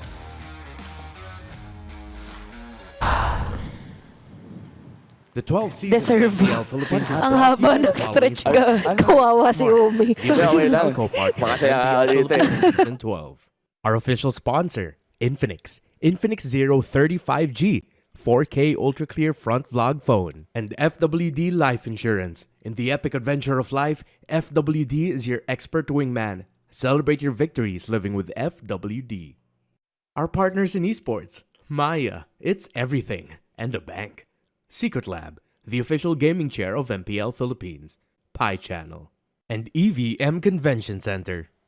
Experience the Mpl-Ph Season 12 Playoffs action live at EVM Convention Center. Get your tickets now from our official ticketing partner, Slash. Just go to bit.ly/S12 Playoffs tickets for more details. Don't forget to catch all of our official league content on TikTok, Facebook, Instagram, and Twitter. To ensure the equality and fairness of our games, MPL Philippines is also monitored and supervised by the Games and Amusements Board. Habang yung blacklist ay kumakapit pa, ayaw pa rin kita na napakalakas pa rin ng Pilipinas.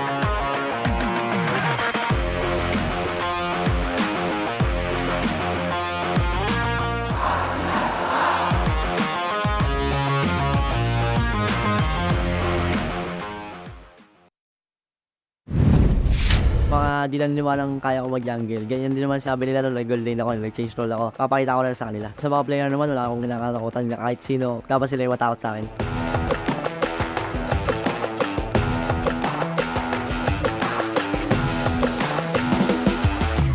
Tingin ko yung pinakamalakas sa jungler ngayong season is si Carl TC pa rin. Napaka-flexible ng mga heroes na kaya niyang gamitin. Kaya niya mag-utility, kaya niya mag-assassin. Saka yung mga decision making niya on point, lalo na sa mga objective taking. Nadadali niya na rin lahat ng players dahil sa tapang niya maglaro ganun. Sobrang aggressive niya na may halong play safe. Feeling ko bumibelo pa lang yun eh. Tsaka gigil pa rin yun hanggang ngayon nakunin yung back-to-back na World Championship. Yung top 3 junglers ko po ngayong season is, yung top 1 ko po si Carl TC, top 2 ko po si Kyle TC, top 3 ko po si Iran. Top 1 ko is Irad, top 2 ko Carl, top 3 ko Saida. Top 1 ko si Carl TC pa rin. Top 2 ko si Kyle TC, top 3 ko si King Kong siguro. Sa tingin ko yung pinakamalakas na jungler ngayon si Carl TC. Siguro yung top 2 ko sa jungler Kyle TC. Top 3 ko si King Kong. Top 1 si Carl TZ. Top 2, Kyle TZ. Top 3, Irad. Top 3 jungler ko this season is si Carl TZ, Irad, and Kyle TZ. Number 1 ako, number 2 si Kyle TZ, number 3 si Irad. Lamang ni Irad kay Carl, pag-a-assassin ni Irad. Sa tingin ko yung pinakamahina at saka kailangan pa mag-improve na jungle si Sensui kasi parang hindi ako part yung mga assassin hero kasi parang hindi yan nagagamit sa MPL kahit isang beses sa ata hindi siya assassin puro tank jungle lang siya. Kay Sensui siguro patasin niya yung hero pool niya kasi hindi naman lagi na ganun at ganun yung role ng hero na gagamitin niya. Tingin ko mas mahirap ako talunin sa tank sa assassin kasi yung tank kasi more on objectives dun kami naglalaro ganun yung playstyle namin. Sa tingin ko yung kahinaan ni Carl TC yung ipapush mo siya mag-assassin heroes. Alam naman natin na hindi masyado compart yung assassin heroes dahil sa lagi siyang tank jungle. Siguro yung kinalaman ko po kay Ryzen yung pagkuha po ng objective sa kasama macro po sa team fights. Tingin ko yung improve na player ngayon si Ryzen kasi siya yung ko hindi nag-step up sa team nila. Feeling ko kailangan pa mag-improve is si Sensui. Maliit lang yung hero pool niya eh. Kaya niya lang gamitin ngayon mga tank utility. Para sa akin po yung jungler na kailangan ng mas madami pang improvement is si Kellera. Kasi hindi ko po siya maramdaman eh. Tapos wala pa sa kalahati ko. Kahit bago akong jungler, kaya ko patunayan sa inyo na magiging malakas ako ng jungler. Siguro po this season pag natapat ko si Irad, tatulunin ko po siya tulad ng pagtalo ko sa kanya dati. Tingin ko kaya ako nasama ni Carl sa top 3 niya. Siguro nung nalagpasan ko yung debut game ko. Kasi nung debut game ko hindi masyado maganda yung laro ko eh. Pero nung sa playoffs nagkatapat kami, nasasabayan ko naman siya. Ang reason kaya ako lamang sa ibang jungler kasi ang aggressive ko maglaro tapos calculated yung mga risk na tinitake ko. Siguro kaya ako pinakamalakas kasi ako yung pinakamadaming achievements sa kanila.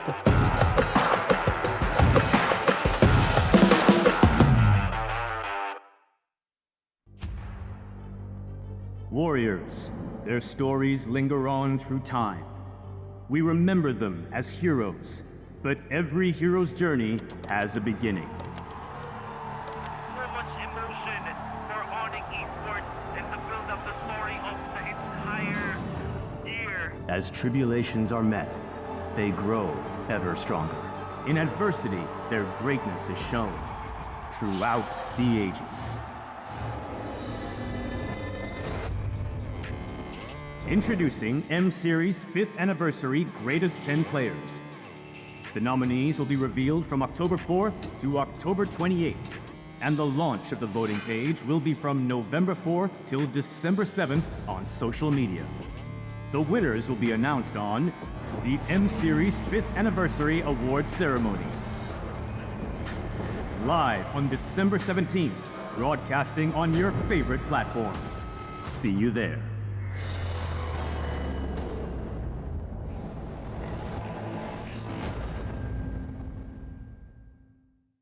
This will signify the boundless potential of our country and a reminder that through collaborations and partnership, we can be able to achieve many things. The future of esports, and we will continue to be part of esports and include it as part of our tourism portfolios in our country. Let's love Mobile Legends, but more importantly, let's love the Philippines. Daghang salamat. Thank you. Let's give a moment for our representatives to sign the agreement. Again, it is now official.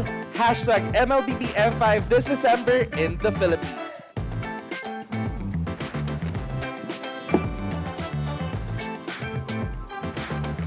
And now, we're also giving out our token of appreciation to our dear guests.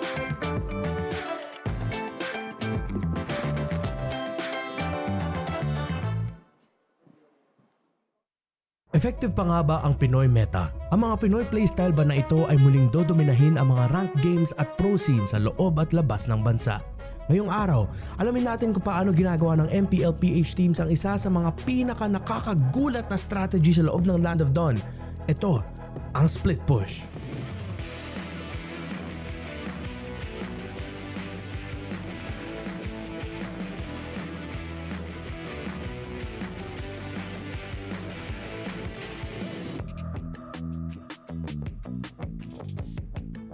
Ano nga ba ang split push strat na ito at bakit dapat natin itong matutunan?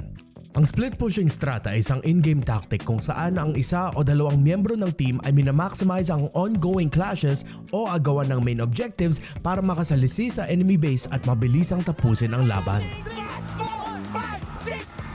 Layunin ng strat na ito na sabay-sabay na magbigay ng pressure mula sa iba't ibang bahagi ng mapa para malito ang kalaban at mas madaling makuha ang mga game objectives at kung maari tapusin ang laro.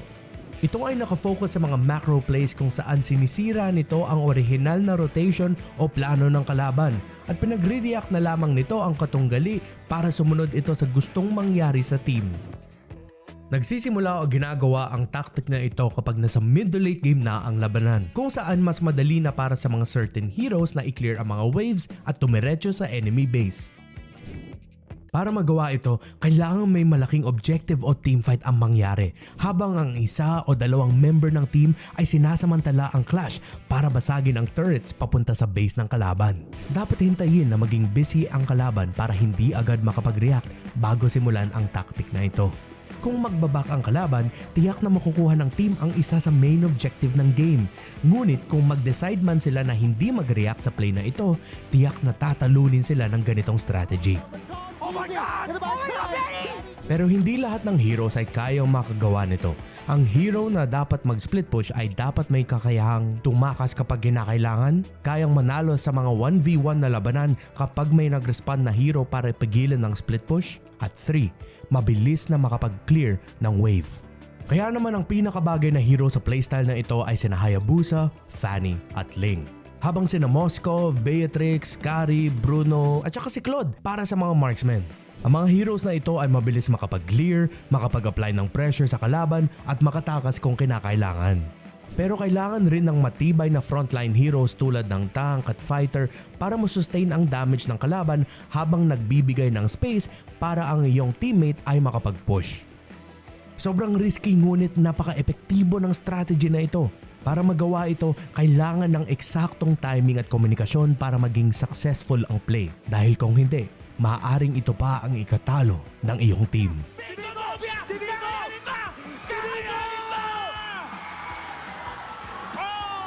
At ngayon alam niyo na kung paano i-execute ang split push strategy. Sana magamit niyo ito sa inyong mga ranked games at makapag-win streak na rin kayo. Practice at tamang in-game communication lang ang susi para magawa niyo ang playstyle na to. Pero ang tanong, ang Pinoy playstyle ba na ito ay muling madadominate ang MPL Philippines Season 12 at ang paparating na M5 World Championship? Yan ang dapat nating abangan. Kaya naman sana ay meron kayong natutunan sa video na ito. Kung meron kayong mga suggestion o tanong tungkol sa strat na ito, mag-comment lang kayo dyan sa baba. Maging laging updated at follow nyo kami sa aming mga social media platforms sa YouTube, Facebook, TikTok, Instagram at ang official website ng MPL Philippines Season 12. At tandaan nyo, sa mundo ng Mobile Legends, kung may alam ka, tiyak na mas malakas ka, kaya ano pa ang hinihintay mo? Laban na!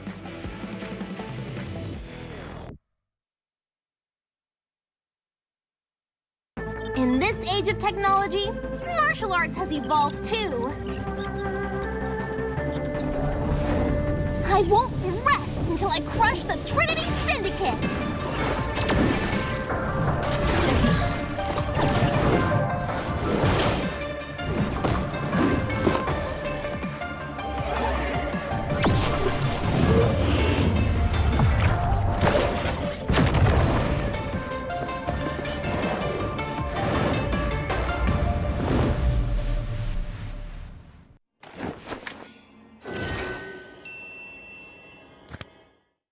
At syempre, katabi ng MDL booth ay ang ating Redemption and Information booth. Hi, Kuya. Hello. Ano pa pangalan nyo? Mar po. Mar, nakaklaim ka na ba ng iyong mga prizes? Opo. Kasama mo ba sila? Uy, ay hello po. Ay po kayo sa camera. Nakalive po tayo. Community Heroes. Sila po ay ating members ng Community Heroes. Kuya, pwede patingin ang passport mo? Nakompleto mo na? Nakompleto na? Nakompleto na po ba niya yung kanyang passport? Pwede po makita? Ayan! Ay, grabe! Ngayong araw lang po kayo pumunta? Opo. Uy, at nakompleto nila agad ang kanilang passport. Nalagyan ng stamp. At pwede po kayong manalo ng 5,000 MLBB Diamonds. Alam mo ba yun? May raffle tayo sa mga makakakompleto. Ano mga nakuha mo na? Pakita mo naman sa ating mga kaibigan. Ayan, meron tayong stickers, meron tayo nito, meron din tayong bandana, stickers. Ang dami niyong pwedeng makuha. At pwede rin ka manalo ng 5,000 MLBB Diamonds. Good luck. Sana manalo ka. Salamat po. Maraming salamat at enjoy ang panonood ng MPL Philippines live dito sa playoffs. Maraming salamat from a Community Hub. Again, this is your very own Odin. Balik na muna tayo sa Land of Dawn. I value this the most. Sulitin natin. You guys ready? Power all 99, please. All access data and only TikTok for only 99 pesos. Magic data for me. Data that doesn't expire, also 99 pesos. Smart super value deals coming right up. Get the most out of your 99 pesos. With Power All's 8 GB for all apps plus only TikTok. Or magic data that doesn't expire. Switching? Simple with Smart eSIM. Smart super value deals.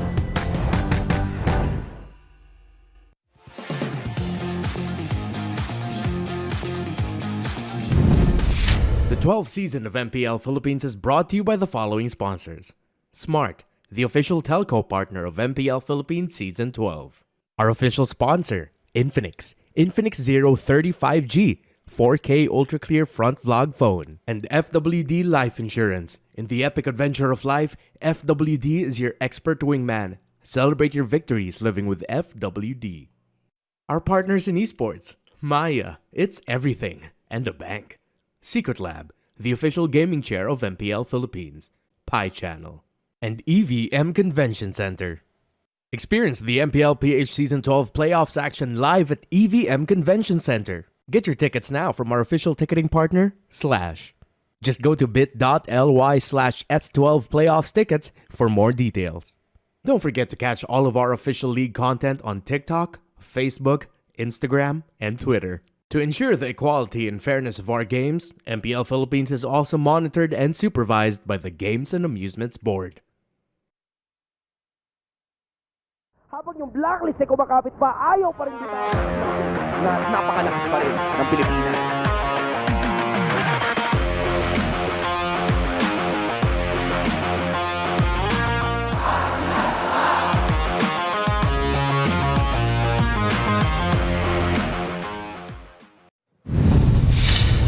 Welcome back to the MPL at alam kong excited na kayong lahat na mapanood ulit ang ating mga laban. But before that, mukhang chika minute muna tayo dito with Wolf and Midnight. I think meron tayong gustong i-discuss sa ating mga viewers dahil lalo ngayon may isang bagay na na-implement tayo dito sa MPL Philippines na wala sa ibang region. Siyempre, tayo ang tahanan ng pinamalakas sa MLBB. Hindi lang naman sa mismong paglalaro, pero pati na rin dito sa broadcast. So, Midnight, ano ba yung gusto nating i-discuss sa ating mga viewers?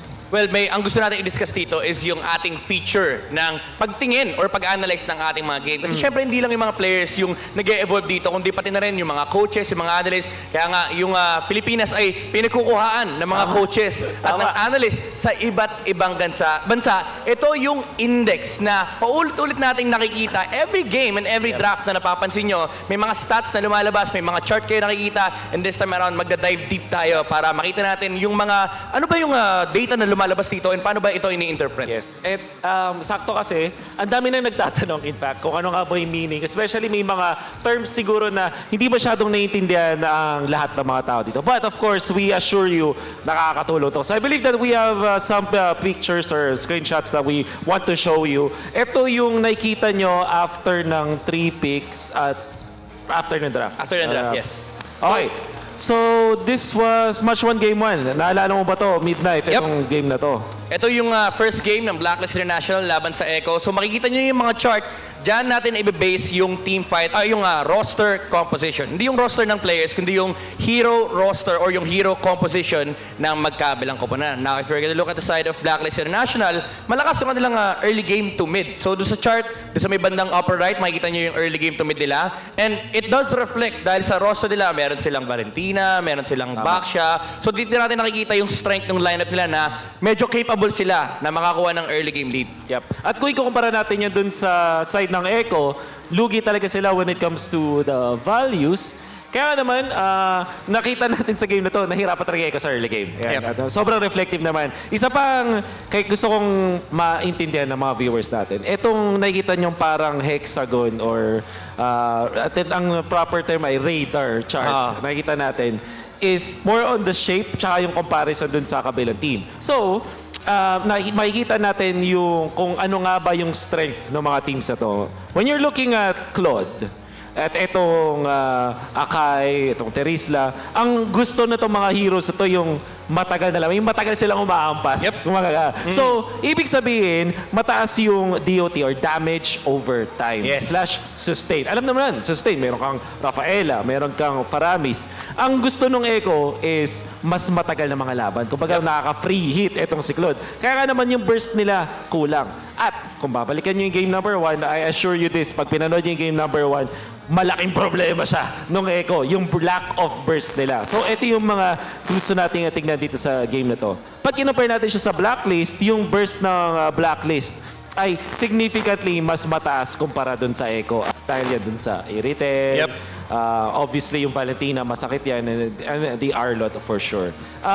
Tingnan natin naman yung mga bar chart naman, Midnight. Ano ba yung mga significant dito? Kasi lalong-lalo dito sa game na to may Digi. Oo. Ang makikita natin dito for Blacklist International is mataas mo na ng team fight. Meron silang Digi, meron silang Iritel, pero wala sila ng mga overwhelming team fight skills na tinatawag natin or yung mga iniisip nating spells na talagang ginagamit sa mga clash. In comparison with Echo, meron silang Akai, meron silang Terisla, meron silang Claude, and meron din silang Paramis. Kaya naman makikita nyo doon sa radar na sagad-sagad, literal sagad yung team fight doon sa pinakadulu-duluhan. Kasi mas malakas talaga yung team fight ng Echo. Pero hindi ibig sabihin niya na kapag mas malaki na yung shape na nagawa nyo, mas maganda na yung draft nyo. Kumbaga, mayroon lang kayong nakikita na parang sabihin na natin doon kayo mas malakas. So, team fight para doon sa Echo and burst naman para doon sa side ng Blacklist. So, why don't we look at game number 2 kung saan totally na bago naman yung shape para sa dalawang team sa atin kasi nagkaroon ng ibang draft yung side ng Blacklist International. And to all of the viewers out there, kaya namin ito ginagawa is para mas maintindihan ninyo kung ano nga ba yung significance ito.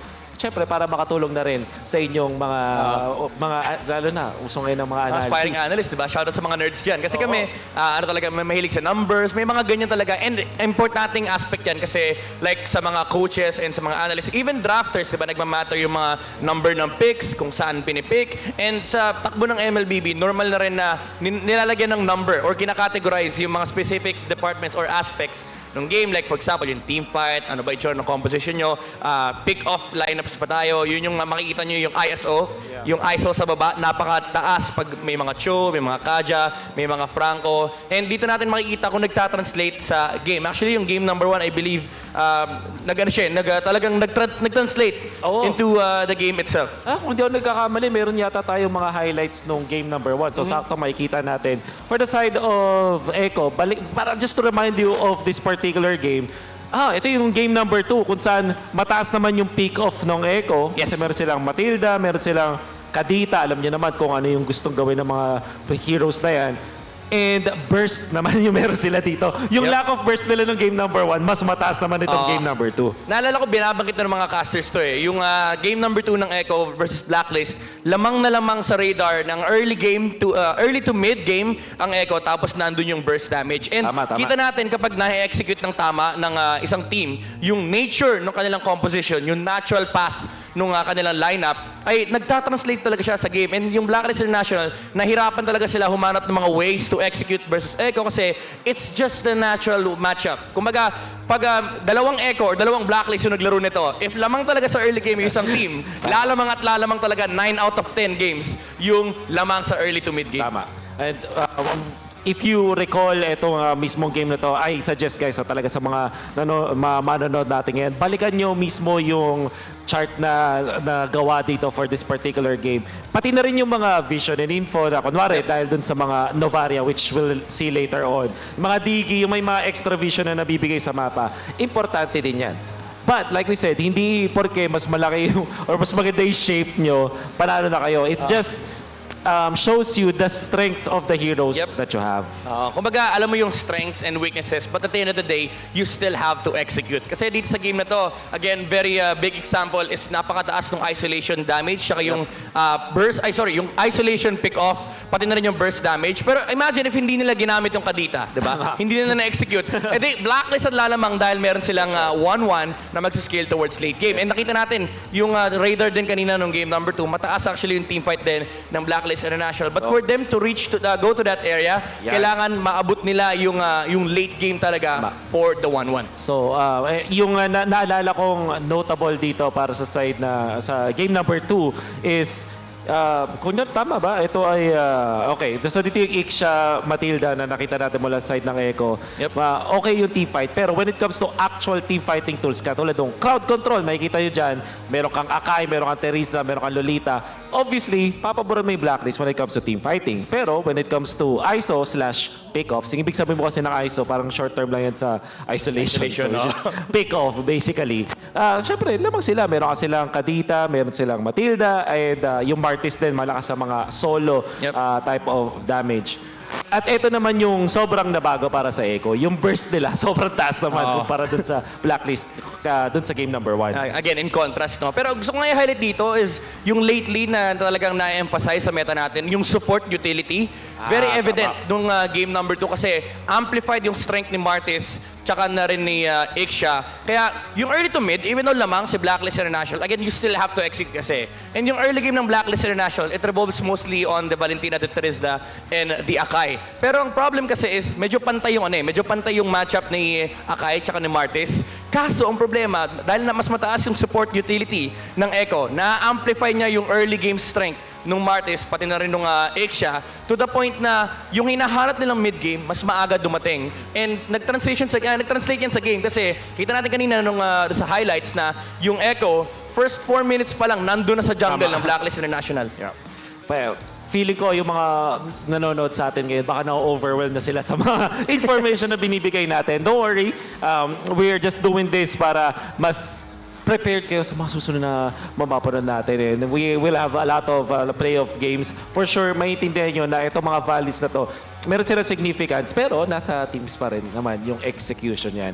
Right? So, another one is yung wave clear na feeling ko underrated sa ngayon. Yung mga teams parang hindi na yung mga viewers natin, hindi nakikita yung value about the wave clear. Para sa akin, kailangan at least pantay ka ng wave clear doon sa kalaban mo. Kasi for sure. Hindi ka pwedeng lugi sa wave clear. Kasi, ano ba yung significance ng wave clear, Mr. Midnight? Yung wave clear kasi, very important siya sa mga lineups na, like for example, sa Smart Omega, na usually playing to scale. Kapag mas mababa yung wave clear mo sa kalaban mo, tapos mas mataas yung early game to mid nila, top chi ka talaga. GG ka agad. Sa start pala ng game, alam mo, katapusan mo na. Pero if medyo pantay yung wave clear mo versus your enemy, tapos medyo pantay din yung early game to mid, then you are allowed to actually play to scale. Kaya naman may mga lineups na sometimes kahit makikita natin sobrang greedy, nag-work, kasi biglang marirealize mo, ang baba nga ng wave clear nung kabila. Nakakadita pala, malakas early game, pero if hindi na-execute din yung burst o yung ISO play, then yung wave clear nung kabilang team, nag-make sense. So aabot sila doon sa late game timings. And in fact, itong nakita nyo dun sa may bar chart, basta yung radar, yung hexagon, yung bar chart, yung parang mga linya na yan, all of the stats that are there are, ito yung mga hinahanap talaga ng mga pro teams. In fact, nagkaroon tayo ng discussions with the pro players and pro teams, pro coaches. Ano ba yung generally hinahanap nila sa isang composition? Nandyan yung vision, obviously, never mawawala sa isang composition na magkaroon ng vision. Yung wave clear, nandyan. I think damage. Yung, yun, exactly. Kaya nasa meta yung dalawa Kaya nasa meta sila. Sila yung unique para doon. At siguro yung huli na nandun is yung support utility. Na in fact, masasabi ko, kaya lang nagkaroon ng gano'n na stat na hinaharap ng mga teams dahil sa PH meta. Dahil din sa support meta na nilalaro natin ngayon. And understanding this, it helps you explain to a lot of players. Like for example, sa mga coaches, sa mga analysts, hindi na siya yung parang sasabihin mo lang, player X, mas maganda tong ganito kasi may wave clear. Ang hirap nga naman maniwala. Kunwari ako yung player, coach, paano mo naman nasabi na maganda wave clear? Ayan, may metrics na tayo. Mas madali siyang explain, mas madali siyang intindihin. And at the end of the day, ang bottom line mo kasi dito is ma-dissect kung bakit ganito yung conversion ng mga lineups. And it will all make sense kapag nakita mo na yung dalawang lineups, ano yung strengths and weaknesses nila kasi meron ng numbers na ma-identify mo bakit nga ba mas mahina itong lineup versus the other one. Na nakita natin dun sa series number 1, magkaiba yung style ng dalawang teams. Sa bawat game na nakita natin, magkaiba yung itsura talaga. But if you look back dun sa ating group stages, may mga teams na dahil mas marami pa sila siguro na di pa laglagan portion, hindi pa ganun kataas yung at stake, halos parehas pa lang din yung shape ng mga nagagawa nila. But fortunately, for these playoffs, makikita ninyo na kung ano nga ba talaga yung itsura ng mga composition sa mga teams. And I'm sure na kayo mismo, naiintindihan nyo na pag yung Echo versus Blacklist, parang alam mo yung style nila eh. Pero bakit yung Echo, Game 1 and Game 4, nag-support hero sila? Yeah. At unfortunately, natalo sila doon. Pero you know na ganun yung gusto nilang gawin, kaso parang hindi yun yung quote-unquote play style nila. Tapos, minsan, mas madali din i-identify kung bakit nag-scale yung kalaban, bakit umabot sa late game. Kasi nga, again, tulad ng nabanggit natin kanina, if napakataas yung wave clear ng kalaban, then suddenly, you're allowed to actually scale towards the late game. And magandang example dito, yung naging Game 3 ng Blacklist International. Kung titignan nyo yung wave clear, napakataas sa side ng Blacklist International. Actually, to be fair with Echo, lamang talaga din sila dito sa early to mid, specifically when Blacklist International picked up the Dirot, kasi parang lane matchup na lang siya. Pero umabot tayo sa point na yung Blacklist na delay yung game, to the point na yung damage output nila nandyan na dahil meron sila tatlong scaling na heroes tapos nakapataas pa nung isolation play nila. Now, when it came to the late game, yung Echo, malakas yung team fight, pero ginajuggle sila ng Blacklist International. Dinadissect nila yung team fight into multiple skirmishes kasi dun malakas yung Blacklist. Put simply, nakahanap yung Blacklist ng paraan para kahit late game, nalugi sila, naturally, pag nagsalpungan yung dalawang team na yan, lugi yung heroes na to. Hindi sila nag-isip, patala sila ng mga skill. Nag-head-to-head collision sila, lugi sila. Pero dahil dun sa factor ng isolation na nakita nyo naman sa Blacklist, ang ganda nung execution nila. Binibigyan agad nila dito si Akai. Kapag nagpakita yung Terisla, talagang inultihan nila. Tapos may time na nakita nila si Benny Cutie, nag-ulti agad si Yue with DPS na meron sila. So tingnan nyo yung macro DPS, yung damage overall, yung hinahanap ng Blacklist nandun. With the isolation na nakita mo natin sa Blacklist International na mas lamang sila at yun yung kumbaga finocus ng Blacklist. Ginamit nila yung strength ng lineup nila para talunin yung Echo sa ibang mga parts nung laban. Bigyan natin ng sample ng interpretation yung audience or yung mga watchers natin dyan, syempre. So, kunwari, ako si Echo, ako si Coach Tiktak or si Coach Trevor. Titignan ko yung game na to. Bakit tayo natalo sa side ng Blacklist and National? So mataas team fight natin, mataas yung late game natin, malakas yung early to mid natin. So ang kailangan na natin gawin is yung normal na MLBB na farm, get some pickoffs, group up, get team fights, get objectives. Yun lang ang ruta ng Echo. System, oh. Now, for Blacklist and National, mataas sa kanilang burst, mataas sa kanilang isolation. So the thing na iiwasan natin is yung mga pick-offs. Yung mga juggles na hindi 5v5 yung mga team fights. So dito sa game na to, if naalala nyo yung nangyari sa game number 3 no, ng Blacklist and Echo, umabot tayo sa point na nag-late game, yung Lord Dance for Echo, gusto nilang i-turn into a 5v5. Ang nangyari is, hindi nagpapakita si Sensui, pati na rin si Yue. So every single time na gusto lumaban ng Echo, inisip nila, teka lang, saglit, nasan yung mga kalaban natin? Tapos syempre, dahil nasa Lord Dance ka, kailangan mong isipin yung HP ng Lord. Minsan nagkakaroon ng information gathering eh. Alam naman natin, typical Lord Dance sa Pilipinas, naghahanap pa ng info, one overstep mo, mula sa Echo, suddenly biyak kagad yung team fight, doon nag-e-engage ang Blacklist International. Exactly. So in super duper layman's term, ang Blacklist naglaro dun sa strike nila at pinwersa nila yung Echo na hindi magamit yung strength nila. Ito makikita natin dito sa ating laban. Obviously, yung Echo, malakas talaga sila dun sa may early game. Pero nagawa ni Sensui na i-take advantage yung isolation, yung pick-off. Ilang beses niya gagawin yung mga plays. In fact, dating sa point yata, walang death itong si Sensui or kung meron isa lang ata kung hindi ako nagkakamali dito sa game na to. At doon nila nabawi yung laban. I think this is a very good game to study sa lahat ng mga viewers natin dyan. Kung paano nga ba ginamit ng Blacklist yung sarili nilang strength at pinwersa yung Echo sa spot na hindi magamit ng Echo yung strength ng team fight lineup nila. Like, I believe yung pinakahuling Lord, yun yung pinaka-significant dito. Makikita natin.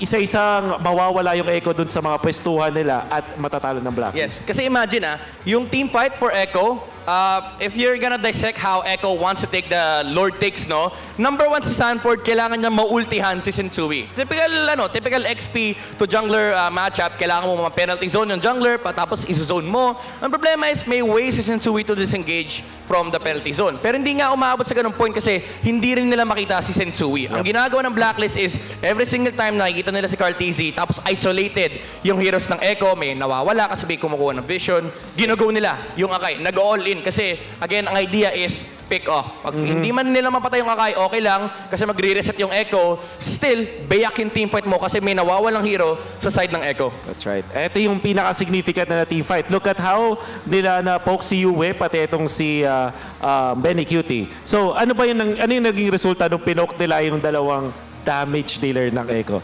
Yung, imagine nyo kung ano yung adjustment, diba? Humina yung team fight, humina yung damage. Yes. Tumaas yung pick-off ng Blacklist kasi naiisa-isa nila yung mga members ng Echo. And in turn, tumataas yung team fight nila. Exactly. Kasi kung ikukumpara mo yun, parang humina yung graph mismo doon para sa side ng Echo dahil hindi nga nila nalalaban. So, that is, yung nakita nyong series versus ng Black versus Echo, first 2 games, nakita nyo yung dalawang teams na ginamit ni yung strength ng kanilang opposition para manalo sila doon sa mismong gameplay. But game number 3, nakita natin naman na ginamit mismo ng Black yung kanilang composition para hindi magawa ng Echo yung gusto nilang gawin in that team fight. Ang ginaganda dito sa index natin is it helps you identify kung bakit minsan, kasi syempre hindi naman laging 50-50 yung draft. May mga winning draft, may mga losing draft. Minsan yung losing draft, bigla kang makakita ng mga winning conditions. And dito natin siya ma-identify. Like for example, ako personally sinabi ko, medyo losing yung draft ng Blacklist International. And even si Coach Arcadia, sabi niya, commendable yung Blacklist kasi naipanalo nila yung game na yun versus Echo kasi yung win condition nila, it's very slim. Kumbaga kailangan talaga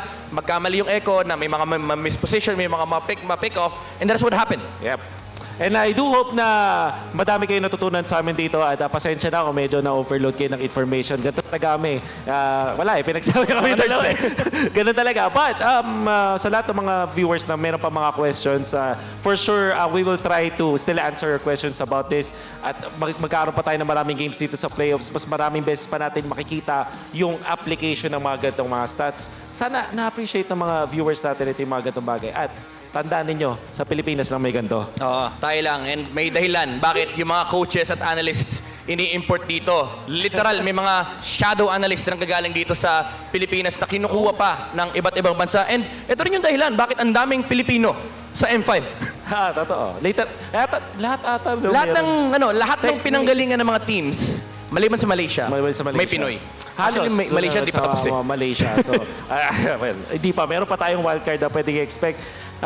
That's, I think, our explanation of the index. At, well, so sadly, di pa namin kayo mababato ata dun sa game. So, unfortunately, pero sana may natutunan kayo at least dito sa ating laban.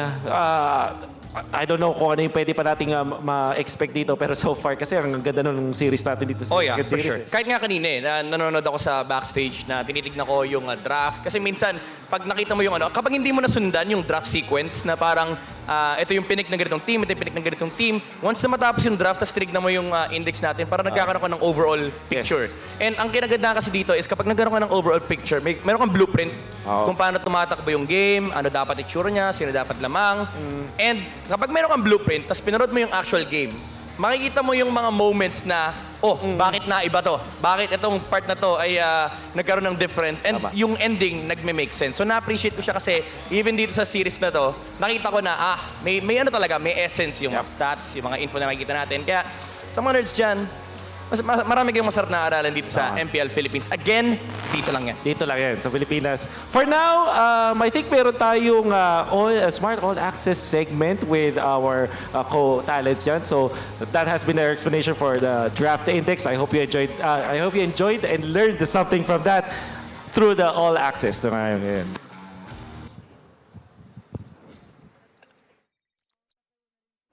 Hi guys! Nagbabalik sa isa na namang Smart All Access segment. This is your very own Odin. Kasama ko ngayon ang ating special guest na si Jonathan Kua. Hi Jonathan! Saan ka pa galing today?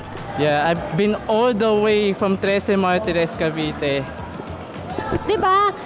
Ka-probinsya ko siya, Cavite.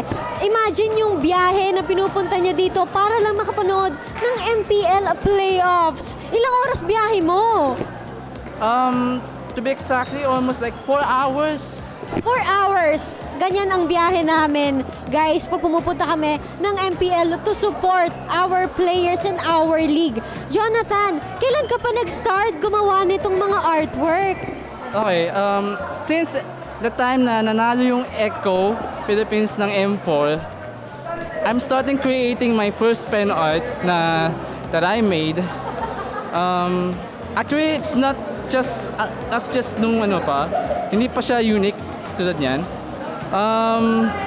Parang beginners lang siya. Yung mga parang mga kamay ni Yawi, yung espada ni Sanford. So dati details lang, ngayon binubuo mo na yung mga tao. At ngayon guys, ang mga ito ay MPL and MDL talents. Ito yung pinakakamukha na nakita ko eh. Shoutout sa'yo, QWERTY! Ginawan ka ni Jonathan ng artwork, pen art siya guys. At meron din tayong MPL talents. Sinong favorite mo na MDL talent? Parang nakita ko na kasi dalawa siya eh. I'm not gonna lie. Itong power couple na to. This one. Ayan!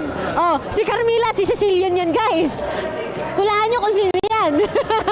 Akala ko kasi si Athena kasi dalawa yung ginawa mo for her. Ayan. Athena Rica. Tama, di ba? Dalawa si Athena. So, ano yung inspiration mo sa paggawa ng mga pen art? Ano yung hugot mo?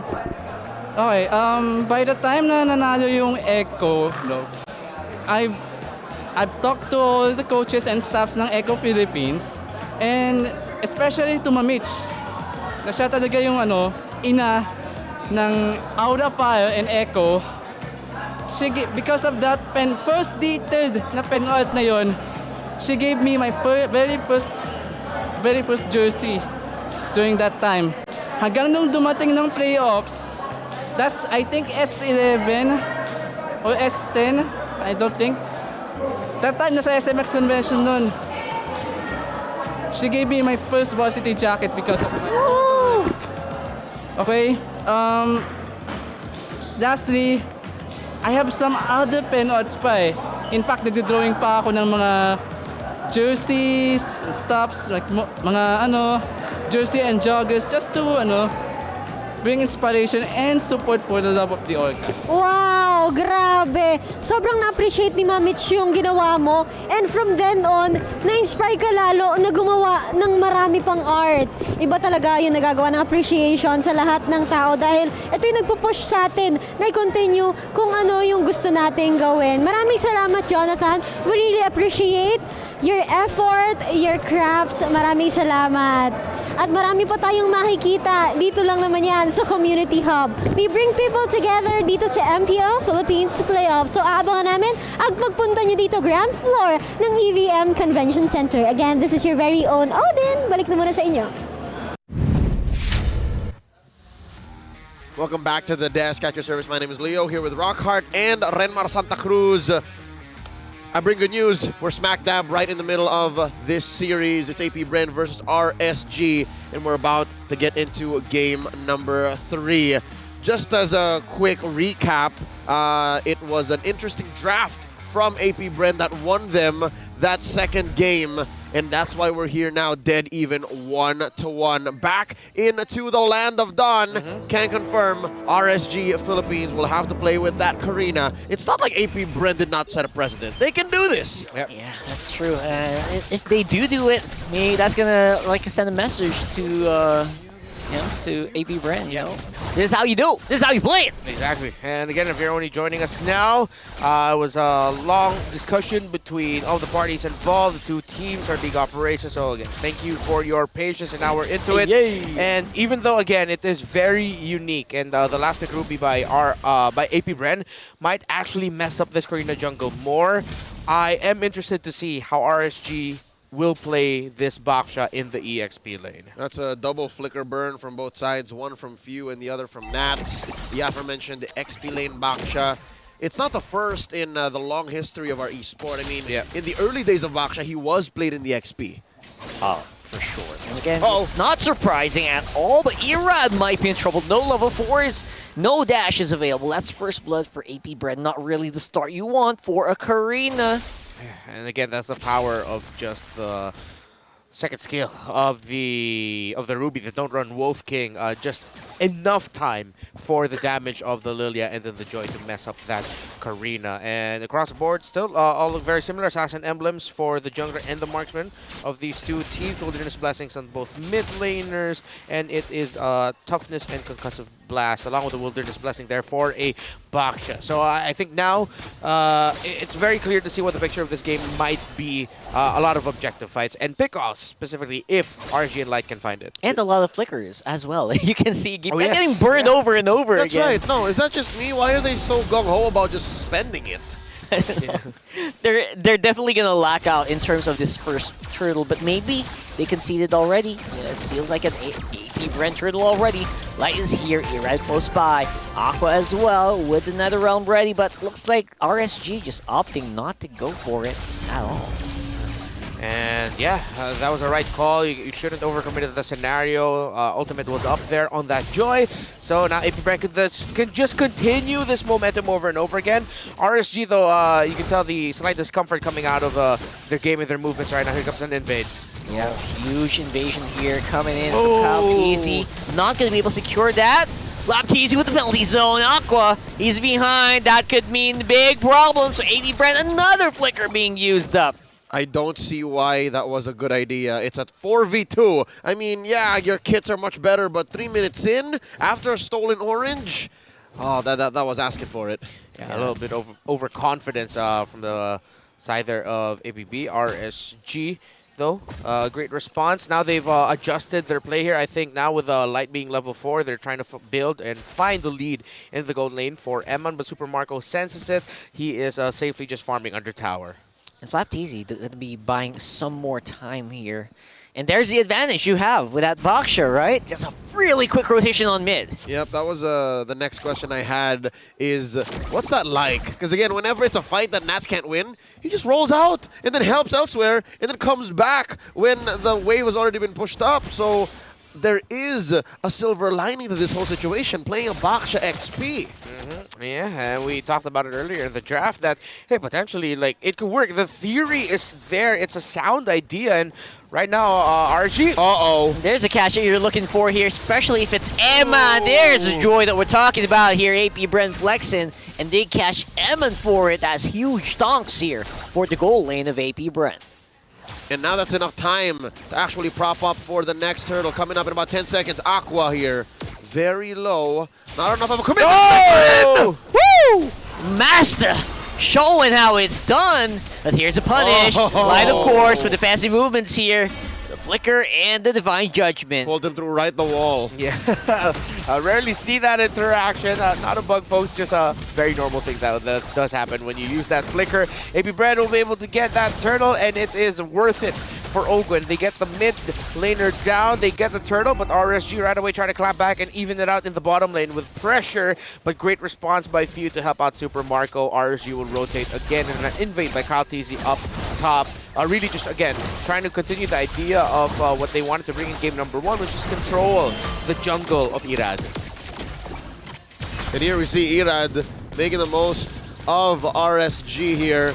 They're forcing a response. AP Brent coming with a collapse. Yeah, Kaltisi's the target, but he's still going to be alive here for some reason. Barely making it out there. Jungle for jungle. That's going to be the fight erupting still. Safety for Few, and it's going to be a null trade. Let's see right now. Oh, duel between the two marksmen. Woo! Look at that. Emma playing spicy on the Bruno. That might actually have to force AP Brent some responses here, because Super Marco could be in trouble if Light catches this guy. Yep, it's a 2v1 down there. Super Marco has to play it very safe. Does not have a sprint and does not have enough lifesteal just yet. Look at his item build. The lone Haas Claws, I don't think that's enough. Yeah, for sure, for sure. Yeah, compared to what the Bruno brings to the table, we're all familiar with his ability kit. Usually it's the Iritha needed to be an item above, or at least have some help. 1v1, that Iritha will always struggle against that Bruno. Later in the game, it's a little bit more even because of they both have access to the Wind of Nature. But at this point, AP Brand, if they really want to build a lead for Super Marco, and they need to help him out even more, because RSG have been trying to really do that. The help that Super Marco's been getting has been mostly, other than, of course, that one gank that they were able to successfully take Emma down. It's always just been to like, okay, let's just make sure that RSG won't be able to take Super Marco down, and then we'll go. And we're seeing the evidence of why Bruno is just such a good pick. Even with everything that happened, he's actually still the scarier force here. Yeah. On the bottom side of the map. Yeah, he has taken the role of Beatrix, being ever so reliable, regardless of what phase in the game. Not even mention if he snowballs. Here's the last turtle of the game here. Spawning up top, AP Bren, about 2k gold ahead. First to the scene, pulling it out of the pit. Yep, Super Marco. Getting chased down by Nats. Under turret, he should be safe, but that would mean that AP Bren has a firm grasp of this turtle 7 minutes into the game. No dice. AP Bren just taking it clean there. 100% turtles for game number 3. I wonder, AP Bren just let go of bottom lane. They did. They gave it away, and that because of that, they're also going to be just getting resources on the other side of the map. They could also go for mid if they want to. What? Yep. Even tier 2? Whoa, whoa, whoa. I knew it. He actually take it down, though. I think he'll have to go and leave eventually.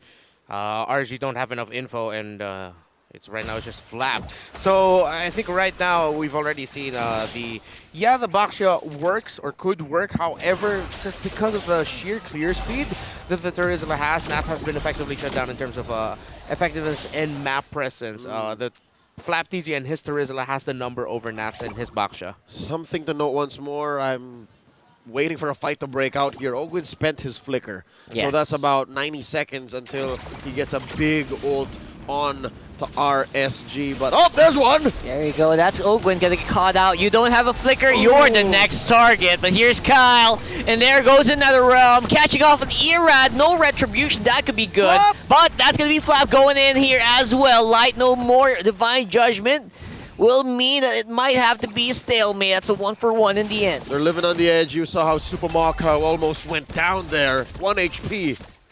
Almost went down to the land down under, did he? And that's RSG. Crikey, indeed. RSG PH. Now, I think we're really just starting to see the discomfort of the playstyle. Absolutely, Governor. they have been responding well, though, weirdly enough. They're trying to. It's a compromise, but they're doing the best that they can. Exactly. You can still see, again, an idea around it, but even though they get to take down Ogwen right now, the counter punish coming out of the Irithel and the Joy together with the lead that they were able to build themselves is a problem right now. A lot of it for RSG in this scenario now hinges on Aqua's timing with his Netherrealm and just how much time he could buy to see if somehow Eman and Irad will be able to dish out enough damage to take down the members of APB. Speaking of Irad, he's 3 levels down to Kyle Teasy. Just hit level 11. Means that AP Bren just itching to get that Lord. Forget about it. Contesting, crossing the river, they're lucky to have waves crashing down. They're lucky to have at least these small camps in, because that's how bad this is looking. I did not even notice that Irad was down that hard. Yeah, he's just really been playing catch up with his Joy. I believe that's another learning that we discovered in terms of the rotational speed. But then at the same time, it's also just because Katis has been invading. He's constantly been going behind. 2,000 gold! Yeah. Dang! It's massive. And because, again, we don't feel Nas as much as we do feel Flap TZ. Irad isn't getting as much help. Yeah, at this point, it'll take a miracle for Archie to turn things around. Not impossible, but close to it. AP Brand, they could just continue riding this momentum and play this out textbook and fundamentally. Yep, look at this 4-1. AP Brent sending Lord through top, and they'll be pressuring mid as well. Let this 1v1! Oh, 2v1! Is he gonna make it out? I think he is, and that's that kill! Just as salt to the wound. Light could be in trouble here. Flap TZ for the chase. Oh, run, Light, run! Oh boy. Kyle! Just as you expect. Kylan and Profilin. Just a hit away from being taken down, and he gets away, comes back and says, let me finish what you started onto me. What a play by the Phenom that is Kyle TZ. Down bottom. Oh! Nice hook in Aqua. Netherrealm just for safety. Man, oh man. This RSG comp is starting to fall like a ton of bricks. Or a stack of Jengas. I think that's what you were going for. Stack of Jengas. This is AP Bren just knowing and understanding that there's very little RSG presents. Just shows how important an overall comp is, despite there being some rhyme or reason, some logic to each hero in each role. It's safe to say, yeah, optimistically we can make this work, but not at this level. Absolutely. AP Bren looks like they got the number. And they just need to... They're just trying to take the disciplined way around this. And yeah, they're making RSU work even for the smallest scrap of gold around the map. Yeah, and this is at this point, it doesn't even feel like a question of can AP Bren win. It's when will they win, and how. RSG, they're just again, of course, you're not gonna surrender. You're not gonna just start throwing left and right. Again, they're still trying to make this competitive. They're still trying to find a way to turn it around. And hey, earlier in game number 1, AP Bren was down a considerable amount and found and in game 2 rather. And found a way to turn it around. I mean, who's to say, even though, again, it doesn't look really good for RSG, that they won't be able to do the same thing. Yep. And now, another Lord spawns. RSG nowhere near the Lord pit, and they're just playing as safe as they could. They're pushing waves, making sure that no permanent damage is dealt to their base. But, gentlemen, as AP Bren secures their second Lord of the game, I gotta say, despite this being RSG struggling and this game being AP Bren's to lose, we can't say it's 100% AP Bren. We can't say it's totally their game right now. There is a non-0% chance that RSG comes back. Yeah, for AP Bren, complacency is the enemy, as well as, you know, just underestimating what your opponent can do. In terms of like burst, because I feel like this lineup of RSG still has a ton of burst in a single target. The problem is though the wave clear incredibly lacking for RSGPH. At this point, AP Bren can just throw bodies and just make sure Super Marco's staying in the back. And then Super Marco will just be able to freely hit people, heroes, or towers! Oh, Flap, speaking of throwing bodies, throws himself straight into Nats as well as Irad making it clear that AP Brand are here to play here on game number 3. All right, they penetrated bottom as well. Concealed play by Ogwin. They're taking this one step at a time, surgically specific. Now the base. Now the base is going to be the target here in NetherRealm just for safety, just trying to throw everything but the kitchen sink here, and they might just repel the AP Brand offensive. Oh. One hit will do it. Will it go down? And it does. It's a 2-1. AP Brand at match point. This winning moment is brought to you by our official sponsor, FWD Life Insurance. Context and situation, regardless of that, AP Bren made their lineup work. Just fundamental, clinical, invades, build the lead for Irad, not for Irad, but make Irad struggle into finding anything. Just play it like a normal game. That's exactly what they did. And just like that, we are looking at AP Bren making it up to the upper bracket finals. They are at match point in this best of 5. Man, that's saying something. That's saying something. And it was very clinical. Again, the prodigy, Kyle Teasy, right? I mean, he made Irad work for that game. Yeah. Just to stay at least at par in certain parts. And at the very end, just making him work for every bit of gold he can get on the map. Yeah, again, the disparity in the EXP lane pick, not having the same amount of help that that AP Bren had in terms of invading. Irad did not have a lot of help in terms of like defending his side of the jungle because of course Nath was always a step behind. So even though theoretically there is some sense to that Boxer XP lane pick, I think now in practice we saw, especially up against Tarizla, the clearing and management, he just falls behind way too much. Okay, now I have to say this on behalf of the desk, on behalf of everyone watching at home. We all know that mechanically speaking, technically, there's very little that we can mince through, right? Yeah. This was AP Bren's game through and through. Now we have to ask, especially even before we break it down via the analyst stand, what is going on through RSG Philippines' mind? This is the reset of all resets. Yeah. On this great stage, they are one game away from getting knocked down in the lower bracket. How is Coach Panda addressing the situation? Gotta find that big red button to reset everything right now and make sure that tempers don't run high when that's one thing. Yeah. And the confidence of the players are still there. Yeah, you can't deny at this point, it's a massive mental game that RSG is playing, not against Bren, against themselves, exactly, against each other, potentially. Game number 2, they had it somehow with a very unique and creative draft. AP Bren pulled through with a victory. Yeah. Now, this happened here in game 3. A huge mental reset for sure. With that said, we're going to have to throw it over to our analyst stand as they break down game number 3. AP Bren at... Fortunately, hindi ako mag-isa sa akin. Kasama ko ulit si Demon Kite. Saktong-sakto dahil sa series na to, bukod sa naglalaro yung RSG, nalaro pa ng 2 beses yung signature pick na Karina. Mamaya pag-usapan natin yan. Etong game na to ay parang naging one-sided dun sa may AP Bren. Sino ba yung pinaka-standout para sa'yo na performance dun sa game na yun?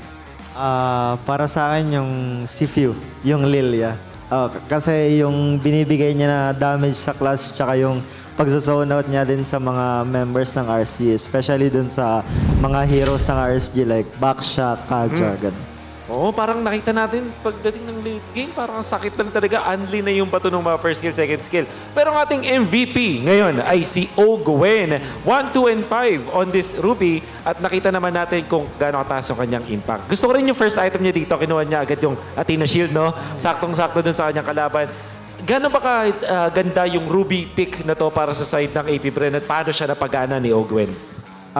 Sa tingin ko, yung Ruby pick is counter talaga for the Karina. Kasi especially kapag naka-first skill na yung Karina or gusto niya naman burst, laging ready si Ogwen para cancelin siya and mag-counter initiate. Which is nakita natin dun sa pinakaunang kill ng ating laban dito against the Karina. Let's look at some of the highlights once again. Ang notable dito is hindi na secure din ng RSG yung kanilang jungle right after the first few minutes kasi yung AP Brand ginagamit nila etong si Tarizla, pati itong si Joy para mag-invade ng jungle. Ang tanong ko sa'yo dito is, particularly dun sa XP lane na Baksha, parang hindi siya ganun kalakas going up against the Terisla. Kahit maganda yung ulti niya, technically speaking, anti-sustain eh. Pero pag sa laning, medyo parang hirap siya no? Kasi sa tingin ko yung back siya, wala siyang clearing potential. So, in any case, lagi siyang naiiwanan ng Terisla. Mas nauna lagi mag-rotate. Lagi niya lang inaantay yung creeps niya sa tower para maklear yung waves. And, ayun. Magandang point yun kasi parang hindi siya about dun sa, parang ginawa ni Terisla, clear na lang niya yung wave. Tinakbo niya yung back siya. Yung back siya kasi malakas sa 1v1, kung isipin. At syempre, against the jungle, yung mga creeps, mag-isa lang, napaplatuhan agad na mas madali. Pero, pag ang ginawa mo is, clear mo yung lane, sakto, pupunta agad dun sa orange buff. Itong ating Terisla. Thank you so much for that, Demon Kite. Nakita naman natin yung overall effect nun para sa side ng RC, hindi na nakabangon. Maganda naman yung idea dito ng side ng RSG. Feeling ko meron silang Kaja. So, kailangan nila ng burst hero, which in a way, Karina, kaya yun, kung tama. Tingnan naman natin itong si Kyle TZ. Maganda ulit yung performance niya this time with Jungle Joy at sobrang active niya sa map. First 5 minutes, sino ba mas mabilis? Feeling ko mas mabilis pa rin yung Karina in a way. Yes, Tingin mo? Oh, pero ang ginawa niya dito is umingi siya ng tulong doon sa Terisla. Kaya naman mas lumamang sila. Matanong ko sa'yo dito, kung ikaw yung naglalaro ng Karina dito sa game na to, meron bang chance na mas pinili mo mag-tank build o talagang magic build na ngayon ng Karina? For me, this case, mas maganda kung tank build. Kasi, especially kung naka-back siya kayo, even though may front line na kasi kayo, kapag namatay kasi yung front line nyo, wala na kayong backup na pamalit sa kanya. Pero kung nakatangkarina ka, kaya mo pa i-sustain yung Iritel, yung Joy, and other else, and mas lalo ka magtatagal sa clash. Naisip ko kasi, what if blade armor, di ba? Tank, tas may blade armor itong Karina. Kakayanin sana. But of course, yung RSG, ang nakikita ko namang mindset nila dito, kalaban nila Joy. At ang main weakness ng Joy kapag may Kaja, Franco, plus 1 burst. At alam naman natin, Karina, napakalakas talagang mag-burst niyan in the early stages of the game. Kaya naman siguro nag-damage build din dito si Irad. So far, naging nakakagulat na flavor nitong series na to yung Karina mula sa RC. Unfortunately, and then APBR of course, yun nga lang hindi gumana. Knowing RSG though, ano yung sa tingin mong magiging adjustment nila heading into game number 4? Kasi very one-sided itong game natin. Feeling ko rin hindi ganun ka-optimal yung XP lane na back siya. Parang hindi na talaga yun yung meta ngayon. So parang draft-wise doon nalugi RSG. Heading to game number 4, kung gusto nilang pwersa yung game number 5, tingin mo ano yung dapat gawin ng RSG? Para sa akin yung una is drafting. I think mas maganda ko ipa-prioritize nila yung hero ni Nuts kasi this game na ban out yung mga hero ni Nuts like Paquito and Benedetta. And alam ko naman nag-assassin si Rad pero I think this series more on focus tank siya, tank jungle. So mas maganda sana kung makuha nila yung mga comfort hero ni Nuts. Ako, alam mo, free advice para sa RSG yung sinabi dito ni Demon Kite. And sobrang agree ako sa iyo kasi feeling ko itong si Nuts, napakataas ng impact niya dito sa playoffs. Nakita niyo yan, yung laban nila sa Omega, nakita natin, RSG, we always think about this team na pag nag-init na si Nuts, kilala mo yan, Demon Kite. Nako, alam mo na kapag hinayaan si Nuts na let him cook, kayang-kaya niyang pumalag doon sa APBR. Other stats na gusto ko rin i-take note, most importantly dito is yung Monster Gold Stolen. Ito yung invasion na nakita natin sa APBR. Na-explain naman natin kanina, kung yung Joy hindi ganun kalakas mag-invade, kung kasama naman yung Terisla at Lilia, nako, napakahirap talaga niyan. At gaano kahirap para sa isang jungler sa ngayon yung ma-invade? Kasi nauso ngayon yung mga Hilda, alam mo yung panggulo sa jungle. Typically, ano ba dapat yung mindset mo doon? Ano yung kailangan mong gawin sa mga ganung moments? Kapag na-invade kasi, you have two options. It's either counter jungle or talagang mag-all-in kayo sa nag-invade. Unfortunately, RSG, ang kinapos sila doon yung pag-clear sa side lanes, tsaka doon sa may mid lane. Kaya naman, hindi nila natutulungan yung kanilang jungler. At yun ang kailangan baguhin doon ng side ng RSG. Some fixes sa draft, but we're pretty sure naman na kayang bumawi nung team na to.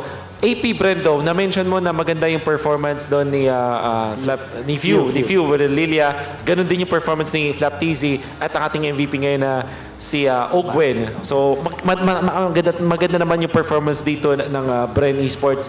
Di na kita tatanungin sa prediction mo. Ang gusto ko na lang tanungin ano yun na lang yung hero na gusto mong makita sa next few games natin? gusto ko sana makita kahit sino maglaro is Lancelot. Kasi so far, wala pa masyado nakikita nagla-Lancelot sa Mpl-Ph. More on Baksha and Fred rin like that. Tingin mo, pasok pa rin Lancelot sa meta ngayon? Kaya pa? Kaya pa. Okay.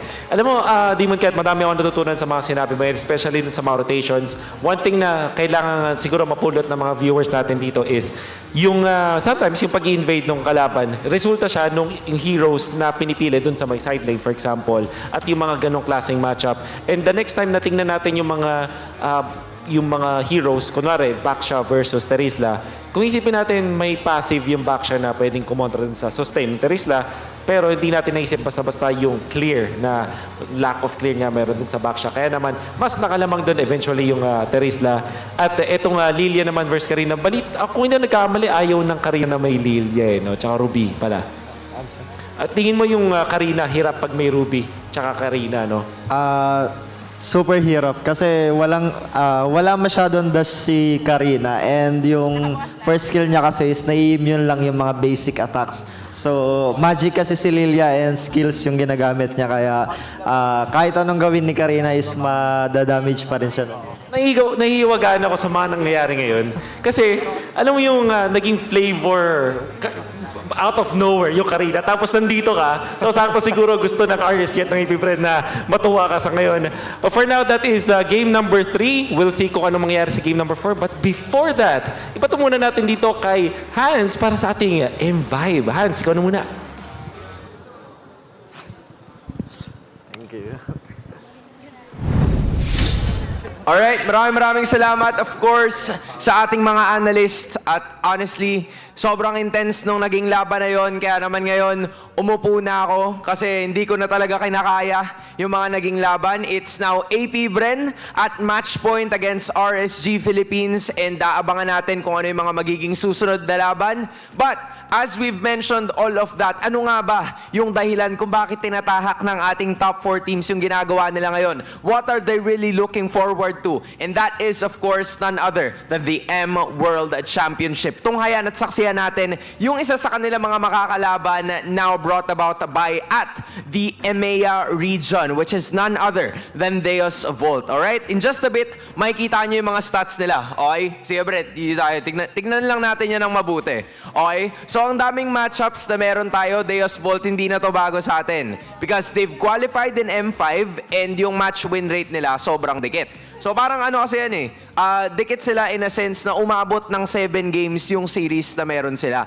Pag 7 games, sobrang intense nun, di ba? And nakaka-pressure yun sa totoo lang kasi karamihan ng mga countries and regions ngayon umaabot ng 7 games yung series. So ganun din ba yung mangyayari para sa atin? Hey, who knows? Average game duration nila is quite lower compared to us. So ibig sabihin na may posibleng chance na mas maganda yung execution nila ng games pagdating doon sa region na yun mismo. But the thing is, baka magkaroon din ng opportunity na mag-iba yun pagdating ng World Championships. Now, let's take a look at yung kanila mga mismong picks, especially itong lineup na meron sila. If you guys have noticed, kanina before this slide was nandun si Coach Fly Solo, which was a former member of Echo and then nag-coach siya ng isang MDL team and now he's leading Deus Volt back into the World Championship na pinangungunahan din ni Carvey, a half Filipino, Magistor, Kid Bomba, Sunset Lover, and si Sawo. Si Sawo, si Magistor,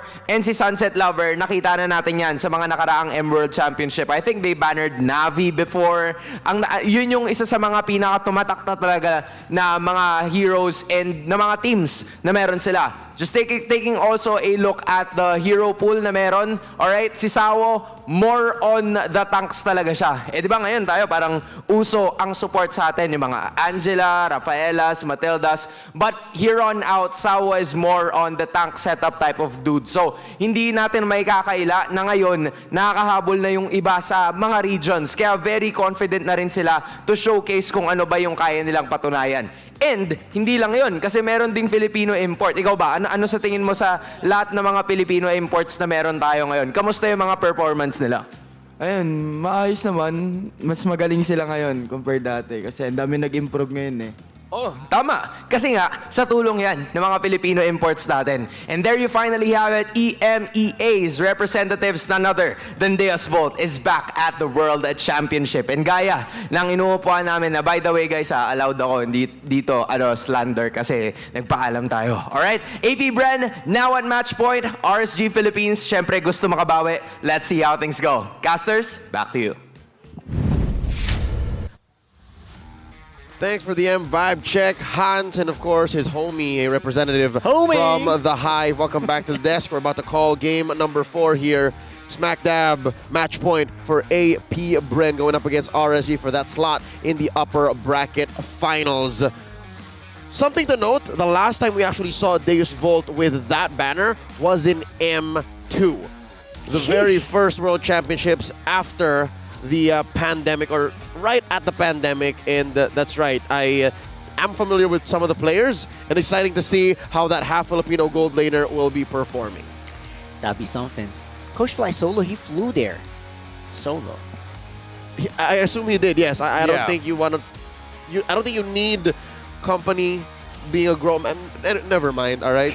That's you got me there, Carl. Good job. All right, back into the action here. Demon Kite shared a few bits and of course some sage advice for his former team here in RSGPH to actually get back into the series and force a game number 5. Anything he might have missed? Anything that you guys would like to talk about? Because right now, it's RSGPH on the hot seat, man. AP Bren, they're chilling. They just have to play it right.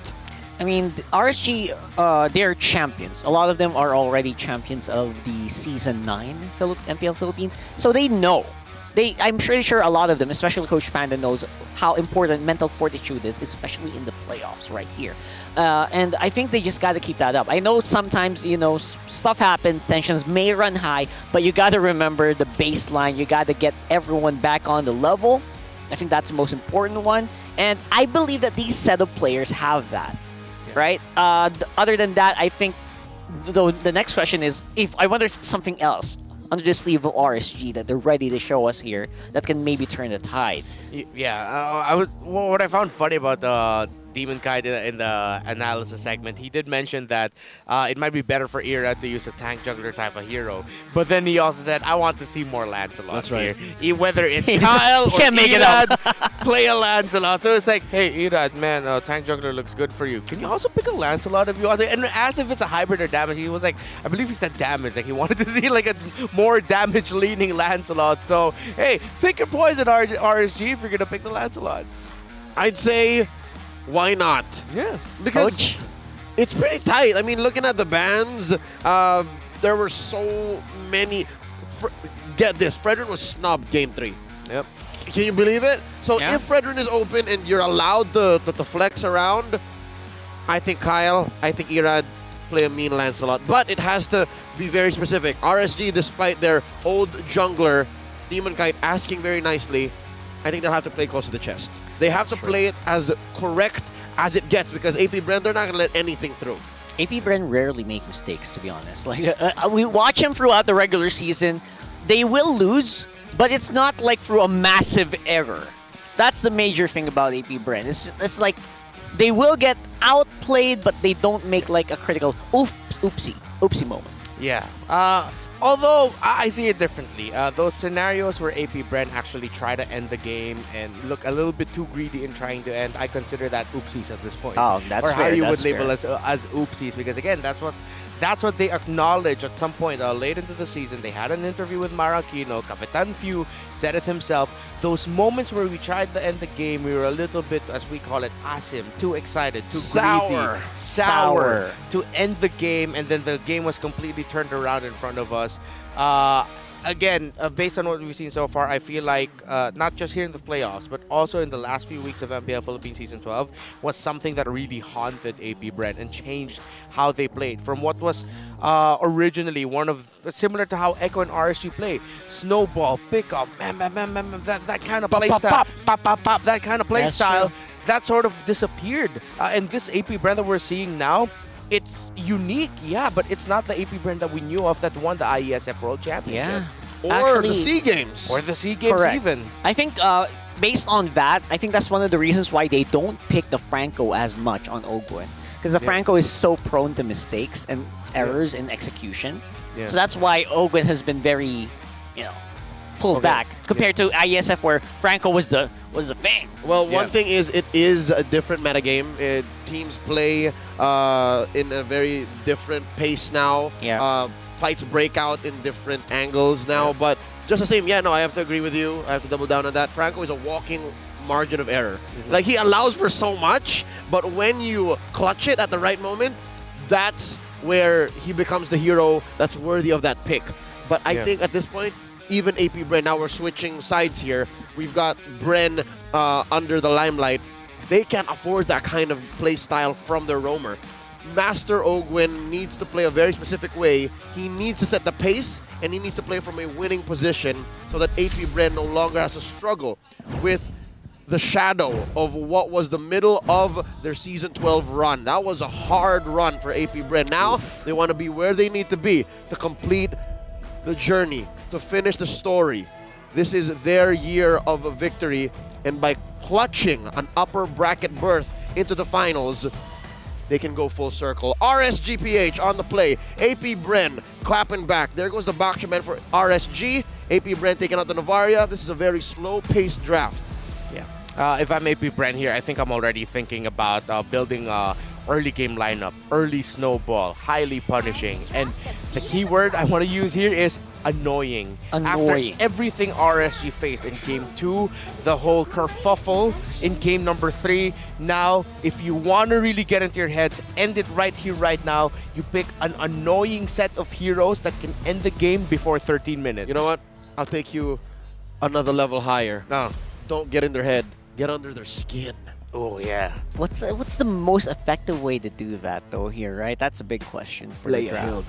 Leia Hilda, exactly. That's what I think of. High I love that. invade, control the jungle, go back to your idea of game number 1, but actually have more burst magic damage this time. And wave clear. And wave clear, yeah.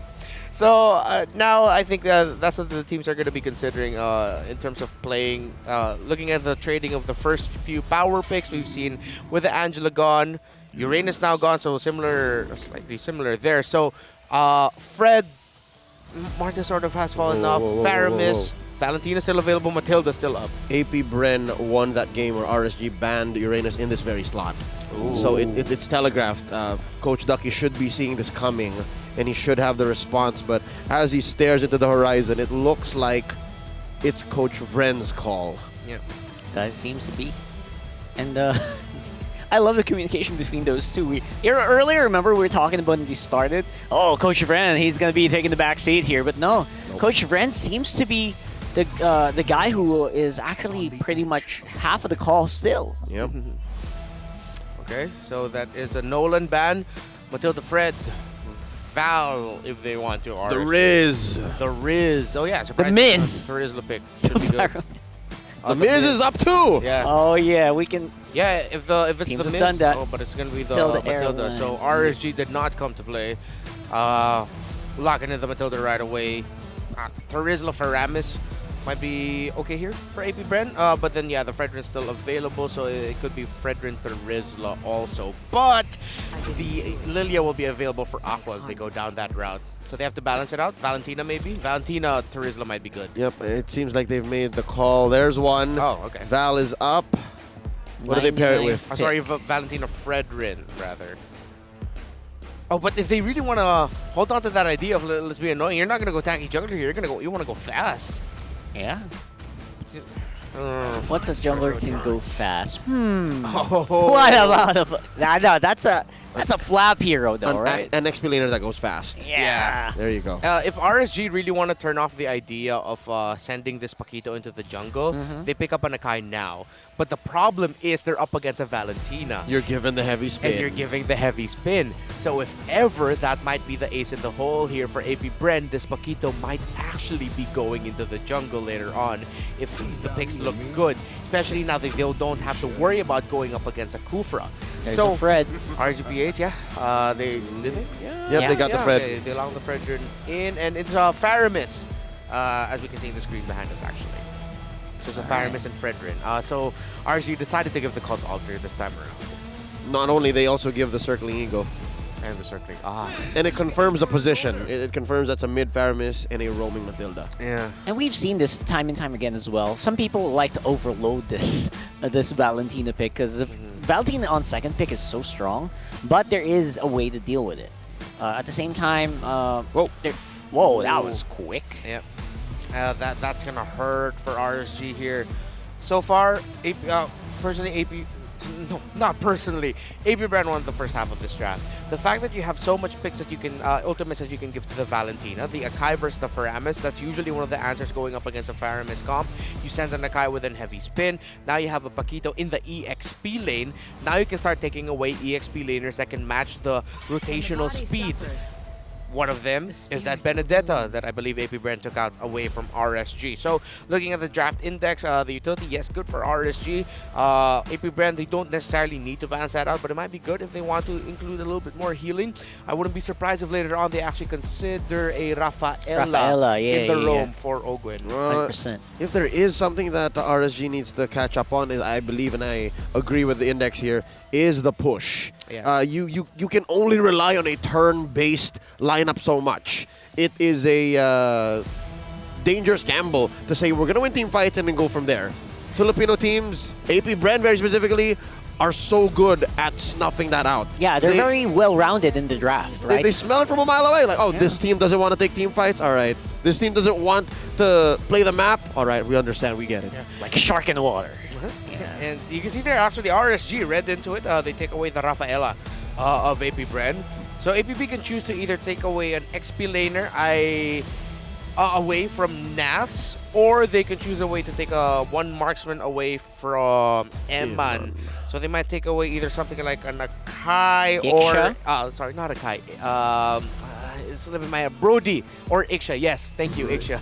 This is an Iksha lineup because there's so many heroes that can reposition and keep the Iksha alive while the full barrage is going on. And you can reposition with the guiding winds. Exactly. Okay. Is it just me, or does RSG not care about the Minotaur? Because that's also a pretty solid pickup as a substitute if they're so afraid of the Rafaela. You're right, and that would make, oh my goodness, the setup against our AP Brand will be such a nightmare. And with the Terizla gone, last two options for Naths. With the Edith gone, it's just either going to be Lapu Lapu or the Yuzong. But you also don't want to give the Black Dragon form to the Valentina, so I think it might end up becoming a Lapu Lapu versus Paquito matchup in the EXP lane. You know, they can overload. Like, that's one strat. Like, Few's going to be so indecisive if they're going to count on Few being indecisive, rather. That, you know, what ult am I going to use in this situation, right? So maybe that's something they can do. You can't get all four good ultimates. Yeah. You know. Another adjustment potentially with the Irthel getting taken out. It might actually be XP lane Fred, a jungle Martis, but you're giving up that ultimate to the Valentina, and then an Ixia in the gold lane. If you really want to hold that idea of, okay, let's just play for our Ixia, that might be one route that they could go right now. I don't like the Martis, man. Martis only really wins very specific matchups.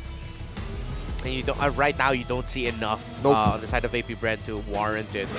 If there's gonna be a Minotaur, yeah, it will be a massive struggle, and it is. There it is. The Minotaur, you called it there earlier, Leo. Yeah, and Martis is not gonna make a mark here at all. That Decimate is gonna be so up in the air that it's gonna just evaporate. Motivation Roar just almost soft counters it. Yeah. Not to mention everyone's just so darn tanky. So much HP. And there's not enough burst from RSG just yet.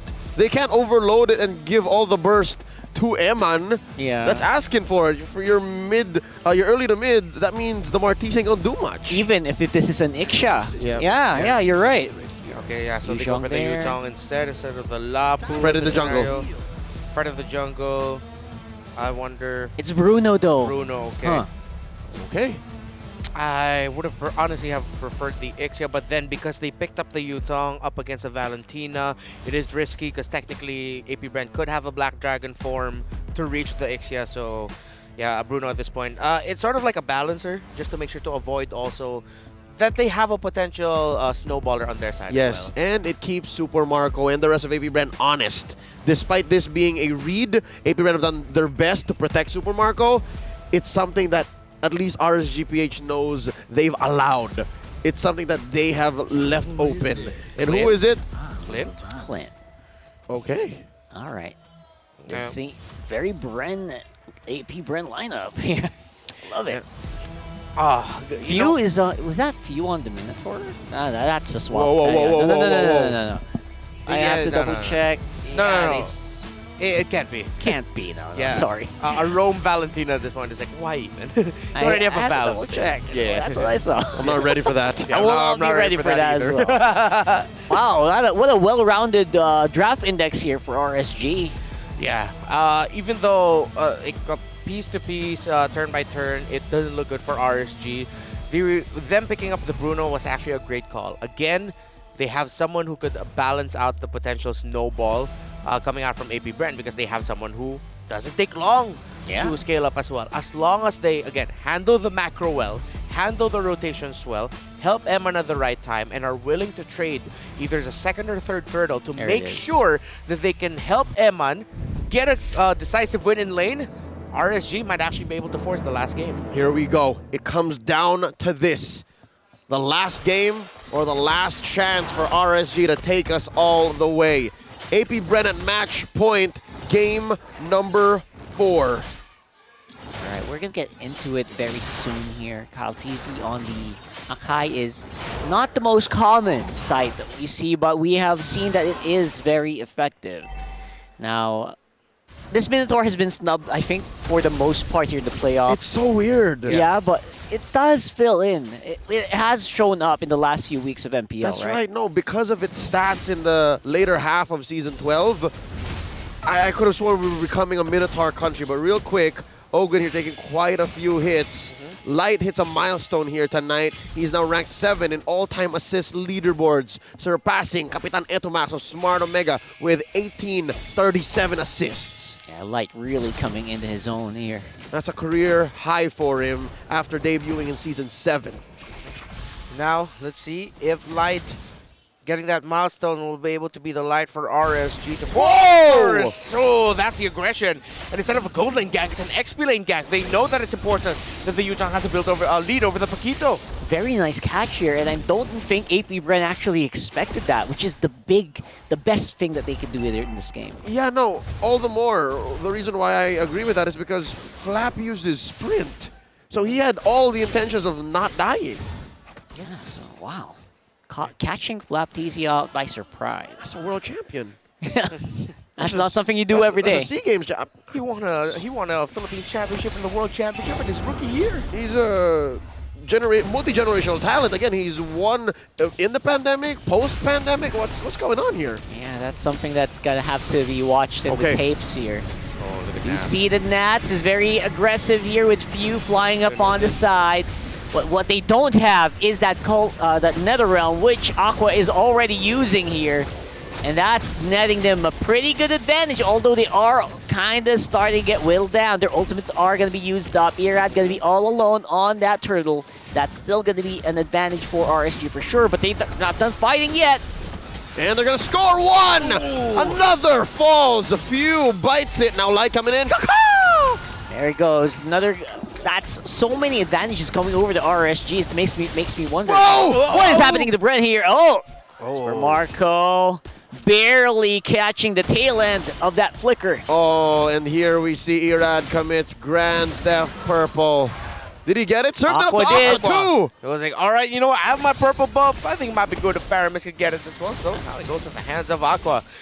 AP Bren are right now, I feel like they are surprised. I'm not sure if they expected RSG to play like this. And again, you got to commend the RSG. After everything they've been through leading up to this game, they now have a 3-0 lead, and they've made the right calls to try and build themselves a more comfortable position. Again, one of the reasons why we were doubting this lineup of RSG against AP Bren is because they're mainly a Faramis comp, and there's so many pieces on the side of AP Bren to give that a lot of hard time. So, a good adjustment by RSG. That first turtle was Light, was level 4, while Ogwen was not. They didn't have access to that Minoan Fury. That and, of course, the whole mystery of what happened to Flap. Yeah. We just caught it at the tail end, and he just died underneath his tier 1 turret too. So, where was the 15% damage reduction underneath the shield, right? And that means he stayed a little too long. What's going on with AP Bren here? RSG 1,000 gold ahead now. Light coming in. cancels the circling eagle. And trying to push the advantage here. Oh. And that small bit actually leading into huge gains for RSG, who are now up by 1.4K and might get more here. Irad forcing it onto Kyle. Ooh. Getting back into form. We're seeing the mechanic get back into it. And Flap T suffering once more to the hands of the Yuzhong. There has to be something with Nats' Yuzhong very specifically in this game. Yeah, he's pissed off. That's what it looks like. And right before that duel, he was actually able to fully build the Hunter Strike. And I think we're just really seeing the strength of Char residue now. A Hunter Strike at 4 minutes? Yep. Woo! Rushed it, did he? Woo-wee. Oh no. Even the purple. Is that the second time? No, Kyle TZ got it. Okay. Yeah. But that means he doesn't have the retribution for the turtle. Yeah, that's massive. And the RSG knows it. They're banking on him not having it. And AP Bren will concede for the meantime. Oh, gentlemen, 5 minutes in. AP Bren on the back foot. It's as clear as day. They are on a defensive position now with RSG. 2K ahead here. That's saying something, because you don't do that every day with Bren here. And then right now, I feel like they have all the cards. And what's RSG going to do? Are they going to do the exact same thing Bren did here? We're going to have to find out. As more members are positioned up, turret's actually super low. And they catch up on the Irad. There's the Netherrealm. And it puts him back into the game. Oh, he's so far in. The Praiser's Wrath already spent in. Ogwin flickers out. No dice. Yeah, guiding wind as well, just to make sure Irad's alive, and we are back on the reset. And they're still here. RSG is forcing the issue. Yeah, this turret's going to go down for sure. Whatever they did, especially after Game 3 with an extended time to reset and prepare provided for both teams, what a hell of a reset they've shown us. At this point, Nats is just straight up bullying Flap TZ. It's way past the laning phase, but it's like RSG and Nats is telling Flap, hey, is it really past the laning phase? I don't want this to end yet. I'm having a lot of fun here, Flap. Again, it was a rush there onto the Hunter Strike, and it's working wonders. Those 2 deaths onto Flap TZ. A hell of an adjustment by RSG. And normally we'd see this Paquito already be cutting lanes, but we're not seeing that today. Oh, Kyle TZ could be in trouble here. Forces a heavy spin as well. Oh, that's a DHS if I've ever seen one. Defensive heavy spin now. The Black Dragon form. They're flying it in here. Nats finds a target, but Netherrealm activated by Captain Few means that he's going to live, but the turret will not. Aqua ready here as well. Irad forcing it up. Turret on the bottom side. Constellation prize for AP Bren. All right, AP Bren here. They are just protecting themselves now. They understand about 7 minutes in, might be too late, that RSG means business. Can't mess around. And again, how RSG handled that first turtle, the fact that with a slight level gap, advantage rather for life over Ogre now for this last. Let's see if AP Bren can at least get this. They're trying to break it down here on this turtle. Half HP right now. Kyle TZ positioned up here. Irad, what's the call going to be? It is going to be the call onto Nats. What's the retribution looking like? It's still going to go to Irad. Everyone going up in the air, but the damage is something that RSG just does not care for. Ogwin very low. It's popped here by Ammon. Where is the backup? It's looking really grim here for AP Bren. Flap TZ on the sides just does not have the damage to duel it out against Nats. Oh, he dashes on out of there. Cyclone Eye through, and just like that, RSG going in deep, taking down Tier 2 up top. Very surgical. We thought they couldn't do it, but here they are, RSG. It was a huge mental mountain to climb, and they are flying up the mountain. AP Bren, they crafted this lineup to mess up a Faramis comp, but right now they're the ones getting messed up, and I really have to commend here what Nats has done in his impact in this game, effectively shutting down Flap, his presence in the game, timing, positioning, the Petri, the combo. Just a hell of a game here. Yeah. This isn't Nats entertainment. This isn't entertaining. This is nasty that we're seeing. Well, what better way to fly than with a Matilda? You know, that's what I'm saying. And the dragon. And the dragon. Yeah, they're just closing the gaps, man. They're getting what needs to be brought to where it needs to be. And that's what put them about 5K ahead here, under 9 minutes. And they are living in AP Bren's side of the map in the jungle. Kyle TZ struggling to even get his own orange. It's just about as good as it gets here. Oh, that's miserable. Kyle TZ got it. Forcing it out here. Oh, Irad scored. And the backup is here. Didn't really need to spend anything here. Lord control rate definitely in favor of Kyle, but in this game, that doesn't really matter as much. Man, oh man. AP Bren cannot contest. Not with the situation that they're looking at. Flapped easy, man. He's just assigned himself to this. It's a dirty job. Someone's got to do it. There, he's splitting the map. Man, at this point, that's all he could do. Still only a BOD, only up to an endless battle, or still just trying to build it is Super Marco. Meanwhile, there is already a Berserker Tree and Haskellos for this Bruno and RSG. Again, they've just done everything right. Everything that could have gone well for them did go great. Wow. And FlapTZ, though, it's going to open up that bottom lane. Second tower falls, but RSG, they don't care. At this point, they have a massive lead. They got a Lord with them. They're going to be able to get even more towers away from AP Bren with this push. Yep. Oh, RSG on a manhunt. They call it off. Yeah. Right. So right now, it seems to be like RSG, they're taking everything as much as they can, but AP Bren also trying to add a little bit of a mending to the wounds here. Yep. Get some of that gold back on their side. All right, truth be told, we've seen much worse situations. We've seen teams get buried like 8, 9K, 10K at the 10-minute mark. But here, I gotta be honest, it's so hard to see how AP Bren are gonna clap back. The way that their lineup works, they have to be proactive. Yeah. The next step here is just across the scale the other way back. They have to be inside their base and then punish RSG. From that kerfuffle in Game 3, now look at this. 11 minutes and counting. 6-0. Not a single kill for AP Bren. This has been all RSG. This is the growth. The greatest reset of all time is what we're witnessing right now. Yeah, that's definitely it. That's 100% reset. Flying it up on the Natcher on the back. 2 flying members of RSG. Everyone's in the air. Like, you just don't care. And there it goes.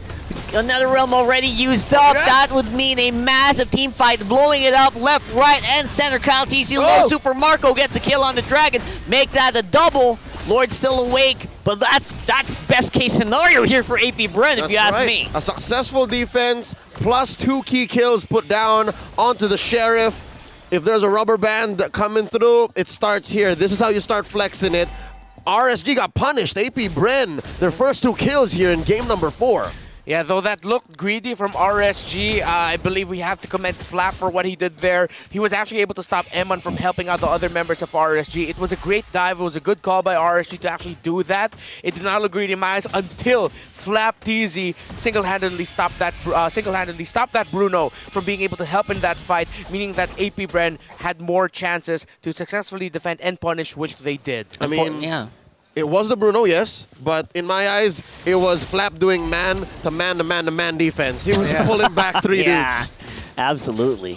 And right now, despite the successful defense and 2 kills, AP Bren, that timers is just too low, which means everyone's back on the field here. Not really going to be able to capitalize on that too much. Well, when the cat is out, the mouse goes to play, and they were able to score a little bit in mid and a push up top. What's this, light? 1v1?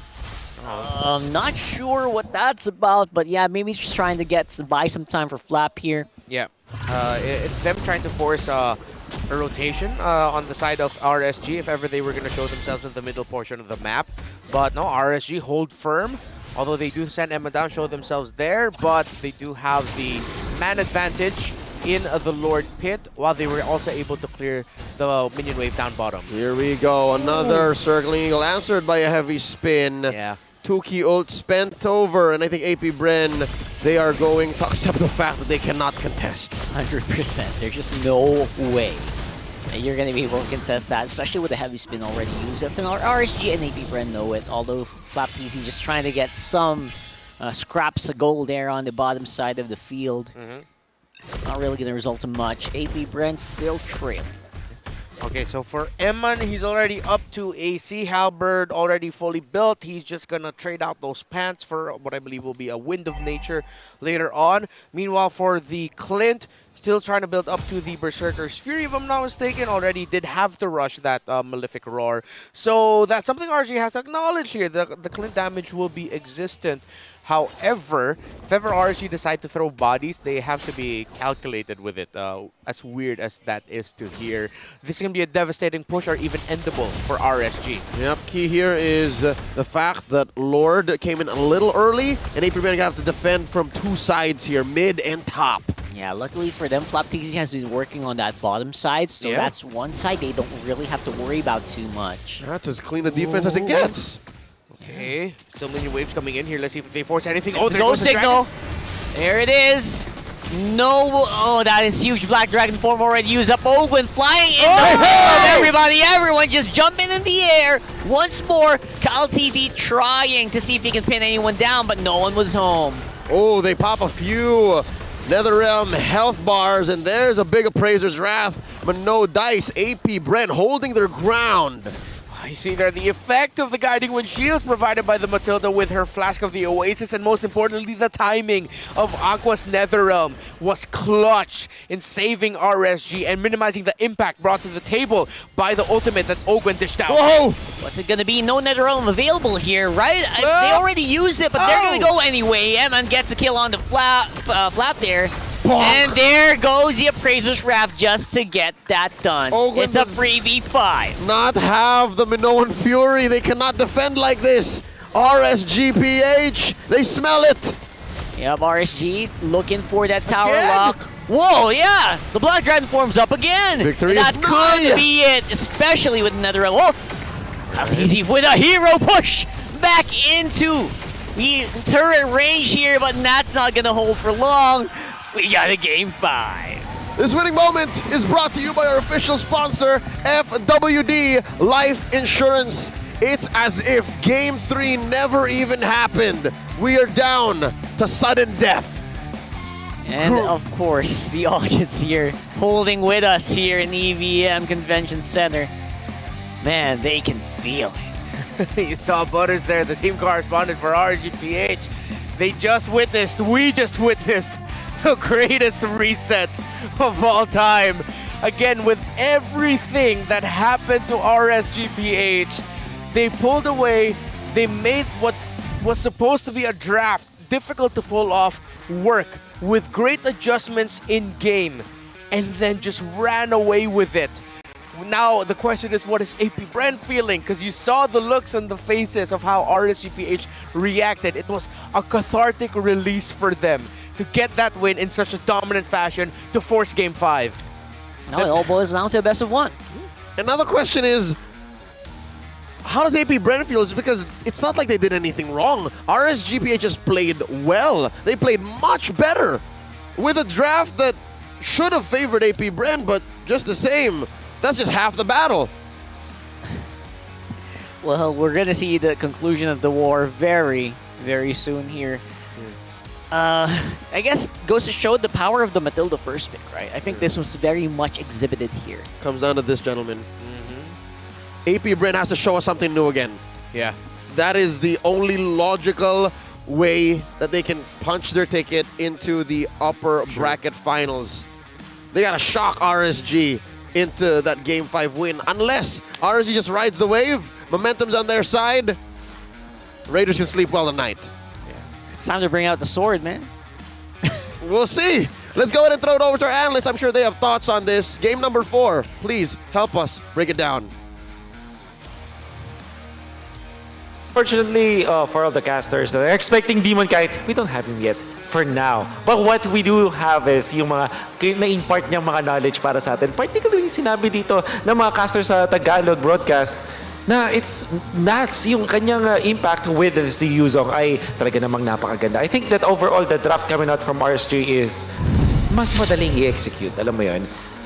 Isa sa mga favorite na combo ever is the Fredrin Faramis. Para siyang version ng ng Akai, ng Angela plus 1-1 or Angela Iritel from before. Our MVP for now is Nats, 3-1-1 with this Yuzong, at talagang natulungan niya itong kanyang buong team na i-take advantage yung Faramis pati yung Fredrin kasi kumbaga meron siyang kasabay sa pag-go dun sa mga members ng AP Bren. Napakatapang ni Nats dito sa game na to. Well, kasi nga naman may follow-up siya ng Faramis pati nung Fredrin. Bakit ko nasabing isa sa mga Pinakamagandang combo itong Faramis plus Fredrin, makikita niyan sa highlights. Dahil kapag ikaw yung Fredrin at meron kang kakamping Faramis, once na mapok ka ng kalaban at gumamit ng count outer, pagbalik mo at lalong-lalo na pag nagamit mo yung Appraiser's Wrath, mababalik agad yung HP na meron ka. That's why I felt na may konting disconnect dun sa hero choices dito coming out from AP Bren. Bruno yung katapat nila with Fredrin. Ang kanilang pinili dito is Clint plus the Minotaur. Single target damage, hindi ganun kalakas tumunaw ng shields ng Faramis. At the same time, hindi matatangke yung burst type of damage or big chunks of damage coming out from Eman. Ang nature kasi ng Bruno, mataas yung damage output niya bawat hit in big chunks. Hindi siya katulad ng Claude or ng Beatrix, for example, na or Irithel na paunti-unti yung damage. Sa kanya kasi one big chunk after another. Kaya naman, feeling ko, hindi Minotaur yung perfect na pangsagot dito. Nevertheless, AP Bren, kaya ito yung kanilang pinili. They won a team fight with the Valentina. Meron na naman silang pakito. And overall, kaya talaga nilang i-4 protect one itong Clint. That's the idea coming out from AP Bren. However, kung merong isang Yuzhong na walang takot at meron ka pang Fredrin, in combination with Faramis, nahihirapan silang mag-sustain or mag-output ng enough na damage para matanggal yung sustain na meron dito ang RSG. At bukod pa dyan, yung 5 quantum charge na nakita natin coming out from RSG was also very effective against the line of AP Bren. Kaya nilang nagpasan papunta sa may backlines or force out yung mga hindi ganun ka-ideal na positioning coming out from AP Bren by outspeeding yung composition dito ng AP Bren. Surely, kapag nakahanap tayo dito ng magandang initiations to No and Fury, the Valentina, pwede kunin yung Netherrealm din. Meron kang Akai ultimate with a heavy spin. All of that combined together, that will be really good para dun sa Clint para maprotektahan niya nila at ma-activate nila in this particular game. Yun nga lang, hindi nangyari yun dahil sa panggugulo na nakita natin mula kay Nats on this Yuzhong. Apart from from what we saw in the highlights na nakakuha pa siya ng isang solo kill, yung impact niya sa mapa ay ramdam na ramdam. Nakita natin kung gaano ka-advanced siyang gumugo dun sa members ng AP Bren. At kahit pa merong sobrang lalim na choices mula dun kay Nats, ang daling nakakahabol ng mga members ng RSG. You have the speed boost coming out from the Netherrealm. At naturally, dahil meron sila mga quantum charge, ang dali talaga nilang run down as a team. One-sided na nakita natin mula dito sa RSG 8-2 going up against AP Bren to force game number 5 in this wonderful series. At gusto ko lang i-quote yung sinabi ni Coach Panda doon sa kanyang doon sa mga soundbites na narinig natin from yesterday. Basta maganda yung draft, kaya nilang ipanalo yung mga laban, no matter what it is. Always starts with the draft. And I would say yung 2 wins dito ng RSG, that was game number 1 eventually dun sa this particular game. Ito talaga yung draft na masasabi mong maganda para sa kanila. At hindi natin sinasabing na totally outdraft nila yung AP Bren. It's more like pag tinignan natin yung ease of execution, kung gaano nga ba kadaling i-execute yung composition ng RSG, mas papabor ka talaga. Matilda plus the Faramis, tapos mayroon kang Fredrin, wala na talagang takot. Susugod doon, eventually yung nakita natin na Yuzhong, na bihira na rin natin nakikita ngayon sa ating meta. Usually talagang yung mga specialists na lang ng Yuzhong ang gumagamit. But you can see Nats on how well he used this hero in combination with the Bruno. And like I said, Fredrin Faramis. Kung ako sa inyo at magkaduo kayo at jungler at meron kayong post 4, ito yata yung mga pwede nyong itry dun sa inyong mga rank games. Kung sawa na kayo sa Irithel Angela or sa Lancelot Angela or Ling Angela, ito yung try nyo, Fredrin Faramis. You would be surprised. Napakadali mag-control ng mga neutral objectives. Very strong when it comes to jungling. Ang bilis nyo mag-jungle. At kung sakaling nalulugi na kayo sa laban, meron kayong option ng wave clear mula dun sa Faramis para i-comeback yung mga laban or i-turn around yung mga teamfights by tanking for your team. One of the strongest duos na meron tayo ngayon, and most importantly, madaling i-execute. Kumbaga, hintay mo lang na mag-overcommit sa iyong kalaban, you can turn it all around with that combination. Game number 5 will definitely be the battle of the draft. Alam naman natin, 2 legendary coaches with their analysts ang makikita natin for game number 5. So, di na natin papatagalin. Bato na natin pabalik sa mga casters. Indeed, it is time for a draft battle. It comes down to this, a final bout in this best of 5. Game 5 is all it took. 2-2, doesn't even matter.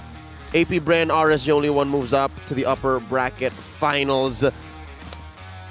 again, Wolf just presented reasons and solutions why this happened. And he's right, there's nothing wrong with either draft. It's just RSG played it so well off the back of Nats Yuzhong. Let me present a theory here. Gentlemen. Yeah. Whoever buckles and respect bans or respect picks first might actually be on the back foot. That's true. I would just like, this is one of those scenarios where you might just try not to react too much and just play your game. I think. Bang. Yeah, because if anything, Right? I learned from Game 4 here is maybe AP Brent played the reactive game, even from red side. Yeah. You saw they were really actively chasing on this counter this Faramis, give it all such a hard time. And even though Ogwin got his most played hero so far this season, the Minotaur for him, it didn't work out. Again, the adjustments that they did, the fact that he was just a few XP, but at least he was level 3, Light was level 4 in that first turtle fight. It cost AP Brent that second initial rotation around the map, and then eventually just snowballed from there. Yep, made all the difference. It cost them the momentum, if not at least the ramp up to such. And yeah, I don't know. I actually like the Minotaur. It's just the way it came all together and how just willing RSGPH was to push the boundaries. I mean, the Minotaur was doing its thing. People were flying in the air. The lack of it was capitalization from the other members, from the most part, right? Yep. And maybe the time where people were flying, maybe the ultimates were already expended, and the knockups didn't matter as much. So maybe we can kind of think about that. But at the same time, we're going to a game best of 1 now. And strats kind of start to change when you get into that best of 1 scenario. I did allude to it prior to the analyst segment. AP Brent's got to pull something out from deep. Real deep. They got to go into their pockets, or in their case, those beautiful varsity jackets pockets, and just, I don't know, man, that whole mid-Fovius type of deal. Yeah, find something like that. I won't knock it. If they show something like a Mia, I'm not going to hate it. Go. All right, let's slow our roll here. I don't want to. It's game 5. Okay, how about a Barats in the jungle? Sure, yeah. Keep it close to our chest. You know, keep it pretty real. Layla. What else is? No, her dad maybe, but I'm honestly, you know what? I won't knock the Layla. Think about it like this: if AP Brent take away all of the dive heroes that can somehow reach that Matilda, that Layla. Yeah. Well, come on, you've experienced it in RG a couple of times. I'm sure you have as well. You laughed at the Layla pick, yeah, you laughed at the Layla pick. It's like, oh my goodness, the Layla. And then suddenly, she loses the lane, but then suddenly she hits that power spike. You have no one to reach her. 7 minutes later, how did it get to this? How does she get 3 maniacs in a row? Okay. All right. I believe I am 99.7% sure that's not going to happen. Yeah. But let me dream. How far can they take this? I'm assuming AP Bren would like to stay red. Yeah. I would say bring out the swords. That's for me. Stay red and then not be defensive anymore, not be reactive. I think that's a start. Yeah. Something that has a little bit more presence in terms of, again, being able to innovate. Again, they showed it off in game number 1. A lineup that can frequently get vision into the opposing side jungle. I'd like to see, actually, if it's going to be available, Novario on the hands of few. I feel like would be great with controlling how RSG like to play. But again, if it is going to be open for APB, if we're looking for picks for them. Meanwhile, for RSG, I think they're in a comfortable spot where they can really just keep shuffling Faramis Valentina. Any of those two for Aqua, they already look really comfortable.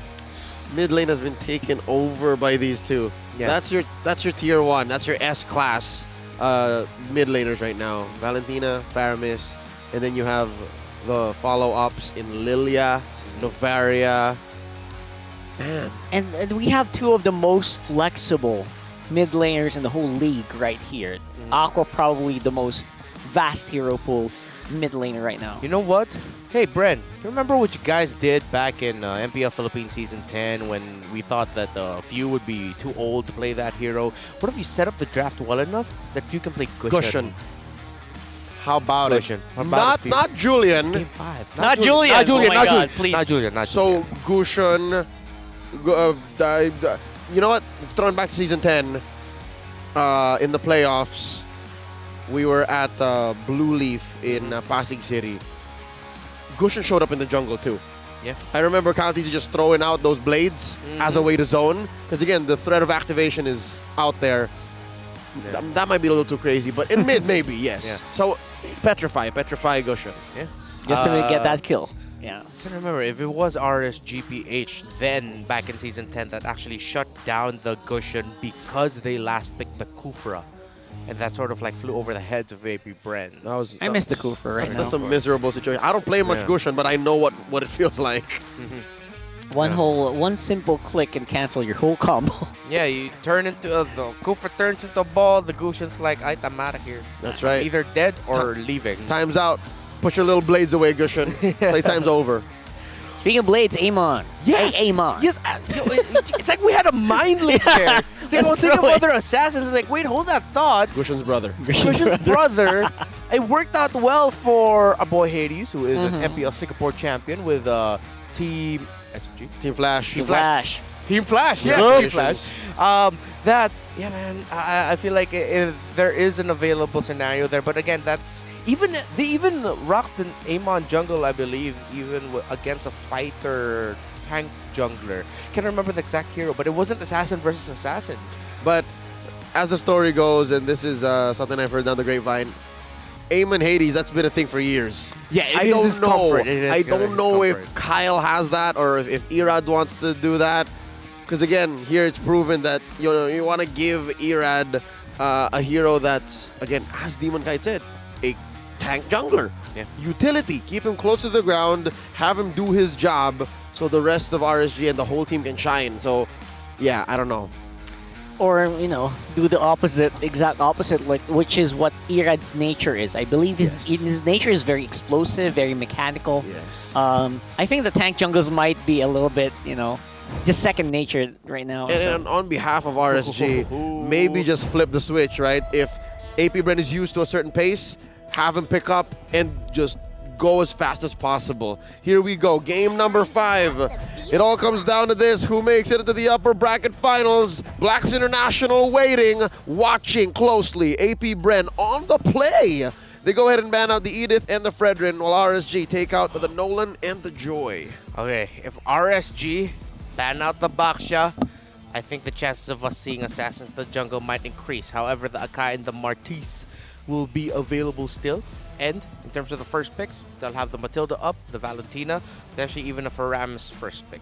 It's going to be so big for both of these franchises to get to that upper bracket again. Yeah. Been a hot minute since they've actually gotten to the finals here, right? Yeah. So Last season, it was RSG and Blacklist in the upper bracket for Season 11. So it will be familiar territory if they do make it here. But for APBR, it's been a long time coming. This has always been the speed bump for them. Yeah. Massive. Huge in the regular season, Whoa. then kind of slows down during the playoffs. That's been the trend here. They're trying to break that right now. Gentlemen, it's on a Oh, Kai ban in the first phase. Oh. Baksha ban. They want the Assassins. Do it. Do it. Ban the Baksha. Do it. Anime fight. Anime fight. Hey, remember what we posed earlier on? Yeah. If it becomes an anime fight, what if someone here does roll out the Mincetar Rome, though? That'd be cool, though. I do not count it out. APBR no, can do it. Okay, so there's the Valentina ban. They can still anime fight. It's not out of the books. Matilda. APBR, honestly, if they don't pick up the Matilda here, I will question it. Okay, so if they go Matilda and then obviously Faramis. Yeah. If I was RSG, though, we've seen Ogwin kind of falter on the Matilda previously. So if I was RSG, I would maybe remember that. I wonder if APB pulls out our RSG and then... That's Baksha. Ah, it's still the Baksha. Sorry, Okay. no anime fight. All right. Keep it simple, keep it clean. So... Yeah, no, there's no way it goes Faramis Matilda. They get one or the other on the clapback. Yeah. APBR. All right, this is a good read. I almost forgot the box shows out.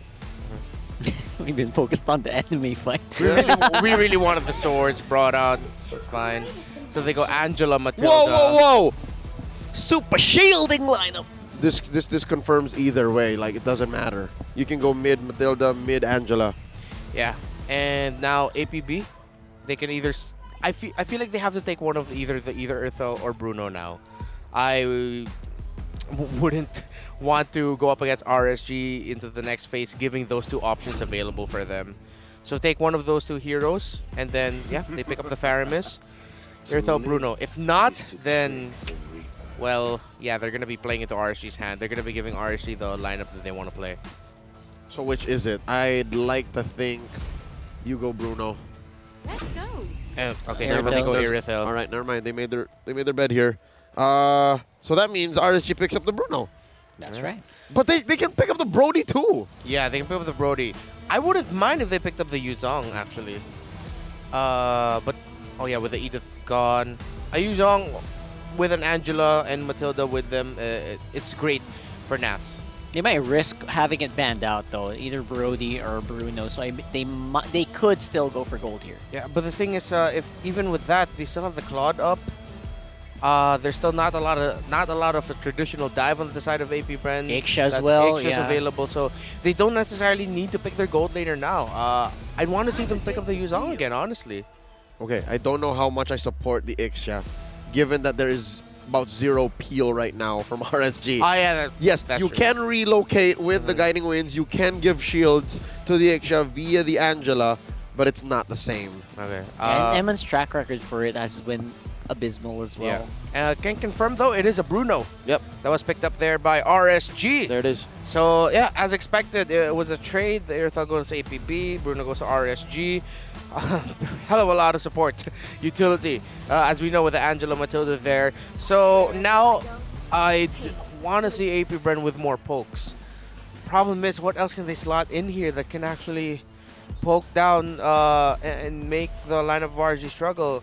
We might actually head into a game where this is going to boil down to the XP lane pickups now for Flap and Naths. Whatever Flap gets has to be so, how do we say this, so active around the map that he can fast clear and then immediately help out in the jungle, or either to help defend or to help invade.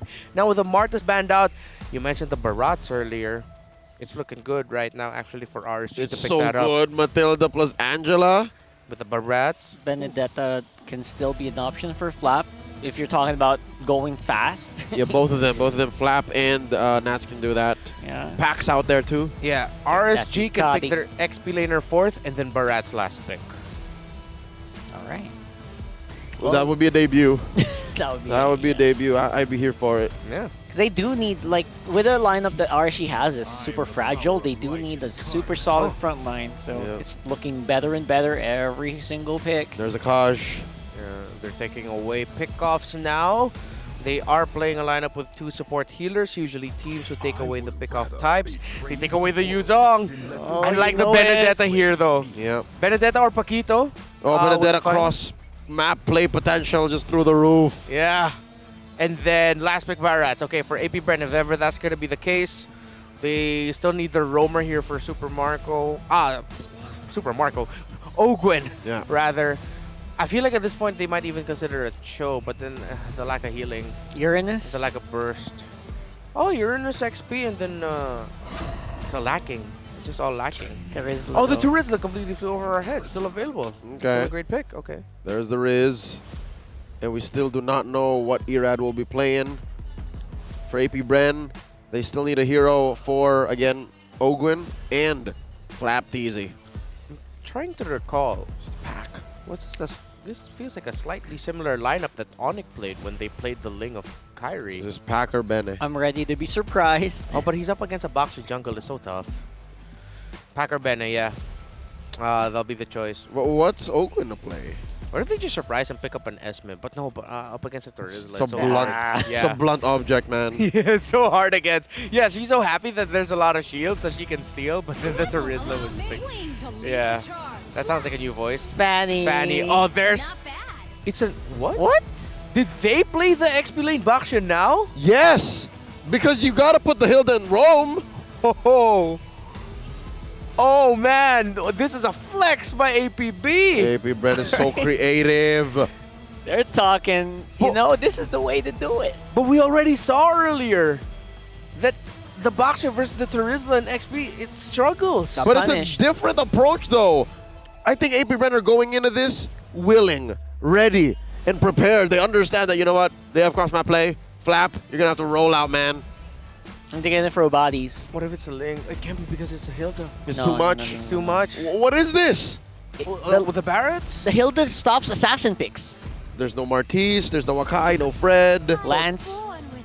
Oh, the Guinevere jungle, of course. Era does this. Yeah, they does this, but still, it's okay. They chose that. They thought about it a long time. They chose it, but again, the presence of the Hilda. Wow. Okay. Honestly, feels like a band-aid, but it's a pretty good, high-quality band-aid.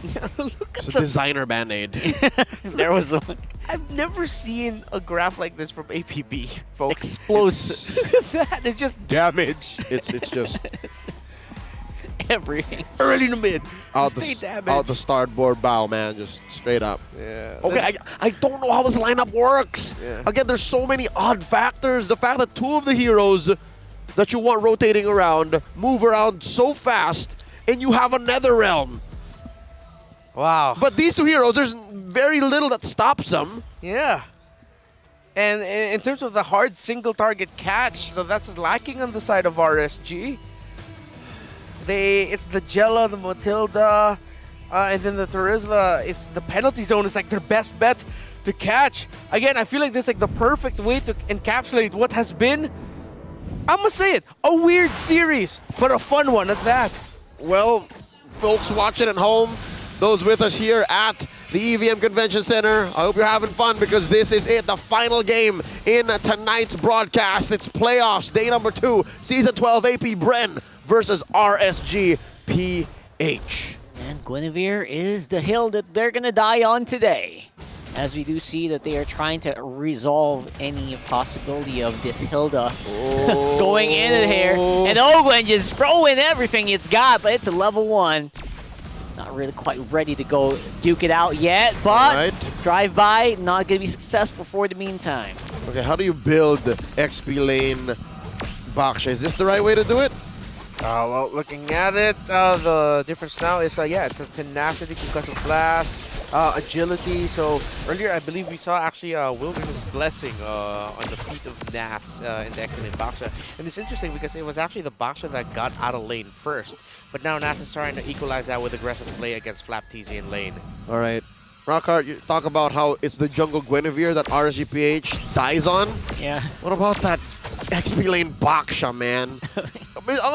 Am I correct to say that this is the second time we've seen this all season long? Yes. And it happened in the same series. Same series. All right, here we go. Oh, that's a beautiful engagement. But again, there's really no one to hold people down here. From both sides. Right? So it's going to have to be just pokes after pokes here. And I'm not sure who's going to come out on top with that one. This is an underground bare-knuckle boxing fight where both fighters have just Vaseline all over. There's a lot of damage, but like, how do you stick it? That's right. My brain was trying to process, what's that word? Oh, Vaseline. All right, everything's just slipping. Yeah. Baby oil, just right? Everybody's so slippery. No one's got any grasp. Not to mention there is a Matilda in the field. So RSG's going to have a little bit of an up +1, but there's another realm. So exactly. Oh my god. Oh, wow. Okay, Nats. Let's stop Ogwen here. Problematic. Ogwen could still be in trouble here. Going? He's overstaying his welcome. I don't know why he stayed there that long, but they got first blood count and they get that turtle. Here so we maybe go! that's the plan. They also give over the kill. Whoa. All right, roamer for a roamer. And I'm just, again, waiting for these fights to break out, much like it did in game number 4. But it looks like both teams are super disciplined right now. Both teams understand, all right, we can't let any of our slip-ups come through here. Despite us both having weird drafts, we got to play this perfectly. Now, AP Bren, with all the slipperiness, there's a lot of ways for them to tackle this fight. While for RSG, it's objectives, roam together. AP Bren can afford to split. So it's a styles clash, actually. But when it comes into actual clashes, it's just going to be a mess, which I really like. Yep, check this out. Why Bush control from Kyle Teasy. assassination attempt here, but there will be a shielding. Not going to be enough, though. Eman still goes down. Light could still be in a bit of a pickle here. Super Marco very happy with the result of this for sure. Let's get more of this outer turret energy shield here. Irad again. It's so hard to hit that. I don't blame you. Yep. Ray Ash would know. He's watching with a big grin on his face. You know but it. I am not convinced. Watching the first 4 minutes of this game, it's very difficult to get these combos off. Shows this. Let's see if RSG will get pressured here in this purple side map. No, it doesn't look like it. But yeah, AP Bren, it's a different version of what they showed off earlier. It's going to be a big dive in there. Owen going to be the target. Nice save there from Captain Few right there. Just making it out in the nick of time. While all of that's happening, though, Eman going to go down a second time here on the goal lane. And this is what we're talking about. It's on the side of AP Bren, it's a, hey, look at this hand, but then it's a misdirection. My other hand is the one about to smack you in the face, while RSG are just trying to protect each other, grouping up either as 4 or usually as 4 actually, and that opens up Eman in his lane still. We're still in the laning phase, susceptible to the fanny of Kyle Teasy. AP Bren are playing this really well right now, while RSG, they will get to a point where they will be competitive against this lineup, but it's going to take some time. That sequence, I see it now. Front hand, backhand. Yep. I hope RSG don't fall for it as often as they have here the first 5 minutes of the game. 3-1, first turtle scored by AP Bren. They have the advantage here, retribution range. Yeah, Kyle Teasy will still be the one to secure it. No big surprises there. Obviously, Irad way down there, trying to get some kills onto Super Marco, but AP Bren, they know. Well, the map belongs to AP Bren. This is how far ahead AP Bren is. You see that first item pickup, the Malefic Roar. Yeah, he got to build that really fast because he even built the Fury Hammer and then even the attack speed dagger before going into the Malefic Roar. So it just goes to show how rich at this point Kyle Teasy is. Yep, and if you do the math, the economy only checks out if you can afford an early Malefic Roar. That's how all the penetration adds up. Yeah, most of the gold, even though it's a small gold lead, it's actually on the side of the gold laner for AP Bren. So that's a big difference compared to if the gold was spaced out across the members. Yeah, very different tempos. The tempo Kyle Teasy is playing on right now. Very fast, and RSG are now getting to the point where they're trying to play keep up. Yeah, again, Nats can try that all day long. It's also another very difficult to hit ultimate, especially against a Fanny. Yeah. So, yeah, step it up, I guess. We've seen the best of them catch Fannies midair, but those were edicts. I don't recall many Terizlas doing it in Season 12. Yeah, True that. Around a 1 and a 1.5 level lead here, actually, for Kyle. Oh, Spatial Migration finally hitting up the target, but it's not even going to go to half HP. That's how bad that Vile Requiem is at this early stage. And the situational awareness from El Capitan Few, it's clear he could have pressed the button there, could have clicked Purify, but he knew he wasn't going to receive much damage. Ooh, holds on to it, and that means they will have it ready for this fight if it does break out here. Irad getting chased down once more by Ogwen, who is trailing very closely and has that shield. Again, just so difficult to deal with here. This Hilda pick is just giving RSG heavy. Yep, it's gonna be as annoying up to a certain level until it doesn't anymore. And I think AP Bren needs to, again, step on the gas. Oh! You asked for it and you shall receive. That was out of nowhere if you were RSG, and now AP Bren capitalizing. How's that for a bush check? Oh, yeah. Yikes! That's all I can say in AP Bren, that's a free turtle for them. With the roamer gone, RSG. And again, they somehow have to buy time against a Fanny that has snowballed. My God, AP Bren's making this Baksha XP lane work. That's such a flex onto RSG after what happened earlier. We thought, yeah, that's it for that matchup. Nope. Flap TG showing that's how it's done right now. Yeah, and this time we actually mean it. This time around, we will see AP Bren. All right, gentlemen, just to put this into context, folks watching at home, you can play along. Imagine you're looking at your mini-map, and there's 3 heroes from your opponent's side that's running around constantly. Regardless of where you see them on the mini-map, the other 2 are almost always just at your flank. Yep. That's what it is. Ogwin, Flap TZ, the Fanny. no corner is safe for RSGPH. That's why they're playing this way. So hard to concentrate, right? Especially with all those movements. Now, though, again, spatial migration is going to be missing again for Irad. Making it hard to land that Viral Requiem again. Rotational speed is through the roof. They tapped into the speed force. That is true. And AP Bread right now, they're not stopping. They're still going fast, still applying the pressure. Look at the items, look at the massive gold gap between the Irithel and then the Bruno. Still just on the way to building a second item. He had to build a bit more defense just to survive whenever the Fanny would show up. I believe he's going to be rushing the Malefic Roar at this point as Eman. Yeah, each and every one of them also has that move speed that we're talking about. Yeah, Yep. that's AP Bren just...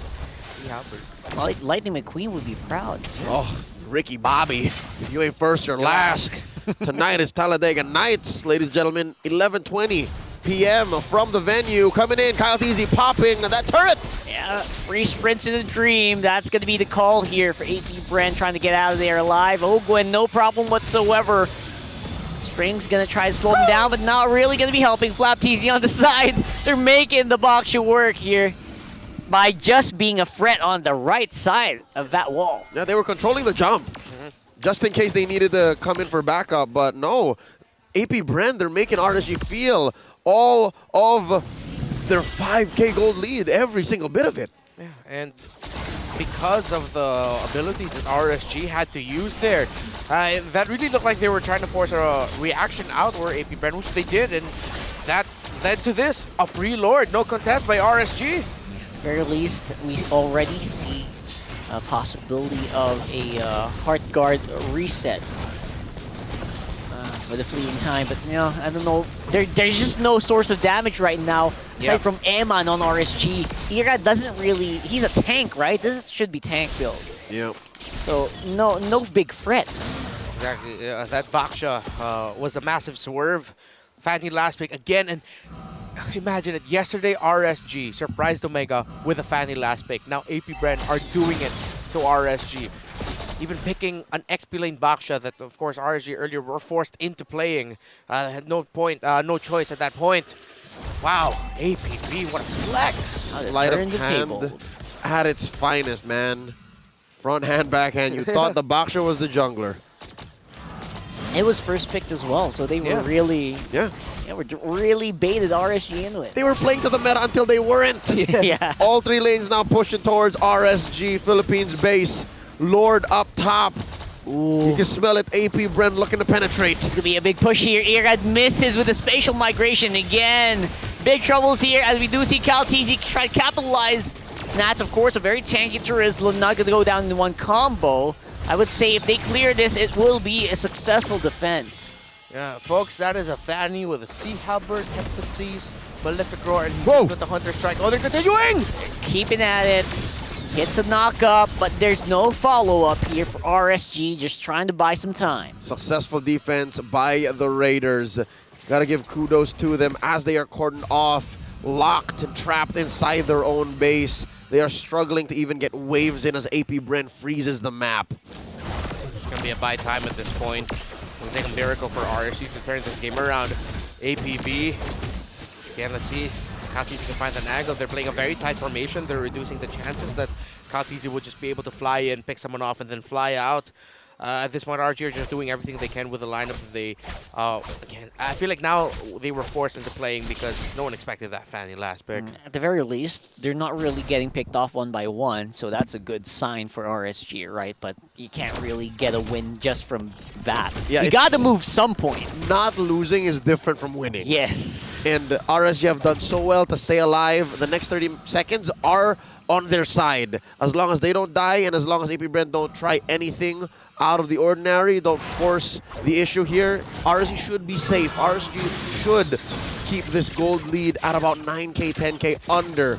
But now, with this Luminous Lord looming over the Raiders' heads, elimination, rather, relegation into the lower bracket, imminent, they have to play this very specifically. There's just no threat at all, man. You saw earlier Super Marco just walking up against two people from RSG all on zone. Yeah. Like, oh my god, there's just zero catch. I want to share a little anecdote as AP Bren will be able to freely get the sword as expected. had a quick chat with Coach Panda and said, hey, all of us casters were expecting this to go 5 games. It's you guys as you're drafting. And then Coach Panda just walked away. He was like, acknowledged it and then laughed. And now I feel like we did it. We got to it. The 5 games, the drafting, the uniqueness, the creativity. AP Bren and RSG, I wouldn't have seen it go other way. And here we are now, AP Bren on the brink and the cusp of victory. Just cannot be overzealous now at this point. But their window of error, their margin of error is actually, their window for error is very small. It's difficult to see them messing this up. Yeah, it has to be a combination of them over-committing and overstaying their welcome, while RSG just playing it very, very perfectly. All 3 lanes pushing up towards the Raiders. See, that's going to happen here as Nats, again, will miss up on penalty zone. One crucial crowd control source missing now for RSG for the next few seconds. Pushing on the mid, though. Good damage coming in from AP Bren as well, taking out that turret. This is hard to watch, man. Yeah, this is probably game already.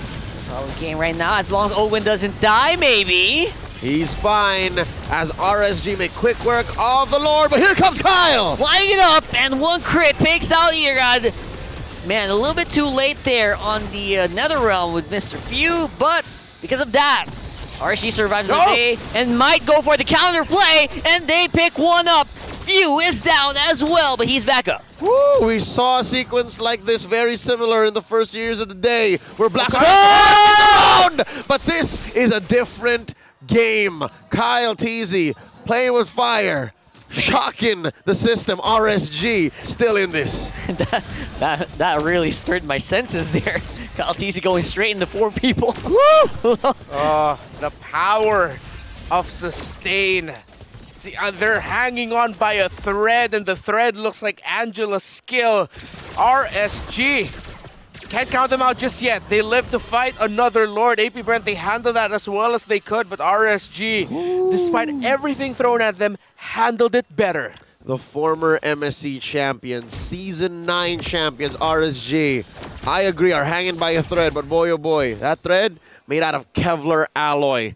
A composite of all of their collective fortitudes, and they're still in this. 5-3.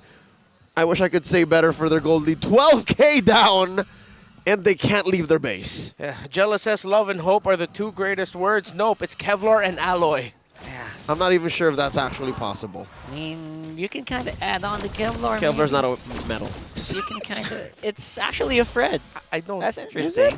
It's like spider silk. All right, you know, I'm not a psychologist, but I'm not sure if I'm calling my metals right. I've met someone named Kevlar before. It took a lot of willpower not to laugh.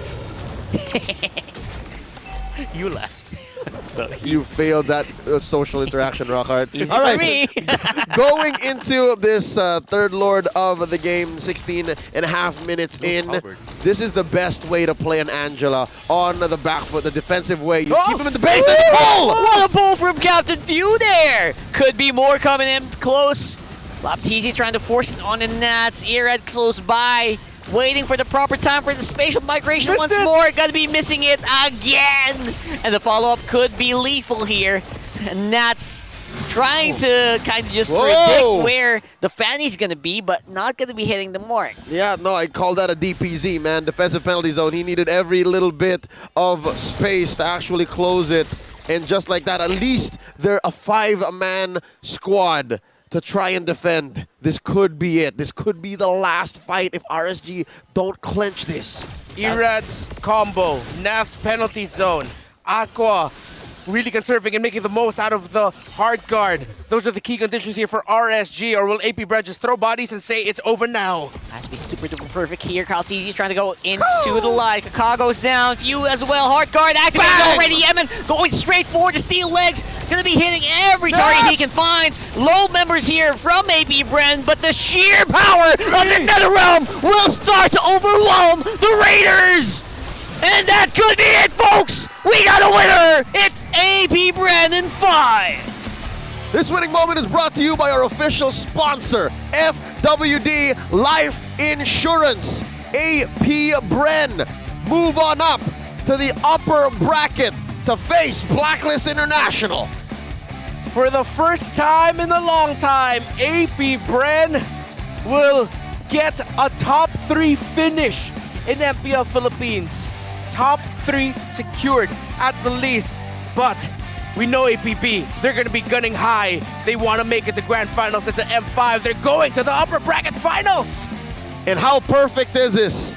During the break, they have gone through a metamorphosis. The most creative they have ever been in their run in this iteration of their lineup. AP Bren changing the meta, winning with a Baksha EXP. Who the fuck? Who the fuck there? And that's coming from a game where RSG dominated AP Bren. And APB said in Game 5, this didn't work out for you, we'll show you how it's done. Hey, you don't want to play Assassins? Fine, we'll play the Fanny. And here's the thing. Here's the thing. The Raiders have to go back to square one, go back to the drawing board, and it's going to be a long talk with Coach Panda. But we wish him the best because there'll still be an action in the following days of the playoffs. Let's go to the stage with Mara Aquino.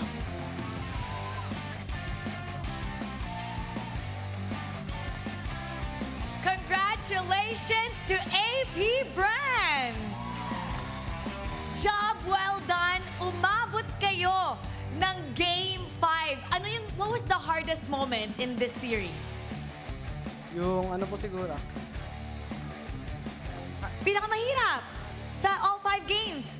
Yung You reached Game 5. Nung Game 2 po, nahirapan po kami sa lineup po namin kasi masyado po kami na-earlyan ng hours. Kaya parang kumambak na lang po kami ng Game 2 tapos nanalo po kami. Alam mo, sa poll natin, we've been asking kung sino nga ba yung pinakamalakas na jungler. Ikaw number 2, si Irad yung number 3. So you're supposed to be stronger than Irad according to people. Pero yung ating game number 5, heavily banned yung heroes ni Irad. Bakit siya yung focus nyo? Why is that? Oo, bakit si Irad? Bakit si Irad? Lakas po kasi ni Irad kaya bina namin mga hero niya. Talagang pinocus niya si Irad. By the way, congratulations. Actually, kay Few or kay Flap, one step closer na kayo para ma-represent ang ating bansa sa Empire World Championship. Ayun, sobrang saya na nakaangat kami ngayon kasi for the past 2 seasons top 4 kami, tapos sayang yung upper bracket namin ganun. Tapos ngayon nakaangat kami, tapos may chance kami na maging M5 representative na bukas. Alam mo, ayon nga kay Coach Brian, meron sa isang interview na ang pagsubok daw na pinagdaanan nyo, parang medyo nawala yung gigil, yung drive. Do you think this was solved already ngayong playoffs? Sa tingin ko rin konti-konti nababalik yung gigil lalo na nung nag-start na itong playoffs. Ikaw naman, Flap. Again, ikaw experience ka sa pagpunta sa World Championship. One step closer. Actually, top 3 na kayo. Nasa upper bracket finals. Pero makakalaban nyo, Blacklist International. So sa regular season, even, how do you think na mag-iiba to ngayon? Mas papakita pa po namin yung lakas namin bukas. Kasi isang panalo na lang, M5 na Kasi gustong-gusto namin mag-M5 lahat Ayun, nakagalingan namin bukas. Sino yung kinakatakutan nyo bukas kontra Blacklist? Wala po. Wala? Kahit isang manlalaro? Wala. Wala? Okay. Talagang very confident ngayon ang AP Bren. At kita na ang kanyang gigil. Ngayon, tingnan natin kung sino nga ba ang ating match MVP. Let me hear it from you. Talagang sumisigaw, Pandora, Pandora. Sino ba? Let's take a look at the screen for the match MVP. Kyle! Kyle, ano pa ba ang pwede naming asahan mula sa'yo dahil simula bukas, sobrang importante na ang laban nyo. M5 is on the line. Abangan nyo kami bukas. Mas gagalingan pa po namin para kami po ulit mag-represent ng Pilipinas. And now, it's time to give another round of applause to AP Bren. You may now take your bow. And take your walk. a victory. AP Brent, umabot tayo.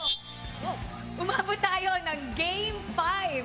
Matindi ang ating laban dahil M5 ang nakasalalay dito. Hihimayin natin ang ating laban kaya babalikan na natin ang ating analyst. Pasok!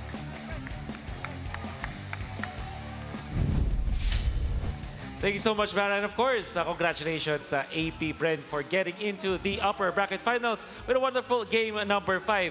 Saktong-sakto dahil pinag-usapan natin before game 5 happened that it will be a draft battle between the coaches of AP Brent and the RSG. To the point na pwede natin sabihin na kung sino yung mas maganda yung draft sila, yung potentially mas mananalo sa ating yung mga laban. And ang ginawa ng AP Brent in this case is to flex their heroes. We will talk about that later. For now, tingnan muna natin yung naging performance dito ni Few. I would say, hindi lang naman si Few yung MVP, yung galawan dito sa game na to. Very commendable nga lang yung kanyang itemization. Prioritizing Elegant Gem into the Clock of Destiny. Kaya naman ang sakit ng damage output nila. Ang pinaka notable dito mula sa AP Brent is yung pag-draft nila or pag-flex ng draft nila.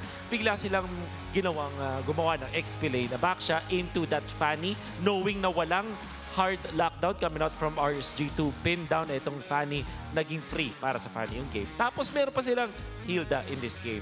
Para sa akin, napakaganda nitong drafting pattern mula dun sa AP Brent. And we're not saying na hindi maganda yung draft ng RSG. It's just that yung AP Brent sinagot lane per lane, matchup per matchup, yung nakita natin sa kanila.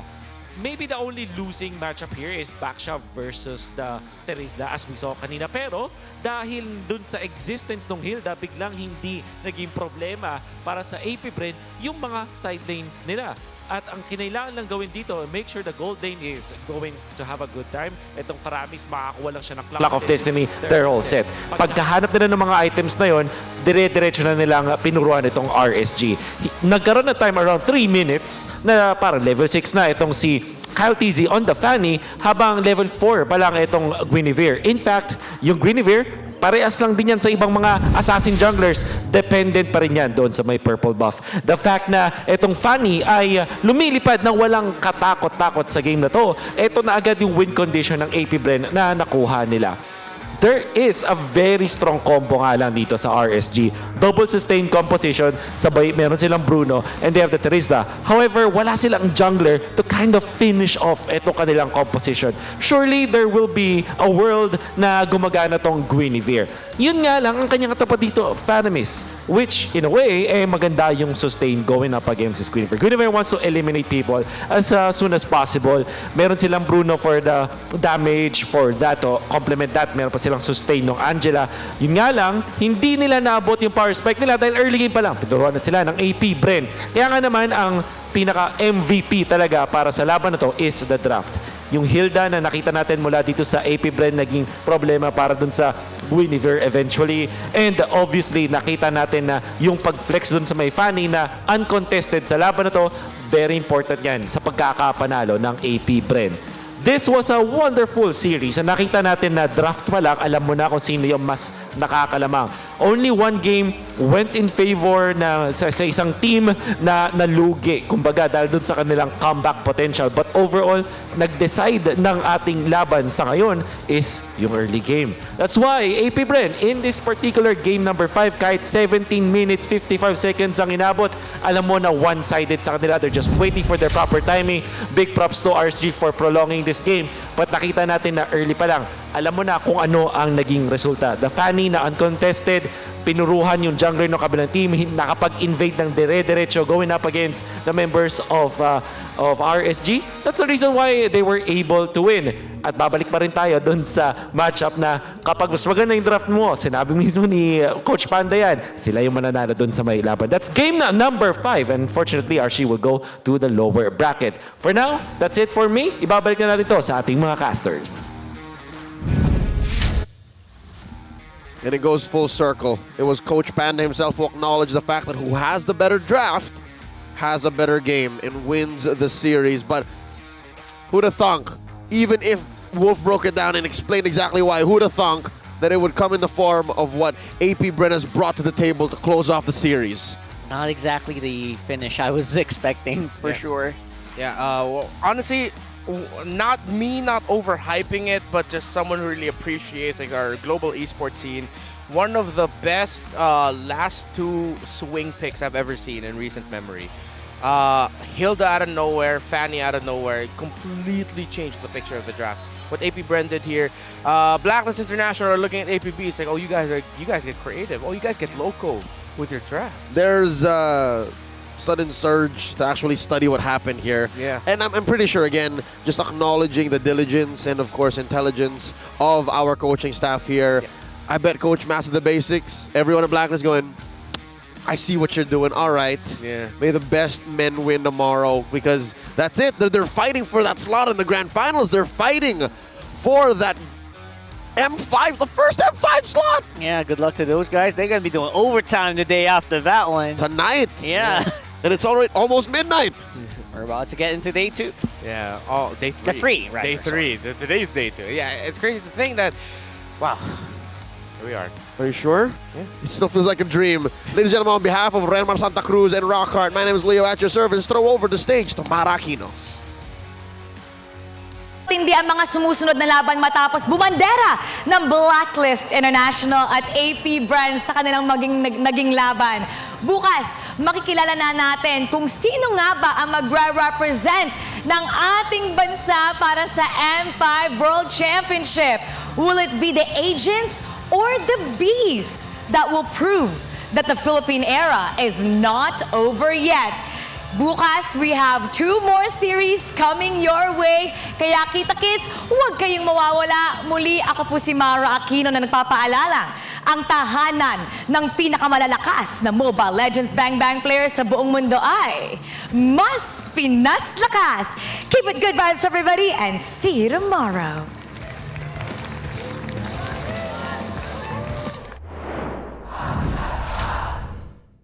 The 12th season of MPL Philippines is brought to you by the following sponsors. Smart, the official telco partner of MPL Philippines Season 12. Our official sponsor, Infinix Zero 35G, 4K ultra clear front vlog phone. And FWD Life Insurance. In the epic adventure of life, FWD is your expert wingman. Celebrate your victories living with FWD. Our partners in esports, Maya, it's everything, and a bank. Secret Lab, the official gaming chair of MPL Philippines, Pi Channel, and EVM Convention Center. Experience the Mpl-Ph Season 12 Playoffs action live at EVM Convention Center. Get your tickets now from our official ticketing partner, Slash. Just go to bit.ly/S12 Playoffs tickets for more details. Don't forget to catch all of our official league content on TikTok, Facebook, Instagram, and Twitter. To ensure the equality and fairness of our games, MPL Philippines is also monitored and supervised by the Games and Amusements Board. Habang yung blacklist ay kumakapit pa, ayaw pa rin kita. Napakalakas pa rin ng Pilipinas.